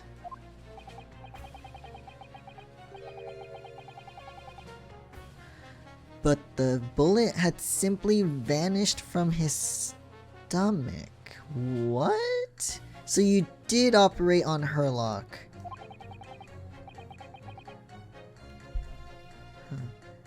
Saw what? Okay. I saw the message that she sent. It was very nice. Thank you. That's what I meant. The whispers. But it's called whispers, so I wasn't gonna say, but okay. It was very nice. I really appreciated it. So he operated on Herlock. Just wanted to make sure. I didn't want to like, you know, say things just in case people were like, because, you know, I guess it's just messaging, but the name Whispers makes me like just a little cautious. But yeah, it was really nice. Thank you. And I'm glad I could be of any kind of, you know, any kind of cheering up or whatever. I almost don't want to ask, but this surgery you've been muttering about all this time, you were operating on Herlock Sholmes. Okay. Herlick? No, Herlock. God damn it. No, it's okay. Okay, just wanted to make sure. Hairlock? Juror number 4, please. Herlock Sholmes by any chance? Yes, good lord. It was that hairlock fellow. Oh god.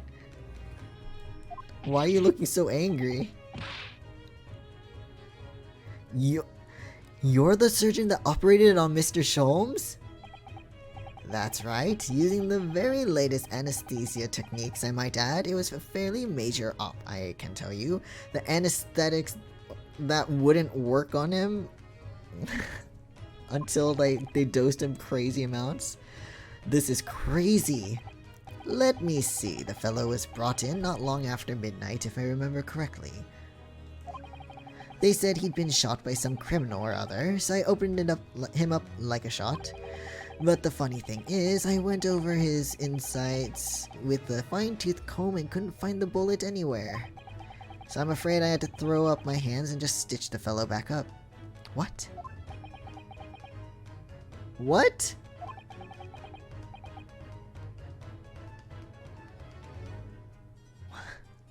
I hate to state the obvious, but, surely that's because the bullet is still at the scene of the shooting. Didn't you say it was your birthday? Yeah. My birthday. August 9th. Technically, it's only been an hour 40 minutes into it, so it's not... but yeah.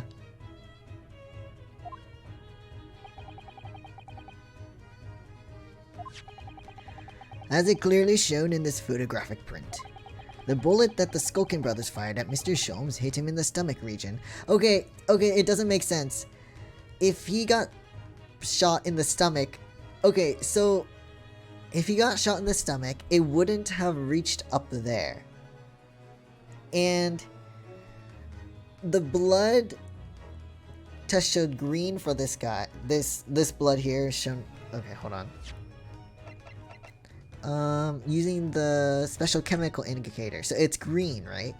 And the blood on the music box disc is also this green, which means it was from the same person, but it's not Herlock Sholmes' blood on the disc, it's Eggert Benedict, or whatever.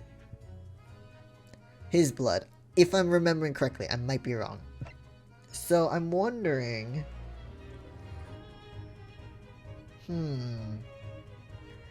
Wondering if he was there, and the bullet is... Okay. Then exited his body and launched into the shop wall where the calendar was hanging by the door, but that's not his blood. Got any fun plans? Not really. I don't know if I'll do anything. I mean, I had planned to stream something maybe if I can clean up my desk enough, because I bought, or my brother bought, like one of those, I don't want to say dollhouse, kind of, like you make a, hold on, let me look at the name of it real quick, hold on.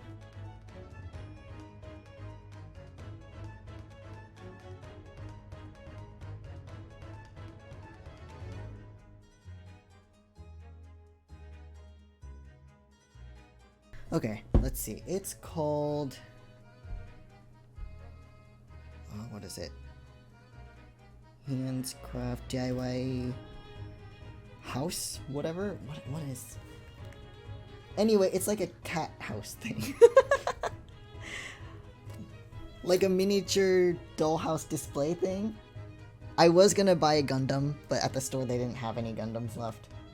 I guess they're low on supply or whatever. But I also like making things, building stuff, so I was like, okay. So if I can clean up in time, I'll stream making that, maybe. And if not, then either I'll stream a game or I won't stream. I don't know yet. I don't know yet, but other than that, I don't really have any plans. I already went out today.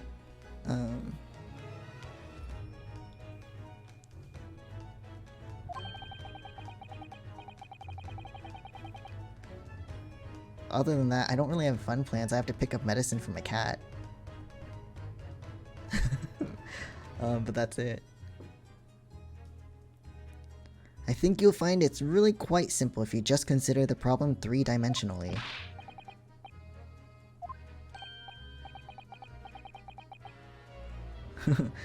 Well, juror number 4 is about the best I can do. I have a cat? Yes, I do have a cat. Hold on, actually, let me see if I can... I just took, like, really funny pictures recently of my cat. Like, I don't know how I was able to get these, but... Hold on. I can't show it right now, but it's on my Discord and stuff. You have a Maine Coon? Nice. I have...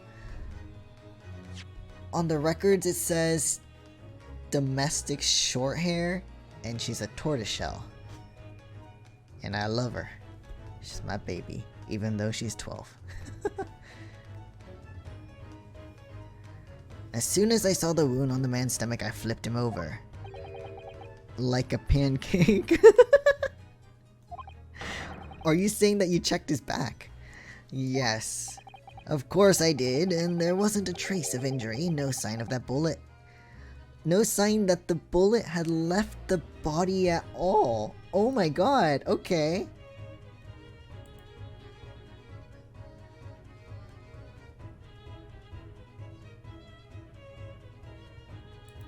I'm gonna wave real quick on Discord.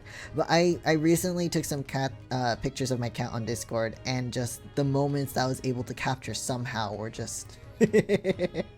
Oh god, I love them. They're so funny. Well, the first one is my favorite. It just looks so stupid. And then the second two are just little blep faces, so I love those. So that means... Okay, but back to the case really quick. He couldn't find the bullet in the body, but there were no signs that the bullet exited the body. So where the fuck is the bullet? What?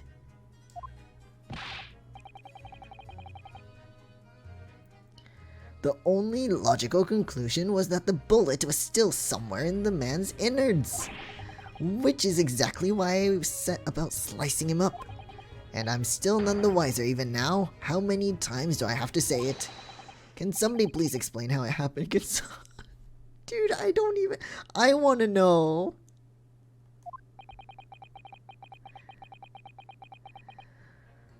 It's almost as much of a mystery as how this jury was put together.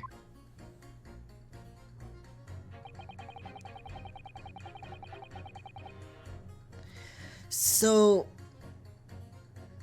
there are 3 bullets, but one is missing.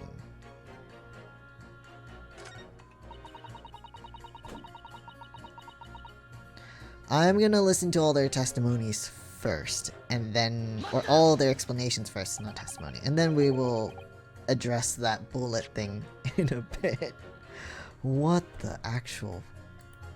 is happening here?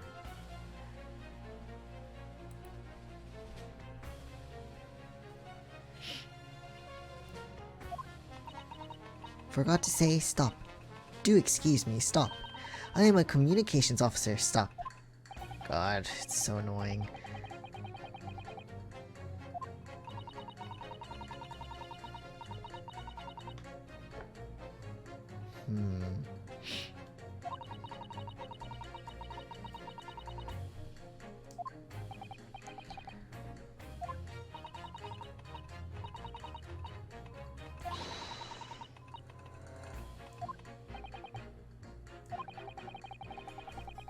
She did explain this earlier.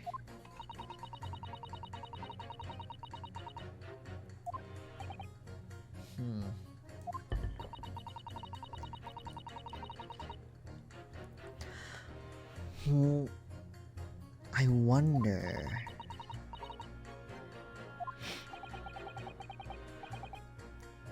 if she's involved in that other thing mentioned in the newspaper.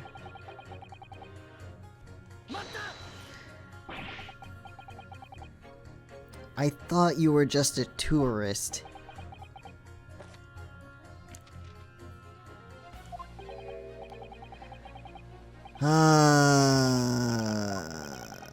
There's no way he's just a visiting tourist. So you're a ballistics expert. Who knew? I have much experience with guns. Okay. I have lived through many, how do you say, extreme, violent, blood of, oh god, extreme violent bloodbaths perhaps. Those extreme violent bloodbaths. Put the mouse down, the poor thing. Considering the sort of people you associate with, I'm surprised you still have a tongue. Oh my god, that's brutal. Anyway, if you have questions about bullets and guns, you ask me. There is nothing I do not know, no mystery I cannot solve. Got it. But if possible, please only in Russian language. I don't know Russian. I mean, I know the alphabet, and I can read the alphabet, but... and maybe a few numbers here and there, and pencil, but... I forgot most of the Russian I learned in that one semester of class, so... When you have eliminated the impossible, he said, but he hasn't.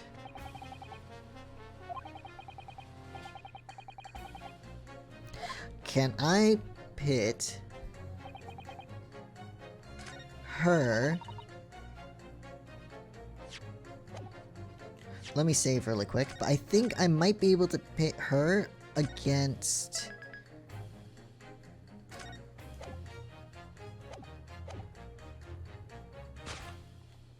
the old man? No! Hold on.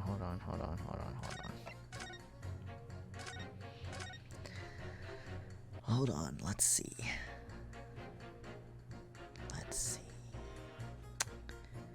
Two bullets, you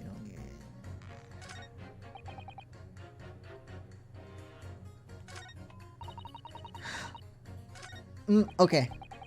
I have an idea. Let's pit you against him. Because where's the bullet? And the guy is like, I am an expert on guns and bullets. Those two statements clearly contradict the idea that all I do is pit jurors against each other. What is that statement? What? Pitting, pity. On the night in question, Mr. Sholmes was shot by one of the Sokolkin brothers. But since there was no sign of an exit wound on his back, we must assume the bullet didn't pass through him. However, no bullet was found lodged in Mr. Sholmes' body either. Furthermore, a bullet was found lodged in the wall of the shop where Mr. Sholmes was shot. Also, I don't know if this will be even mentioned, but I want to know if it's possible that the two guns use different types of bullets. I wonder. Because if that's the case, then we can tell where each of these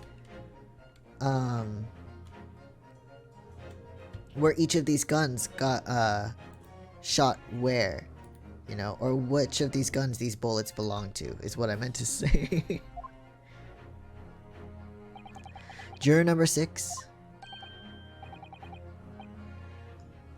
Hello, my name is Villain. Pleased to meet you. This apparent contradiction in the facts that is so clearly troubling juror number 4, God, I'm not reading these right, am I? Are you able to explain the mystery? You said you were ballistics expert. I have seen very similar situation in Motherland. Oh-ho! It was night, there was blizzard. I was running away along mountain road in freezing cold. Oh jeez, yeah. The snow was piling high on both sides of the road. It was very narrow and dangerous. My pursuers had hunting rifles and they were on dog sleds. Oh my god, mental note, don't ask too many questions. I was shot from behind and I fell down in snow. And this situation was very similar to what I hear today from doctor. They could not find bullet in my body. And no sign of, how do you say, exit wound. That mouse is so cute though. No idea. Bullet never hit me. What? What? So Herlock wasn't actually shot? Bullet hit frozen wall of ice very close to my side. But wait. Wait, so was he... Huh?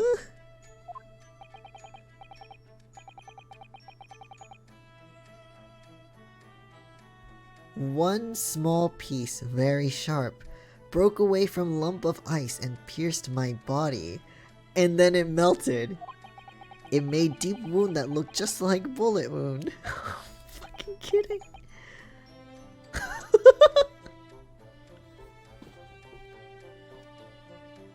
What? Oh, of course, piece of ice quickly melted inside me. And that is solution to mystery of disappearing bullet. Wait, but... So there was a wound on Herlock's body, I'm assuming, or else they wouldn't have cut him open for no reason. But what could have gone into his body that was absorbed or melted for it to disappear? What? Utter disbelief.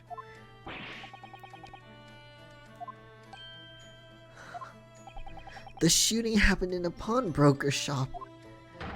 Not some snowy mountain road in another country. Was it the caramel? Just an idea, but we might not be looking at exactly the same scenario here. If it was the fucking caramel, I'm gonna be so mad. Do you know? Where exactly was Hurley shot again? Well, according to the report, in his stomach. Sort of around this area, I think.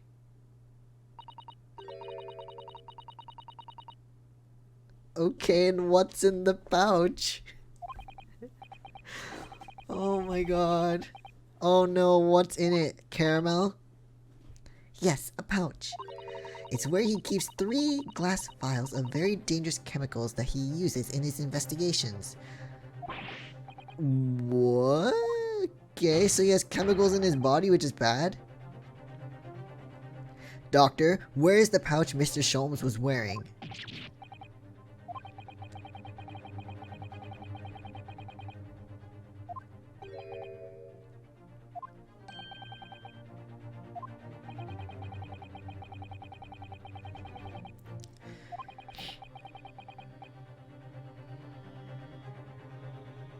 This case gets weirder and weirder. I know. It's there's just too much information and nothing's making sense. I mean, some things are making sense, and then only for what I thought made sense to be, like, questioned and then made, like, just not credible anymore. I don't know. Why do you have the pouch, Van Zeeks? Sorry? As I understand it, when the police arrived on the scene and found Mr. Sholmes injured, they removed the pouch in order to assess the wound. Ah. No, I'm smart. Thank you. Thank you for the confidence. Oh god.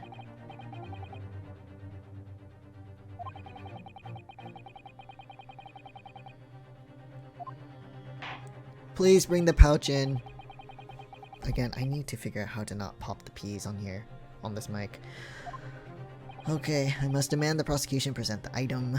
Please bring it in. It's so insane. It's just so insane. Oh, one of them is broke. That pouch. Thank you for the stretch reminder. Queen, thank you. Let me just take a minute to stretch. Look at that. One of them is broken.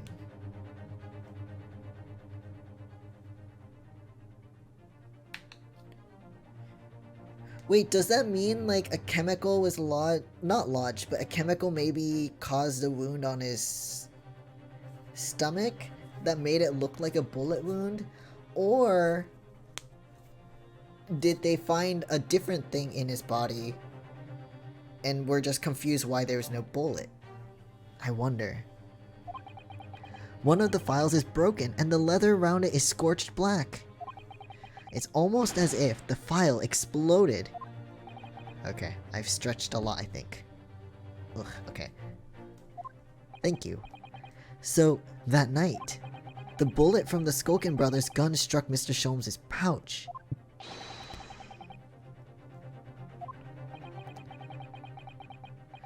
This bullet did not penetrate victim, but was deflected into wall of shop. Wait, is that Herlock's blood, though? I don't know. But that's still just 2 bullets.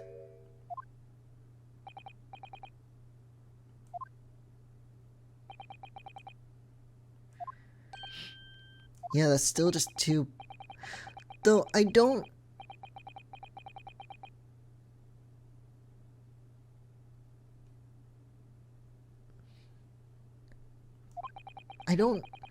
Well, the blood... But the blood matches someone else, I think.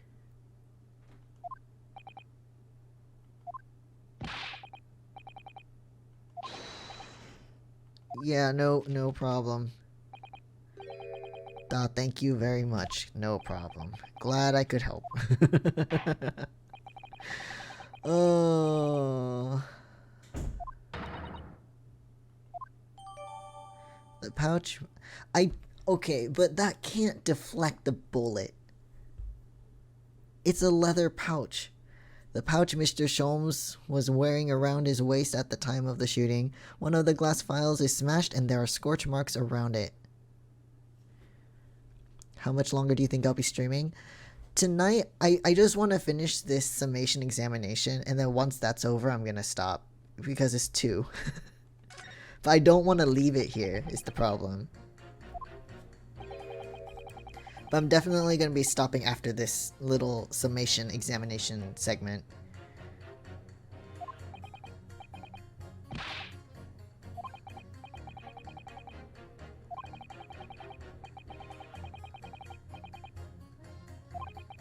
There's still a way to turn this around somehow, I'm sure of it.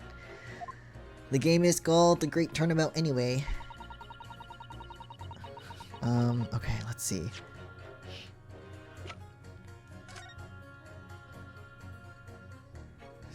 Are you gonna attempt going to sleep again? Because that's totally fair. Totally understand. But it was great too. Thank you for stopping by anyway.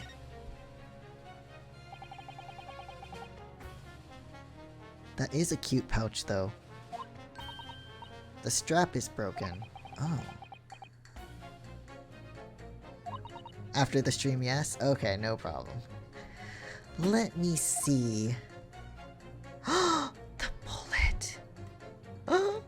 We found it!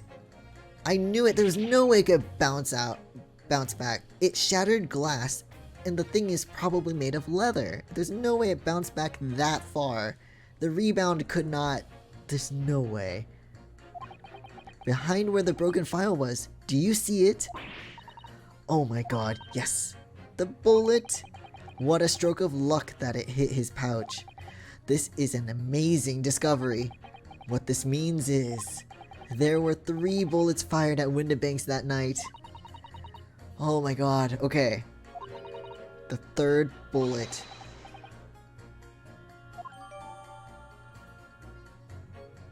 Oh my god, thank you. Okay. Alright. You... It's the number of bullets that has you convinced. So we've got this. We do have proof this time. So we've gone through this lady, yes.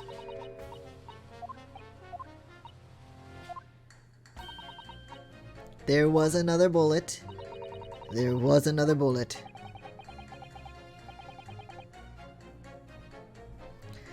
I can prove it. Allow me to show you then the third bullet. Ha ha ha. Wait, can I also like just look at it first really quick. This is the bullet that was fired from the Skulkin brothers' gun on the night of the incident. Yes, it turns out it never actually entered Hurley's body at all, which is good. That's a good thing. Thanks to the thick leather of that pouch he was wearing, it saved him. Oh, God. Well, considering what he had to go through in the hospital, I wonder how lucky he really was. He got operated on and there was no bullet in him. Jeez. Here you go.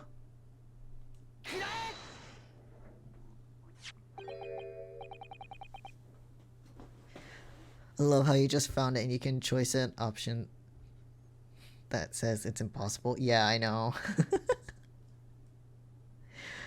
I guess that's in case you didn't find the bullet. Because God. But you can even, yeah, it is funny that you even have the option. It's like, I found it, but it's impossible that the bullet exists because, you know. Here it is. We discovered it just now. Have it. Or look at it.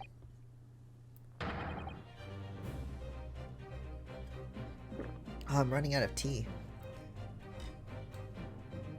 Okay, let me take a sip of my water instead.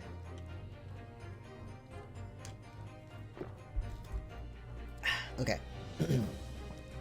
Yes, on the night in question in Windibank's pawnbrokery, another bullet was fired. No.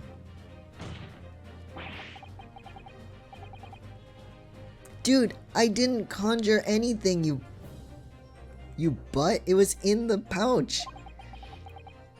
In the pouch that you brought for me. It was lodged inside Mr. Sholmes's pouch. Now don't give me such a scary look, dude. This pouch was removed from around Mr. Sholmes's waist before he was taken to hospital. And since then it has been touched by no one. That's what you said.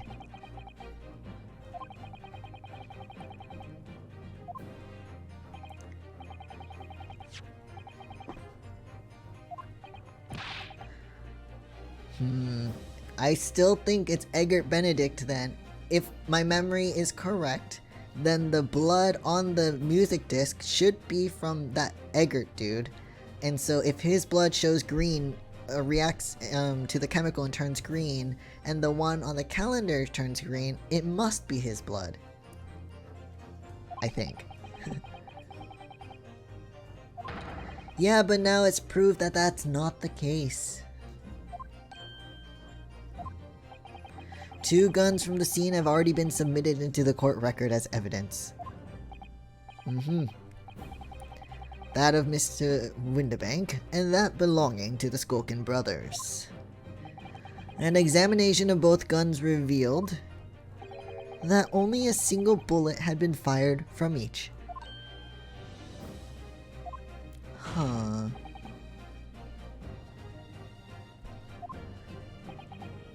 That there was a third weapon. We now know that on the night in question, 3 bullets were fired. Excuse me. However, only 2 bullets were fired from the guns recovered from the crime scene.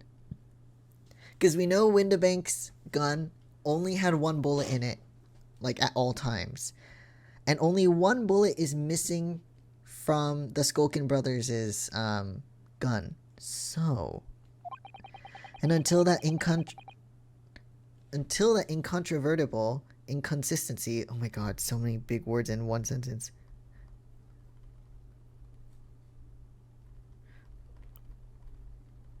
I'm guessing incontrovertible is like something to do with controversy or something. Is somehow explained, we cannot and must not pass judgment. Again. Dude, what the fuck? He made that look so, like, weirdly sensual. While this summation examination remains incomplete, the court has been presented with new facts. Facts that would appear to shake the very foundations upon which the case against the defendant has been built. Oh my goodness. What now, Van Zooks? You beautiful but racist asshole of a man. As is my prerogative. Prerogative. Is that how you spell that? I never knew. I don't really see it in words. I just see it in like, or I just hear it.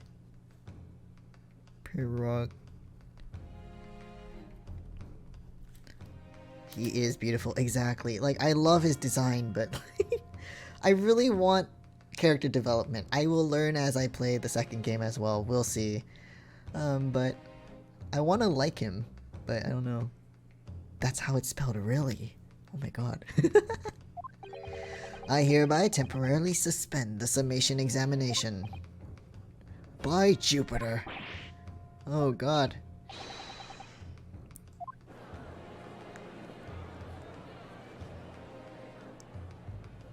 Oh goodness.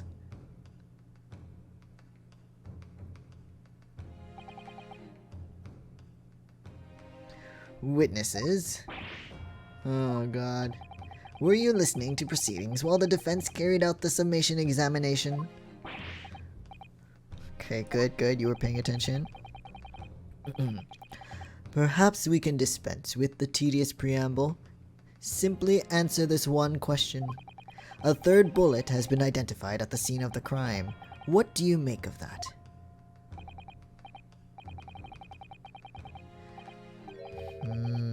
Is it one of yours?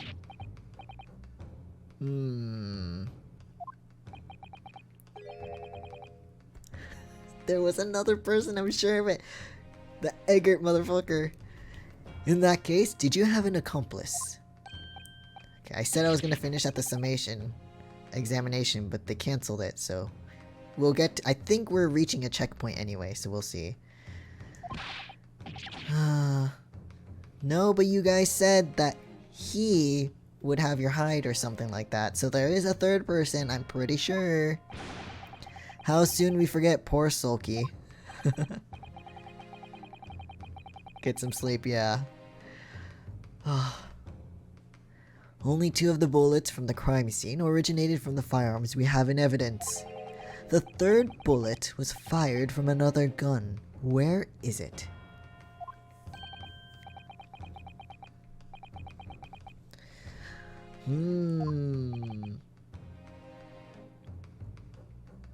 So that means that, because it's for sure their gun that shot Herlock. So that means the murder weapon is neither Windibank's own gun or the Skulking Brothers' gun, but someone else's. Possibly. Counsel for the defense. Yes? I should like to hear your thoughts regarding these new developments. Let me save real quick, because I have an idea of who it is. I have an idea of who it is. The third bullet and the mysterious missing firearm from whence it came. Thinking back over all the testimony we've heard and all the evidence we've seen, I think I'm starting to form a picture of what really happened that night. My lord, I think it's clear what this third bullet tells us about the Skulkin brothers. They had a secret accomplice. Hold on, let me look at the choices again. They had a secret accomplice. They had another gun. It's nothing to do with them.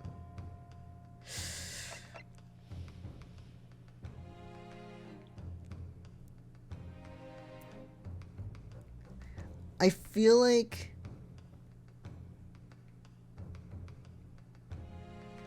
it's a mix of the first one and the last one.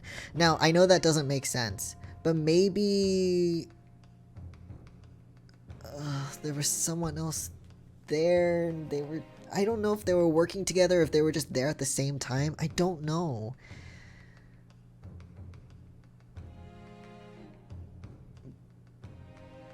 But they were saying like, oh, he would have our, he's gonna like ruin us or kill us or whatever.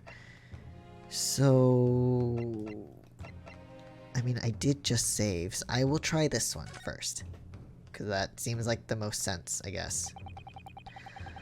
On that night at Windibank's pawnbrokery, the brothers must have been working with a third man. Makes the most logical sense, anyway. The witnesses are clearly doing their best to cover up the existence of this accomplice. But the evidence all points to the fact that there was someone else present, someone carrying a gun. And I think the blood just helps prove that there was someone else in it. I just wasn't sure if it was an accomplice or not.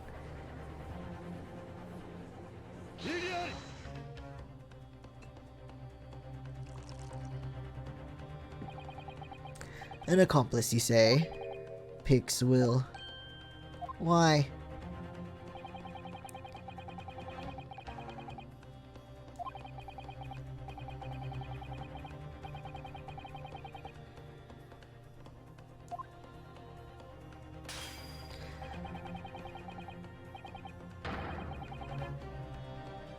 Can I show the blood? Someone was shot.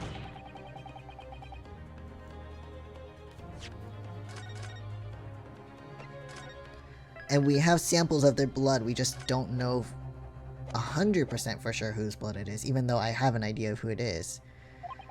Firstly, proof, evidence, that this accomplice was ever at the scene of the crime. And secondly, the identity of this spurious character. Okay. Hold on.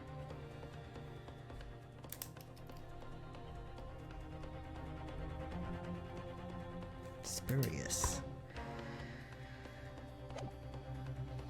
But how can I ascertain the identity of the person they're hiding? I still think I know who it is. I'm supposed to prove the existence of this accomplice and reveal the person's identity even.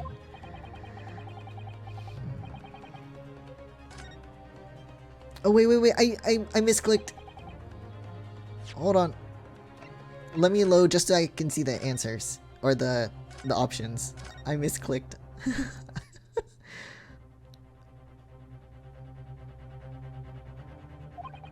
Okay. You want 2 answers.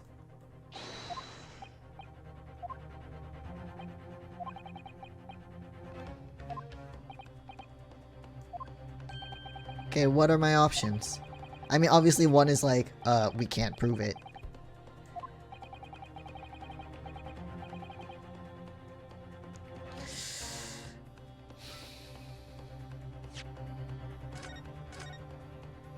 Let me save here so I don't have to like do all that little bit again.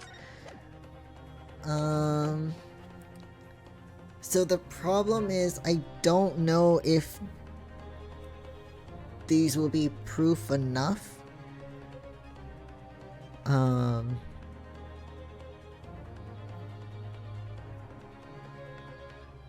You know, because I can present that this person was there, so it's a third person, and Windibank's blood is blue, and Herlock didn't have any blood splattering in the shop as far as we know, and it's impossible that this is his. So maybe I'm gonna try out I'm ready to present answers, and then if that doesn't work, I'll do unable. Because the identity to me is clear, but in the game, I can't really prove that it was him, the person that I'm thinking of. So I'll try it.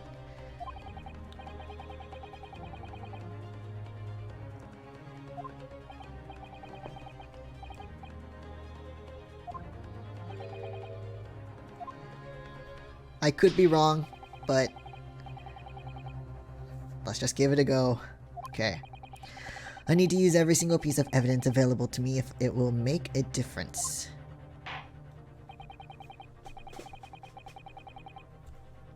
God, please, checkpoint, hurry up. Let this hit the checkpoint. Why did you have to cancel the summation examination? Okay, so I think this will prove it. The evidence is right here in this portfolio. I swear everything that man says, it sounds like he's flirting a little bit, yeah.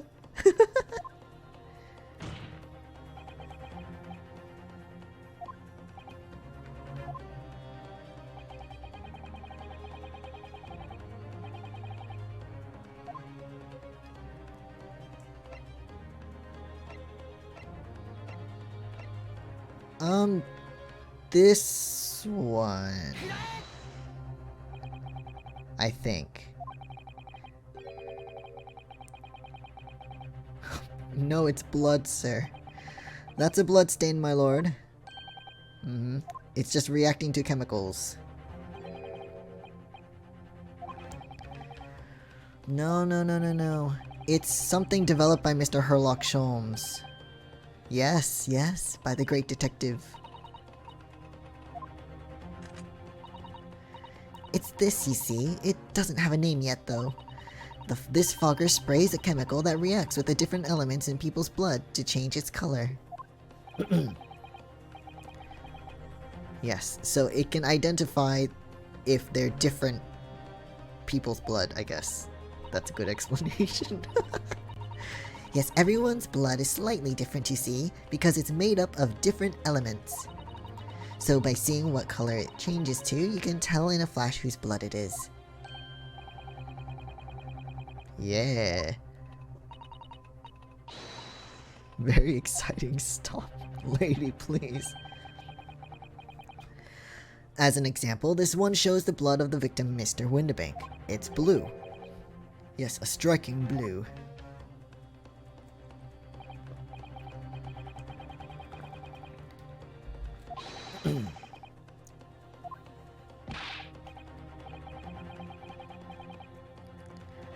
No, because the day before the calendar wasn't shot at. The date shown on, and the date too. The date showing on the calendar is the date on which Mr. Windibank was killed.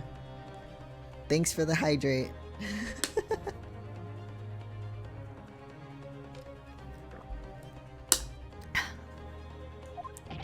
Much appreciated. Therefore, we can assume that whoever was shot on the same day. Yeah. Well, the Skulkin brothers in the stand don't appear to be suffering from any gunshot injuries. Which means it must be the blood of somebody else. The third intruder, in fact. And I think I know who it is, even though I probably can't prove it. You can't delay this any longer, my learned friend. Who is this alleged third intruder? Okay, I don't know if I have enough actual proof, but I'm pretty sure it's this guy because... if again, I don't know for sure. If I remember correctly, he got cut on the music disc and it left a bit of blood on it. And if... oh, I can't look at the evidence. If we compare the blood that was shot, that's on the calendar to the blood that's on the music disc, they're both green. And if I'm remembering correctly, and he did actually cut his finger or his hand on the music disc, then it's him. It has to be. Well, I saved before, so I guess we'll just give it a shot. Actually, I'll save one more time. Just to be safe. You never know. This guy. It has to be. Come on, please. The man's name is Eggert Benedict. I don't even know if that's his real name, but it has to be him. Come on. He paid a visit to Windibank's pawnbrokery on the afternoon before the incident took place. Yeah. That's right. Because I was there. The man identified by the defense, Mr. Eggert Benedict, then attempted to take the article from the defendant by force. Oh, I did remember correctly! Yes! I don't remember the voice I gave you. That JoJo looking motherfucker.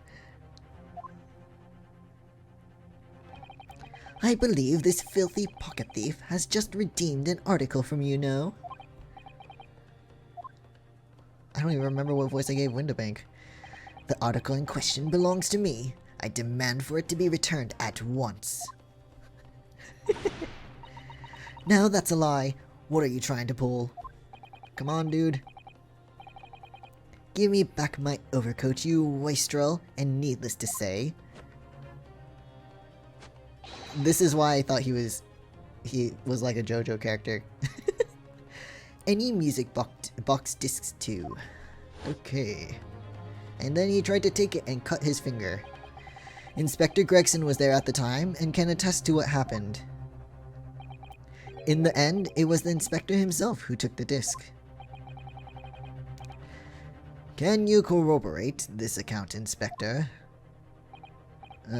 Yes, my lord. That's more or less what happened. And in the interest of being thorough, I asked Windobank for a print showing the fellow. This man...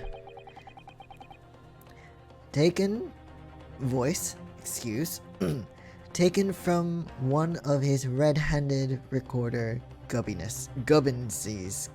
What? And you claim this man and is the brother's accomplice. I mean, he has to be. He was there. Well, Mr. Skulkin. Are you sure? You guys are sweating pretty hard. Well, somewhat unsurprisingly, it appears our witnesses disagree with the assertion.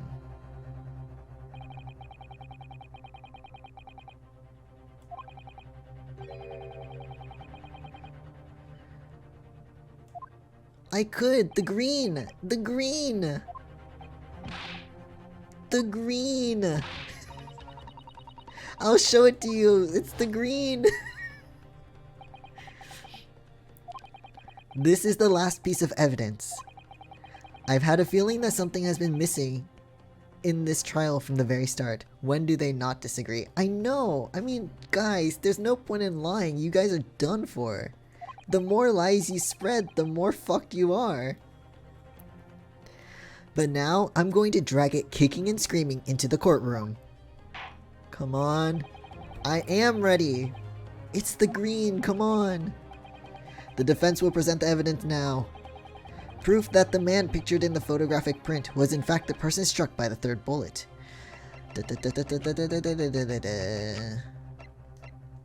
Bam. As I mentioned before on the afternoon of the day in question, the defendant attempted, deceitfully admittedly, to reclaim the disc from Windobanks.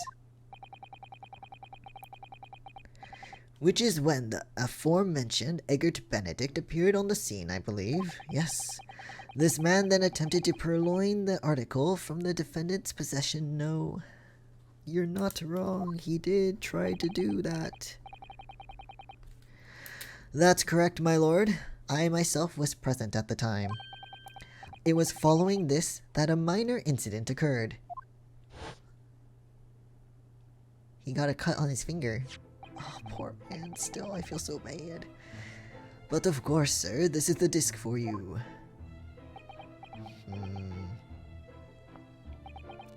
Very well. Stop. Then I shall bid you farewell. Say goodbye to style. Wait a minute. That disc is mine.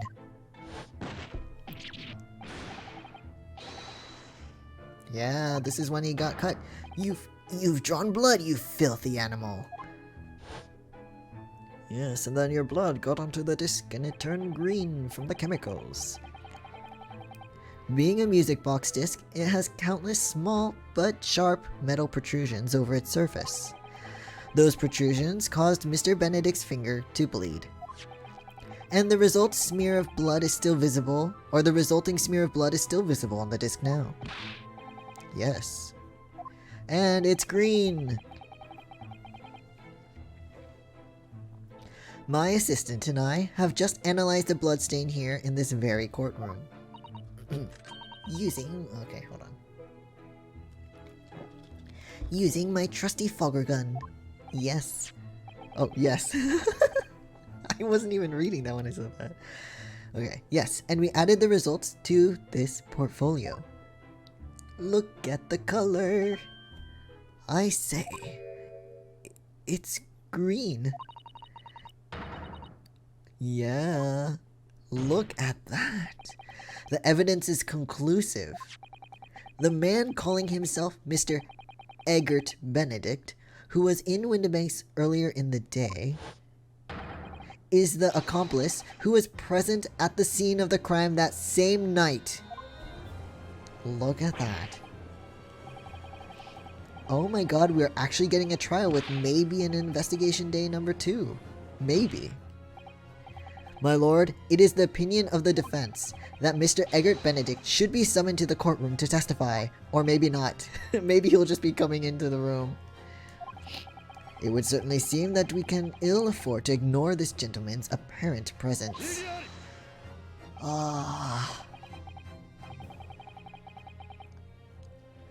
What do you mean? We're following everything by the books. I think.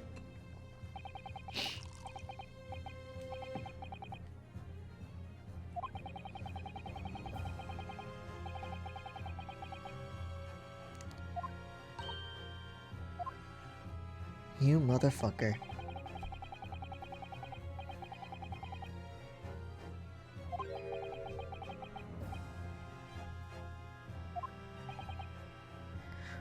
Well, I mean, it's brought a certain bit of doubt. It has to work.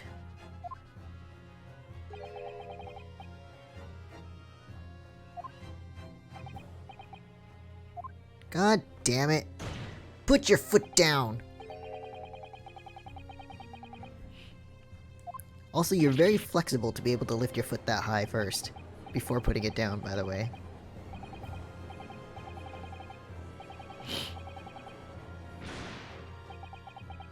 Oh, come on, I went this far. Of course, Mr. Sholmes' invention isn't going to be recognized by an official body. But what other choice did I have? Wait, but what if... Okay. But what about Iris? Iris, you are a legitimate certified doctor, right? Father Christmas. Hold on. I'm just remembering what Father Christmas over there said before. You know what, Iris? What's funny is I was just thinking the same thing earlier. He does look like Santa. About how he was temporarily suspending the summation examination. Oh, you mean the judge? I thought you were talking about the old man, the surgeon. But the judge also does look like Santa. That's true. And in a summation examination, the decision as to whether or not the trial continues is in the hands of the 6 jurors, isn't it? So the way I see it, it doesn't matter what certain other people think of Hurley's invention. At least, not for now. Oh my god, Iris, you are a lifesaver. But we are not going to finish the summation examination today. Young lady, you have quite the devious mind. Well, she better. She's very smart. Whether these ladies and gentlemen of the jury are convinced by what you say, Luno. Come on. We can convince them next time, I mean, but still. Is that about right, would you say? Or did I misunderstand something? Unbelievable. Mr. Sholmes' partner is a force to be reckoned with. Dude, she is fucking amazing. Iris Wilson, sharpshooter. And the brains of the whole... Just the brains. After that shrewd process of the situation from an entirely unexpected source, it must be acknowledged that the previous summation examination has yet to reach its conclusion. Well, fuck you, dude. Ladies and gentlemen of the jury, the court now looks to you for your final leanings in this matter. Internet, are you being a bitch? No! Internet! I'm almost done with the stream, why now? Oh dear. Oh no. Wow, this sucks. Why? It says I have a connection. My internet connection isn't gone, but I can't connect to anything. What? What's happening?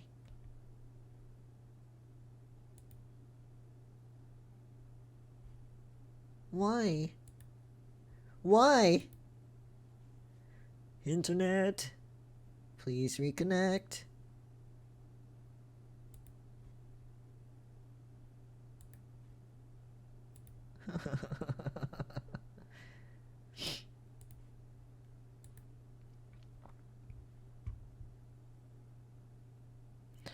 I wonder what happened.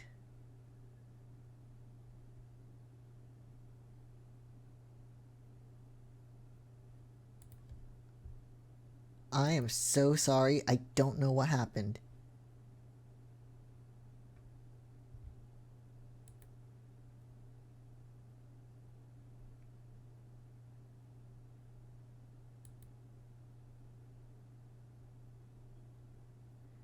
Are we good now?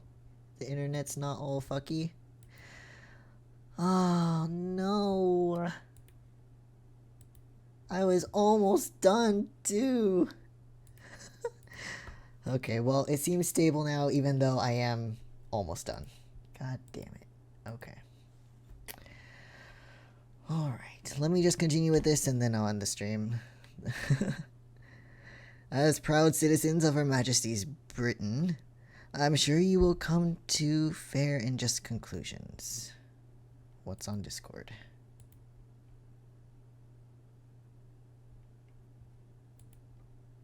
Yeah.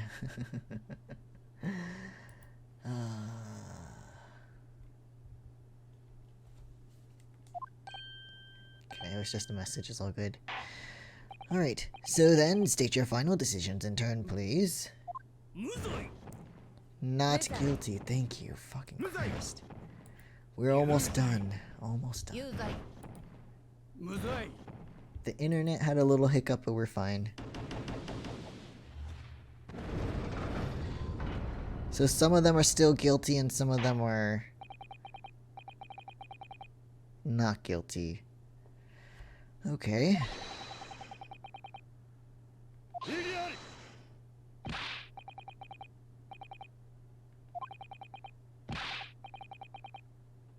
Well, the prosecution can fuck itself for now.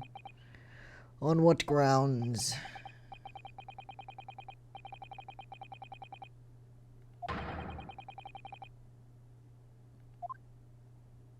No, fuck you. I'm sorry, Lord Van Zeeks, but the outcome of the summation examination cannot be ignored. This trial will continue. Ha ha ha ha ha. Again, stop. Dude, why'd you make it so, like, sensual looking? Nevertheless, we find ourselves in a rather awkward situation. The defense has very reasonably requested the subpoena of a new witness. But sadly, I fear that will be impossible. Why? The name the gentleman gave for himself, Eggert Benedict, is quite clearly false. God damn it. I don't believe it. Just when I'd managed to prove the man was there that night. Oh? Who?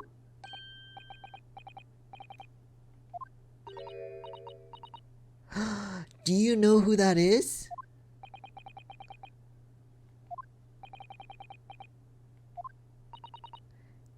If possible, Inspector. I wonder if you might show the photographic print to me again. The one in which the gentleman is shown. Wait, does she know who he is?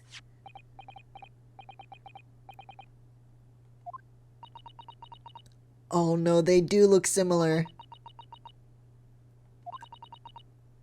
Yes, there's no doubt in my mind. Oh god. You know this man.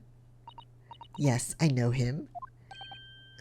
Oh god, you know him.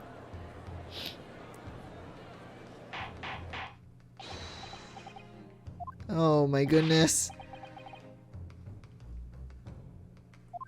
Oh my goodness. I am a communications officer, stop. As we can clearly see. Oh my god. Oh, maybe they're not related, but she looks super, super intense. The gentleman in the photograph is... Stop. Also, communications officer, stop. He works in my office. Stop. Okay, so they're not related. They do look similar, though. A very talented operator, in fact. Stop. He should be in the communication station now. Stop. Tapping away on the telegraph. Stop. Wait, what? This doesn't seem right somehow. I can't put my finger on why, but it doesn't feel right.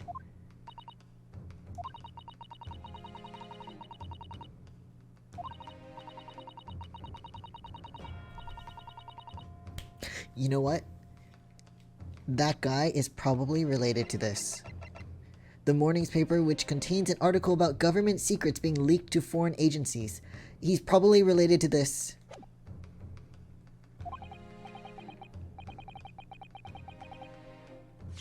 Hold on.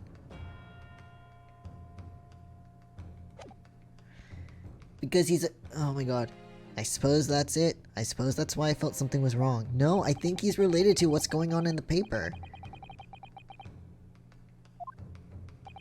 Lord Van Zeeks, if you please. Yes, my lord, he is not happy. Make the necessary arrangements with all haste. As your lordship bids.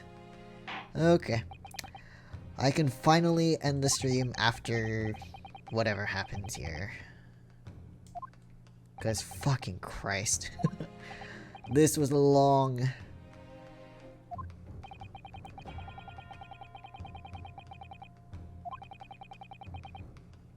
Alright. Yeah, but can we put these guys away first so they don't like run away? Please be a to be continued. There we go. Alright, there we go. Good.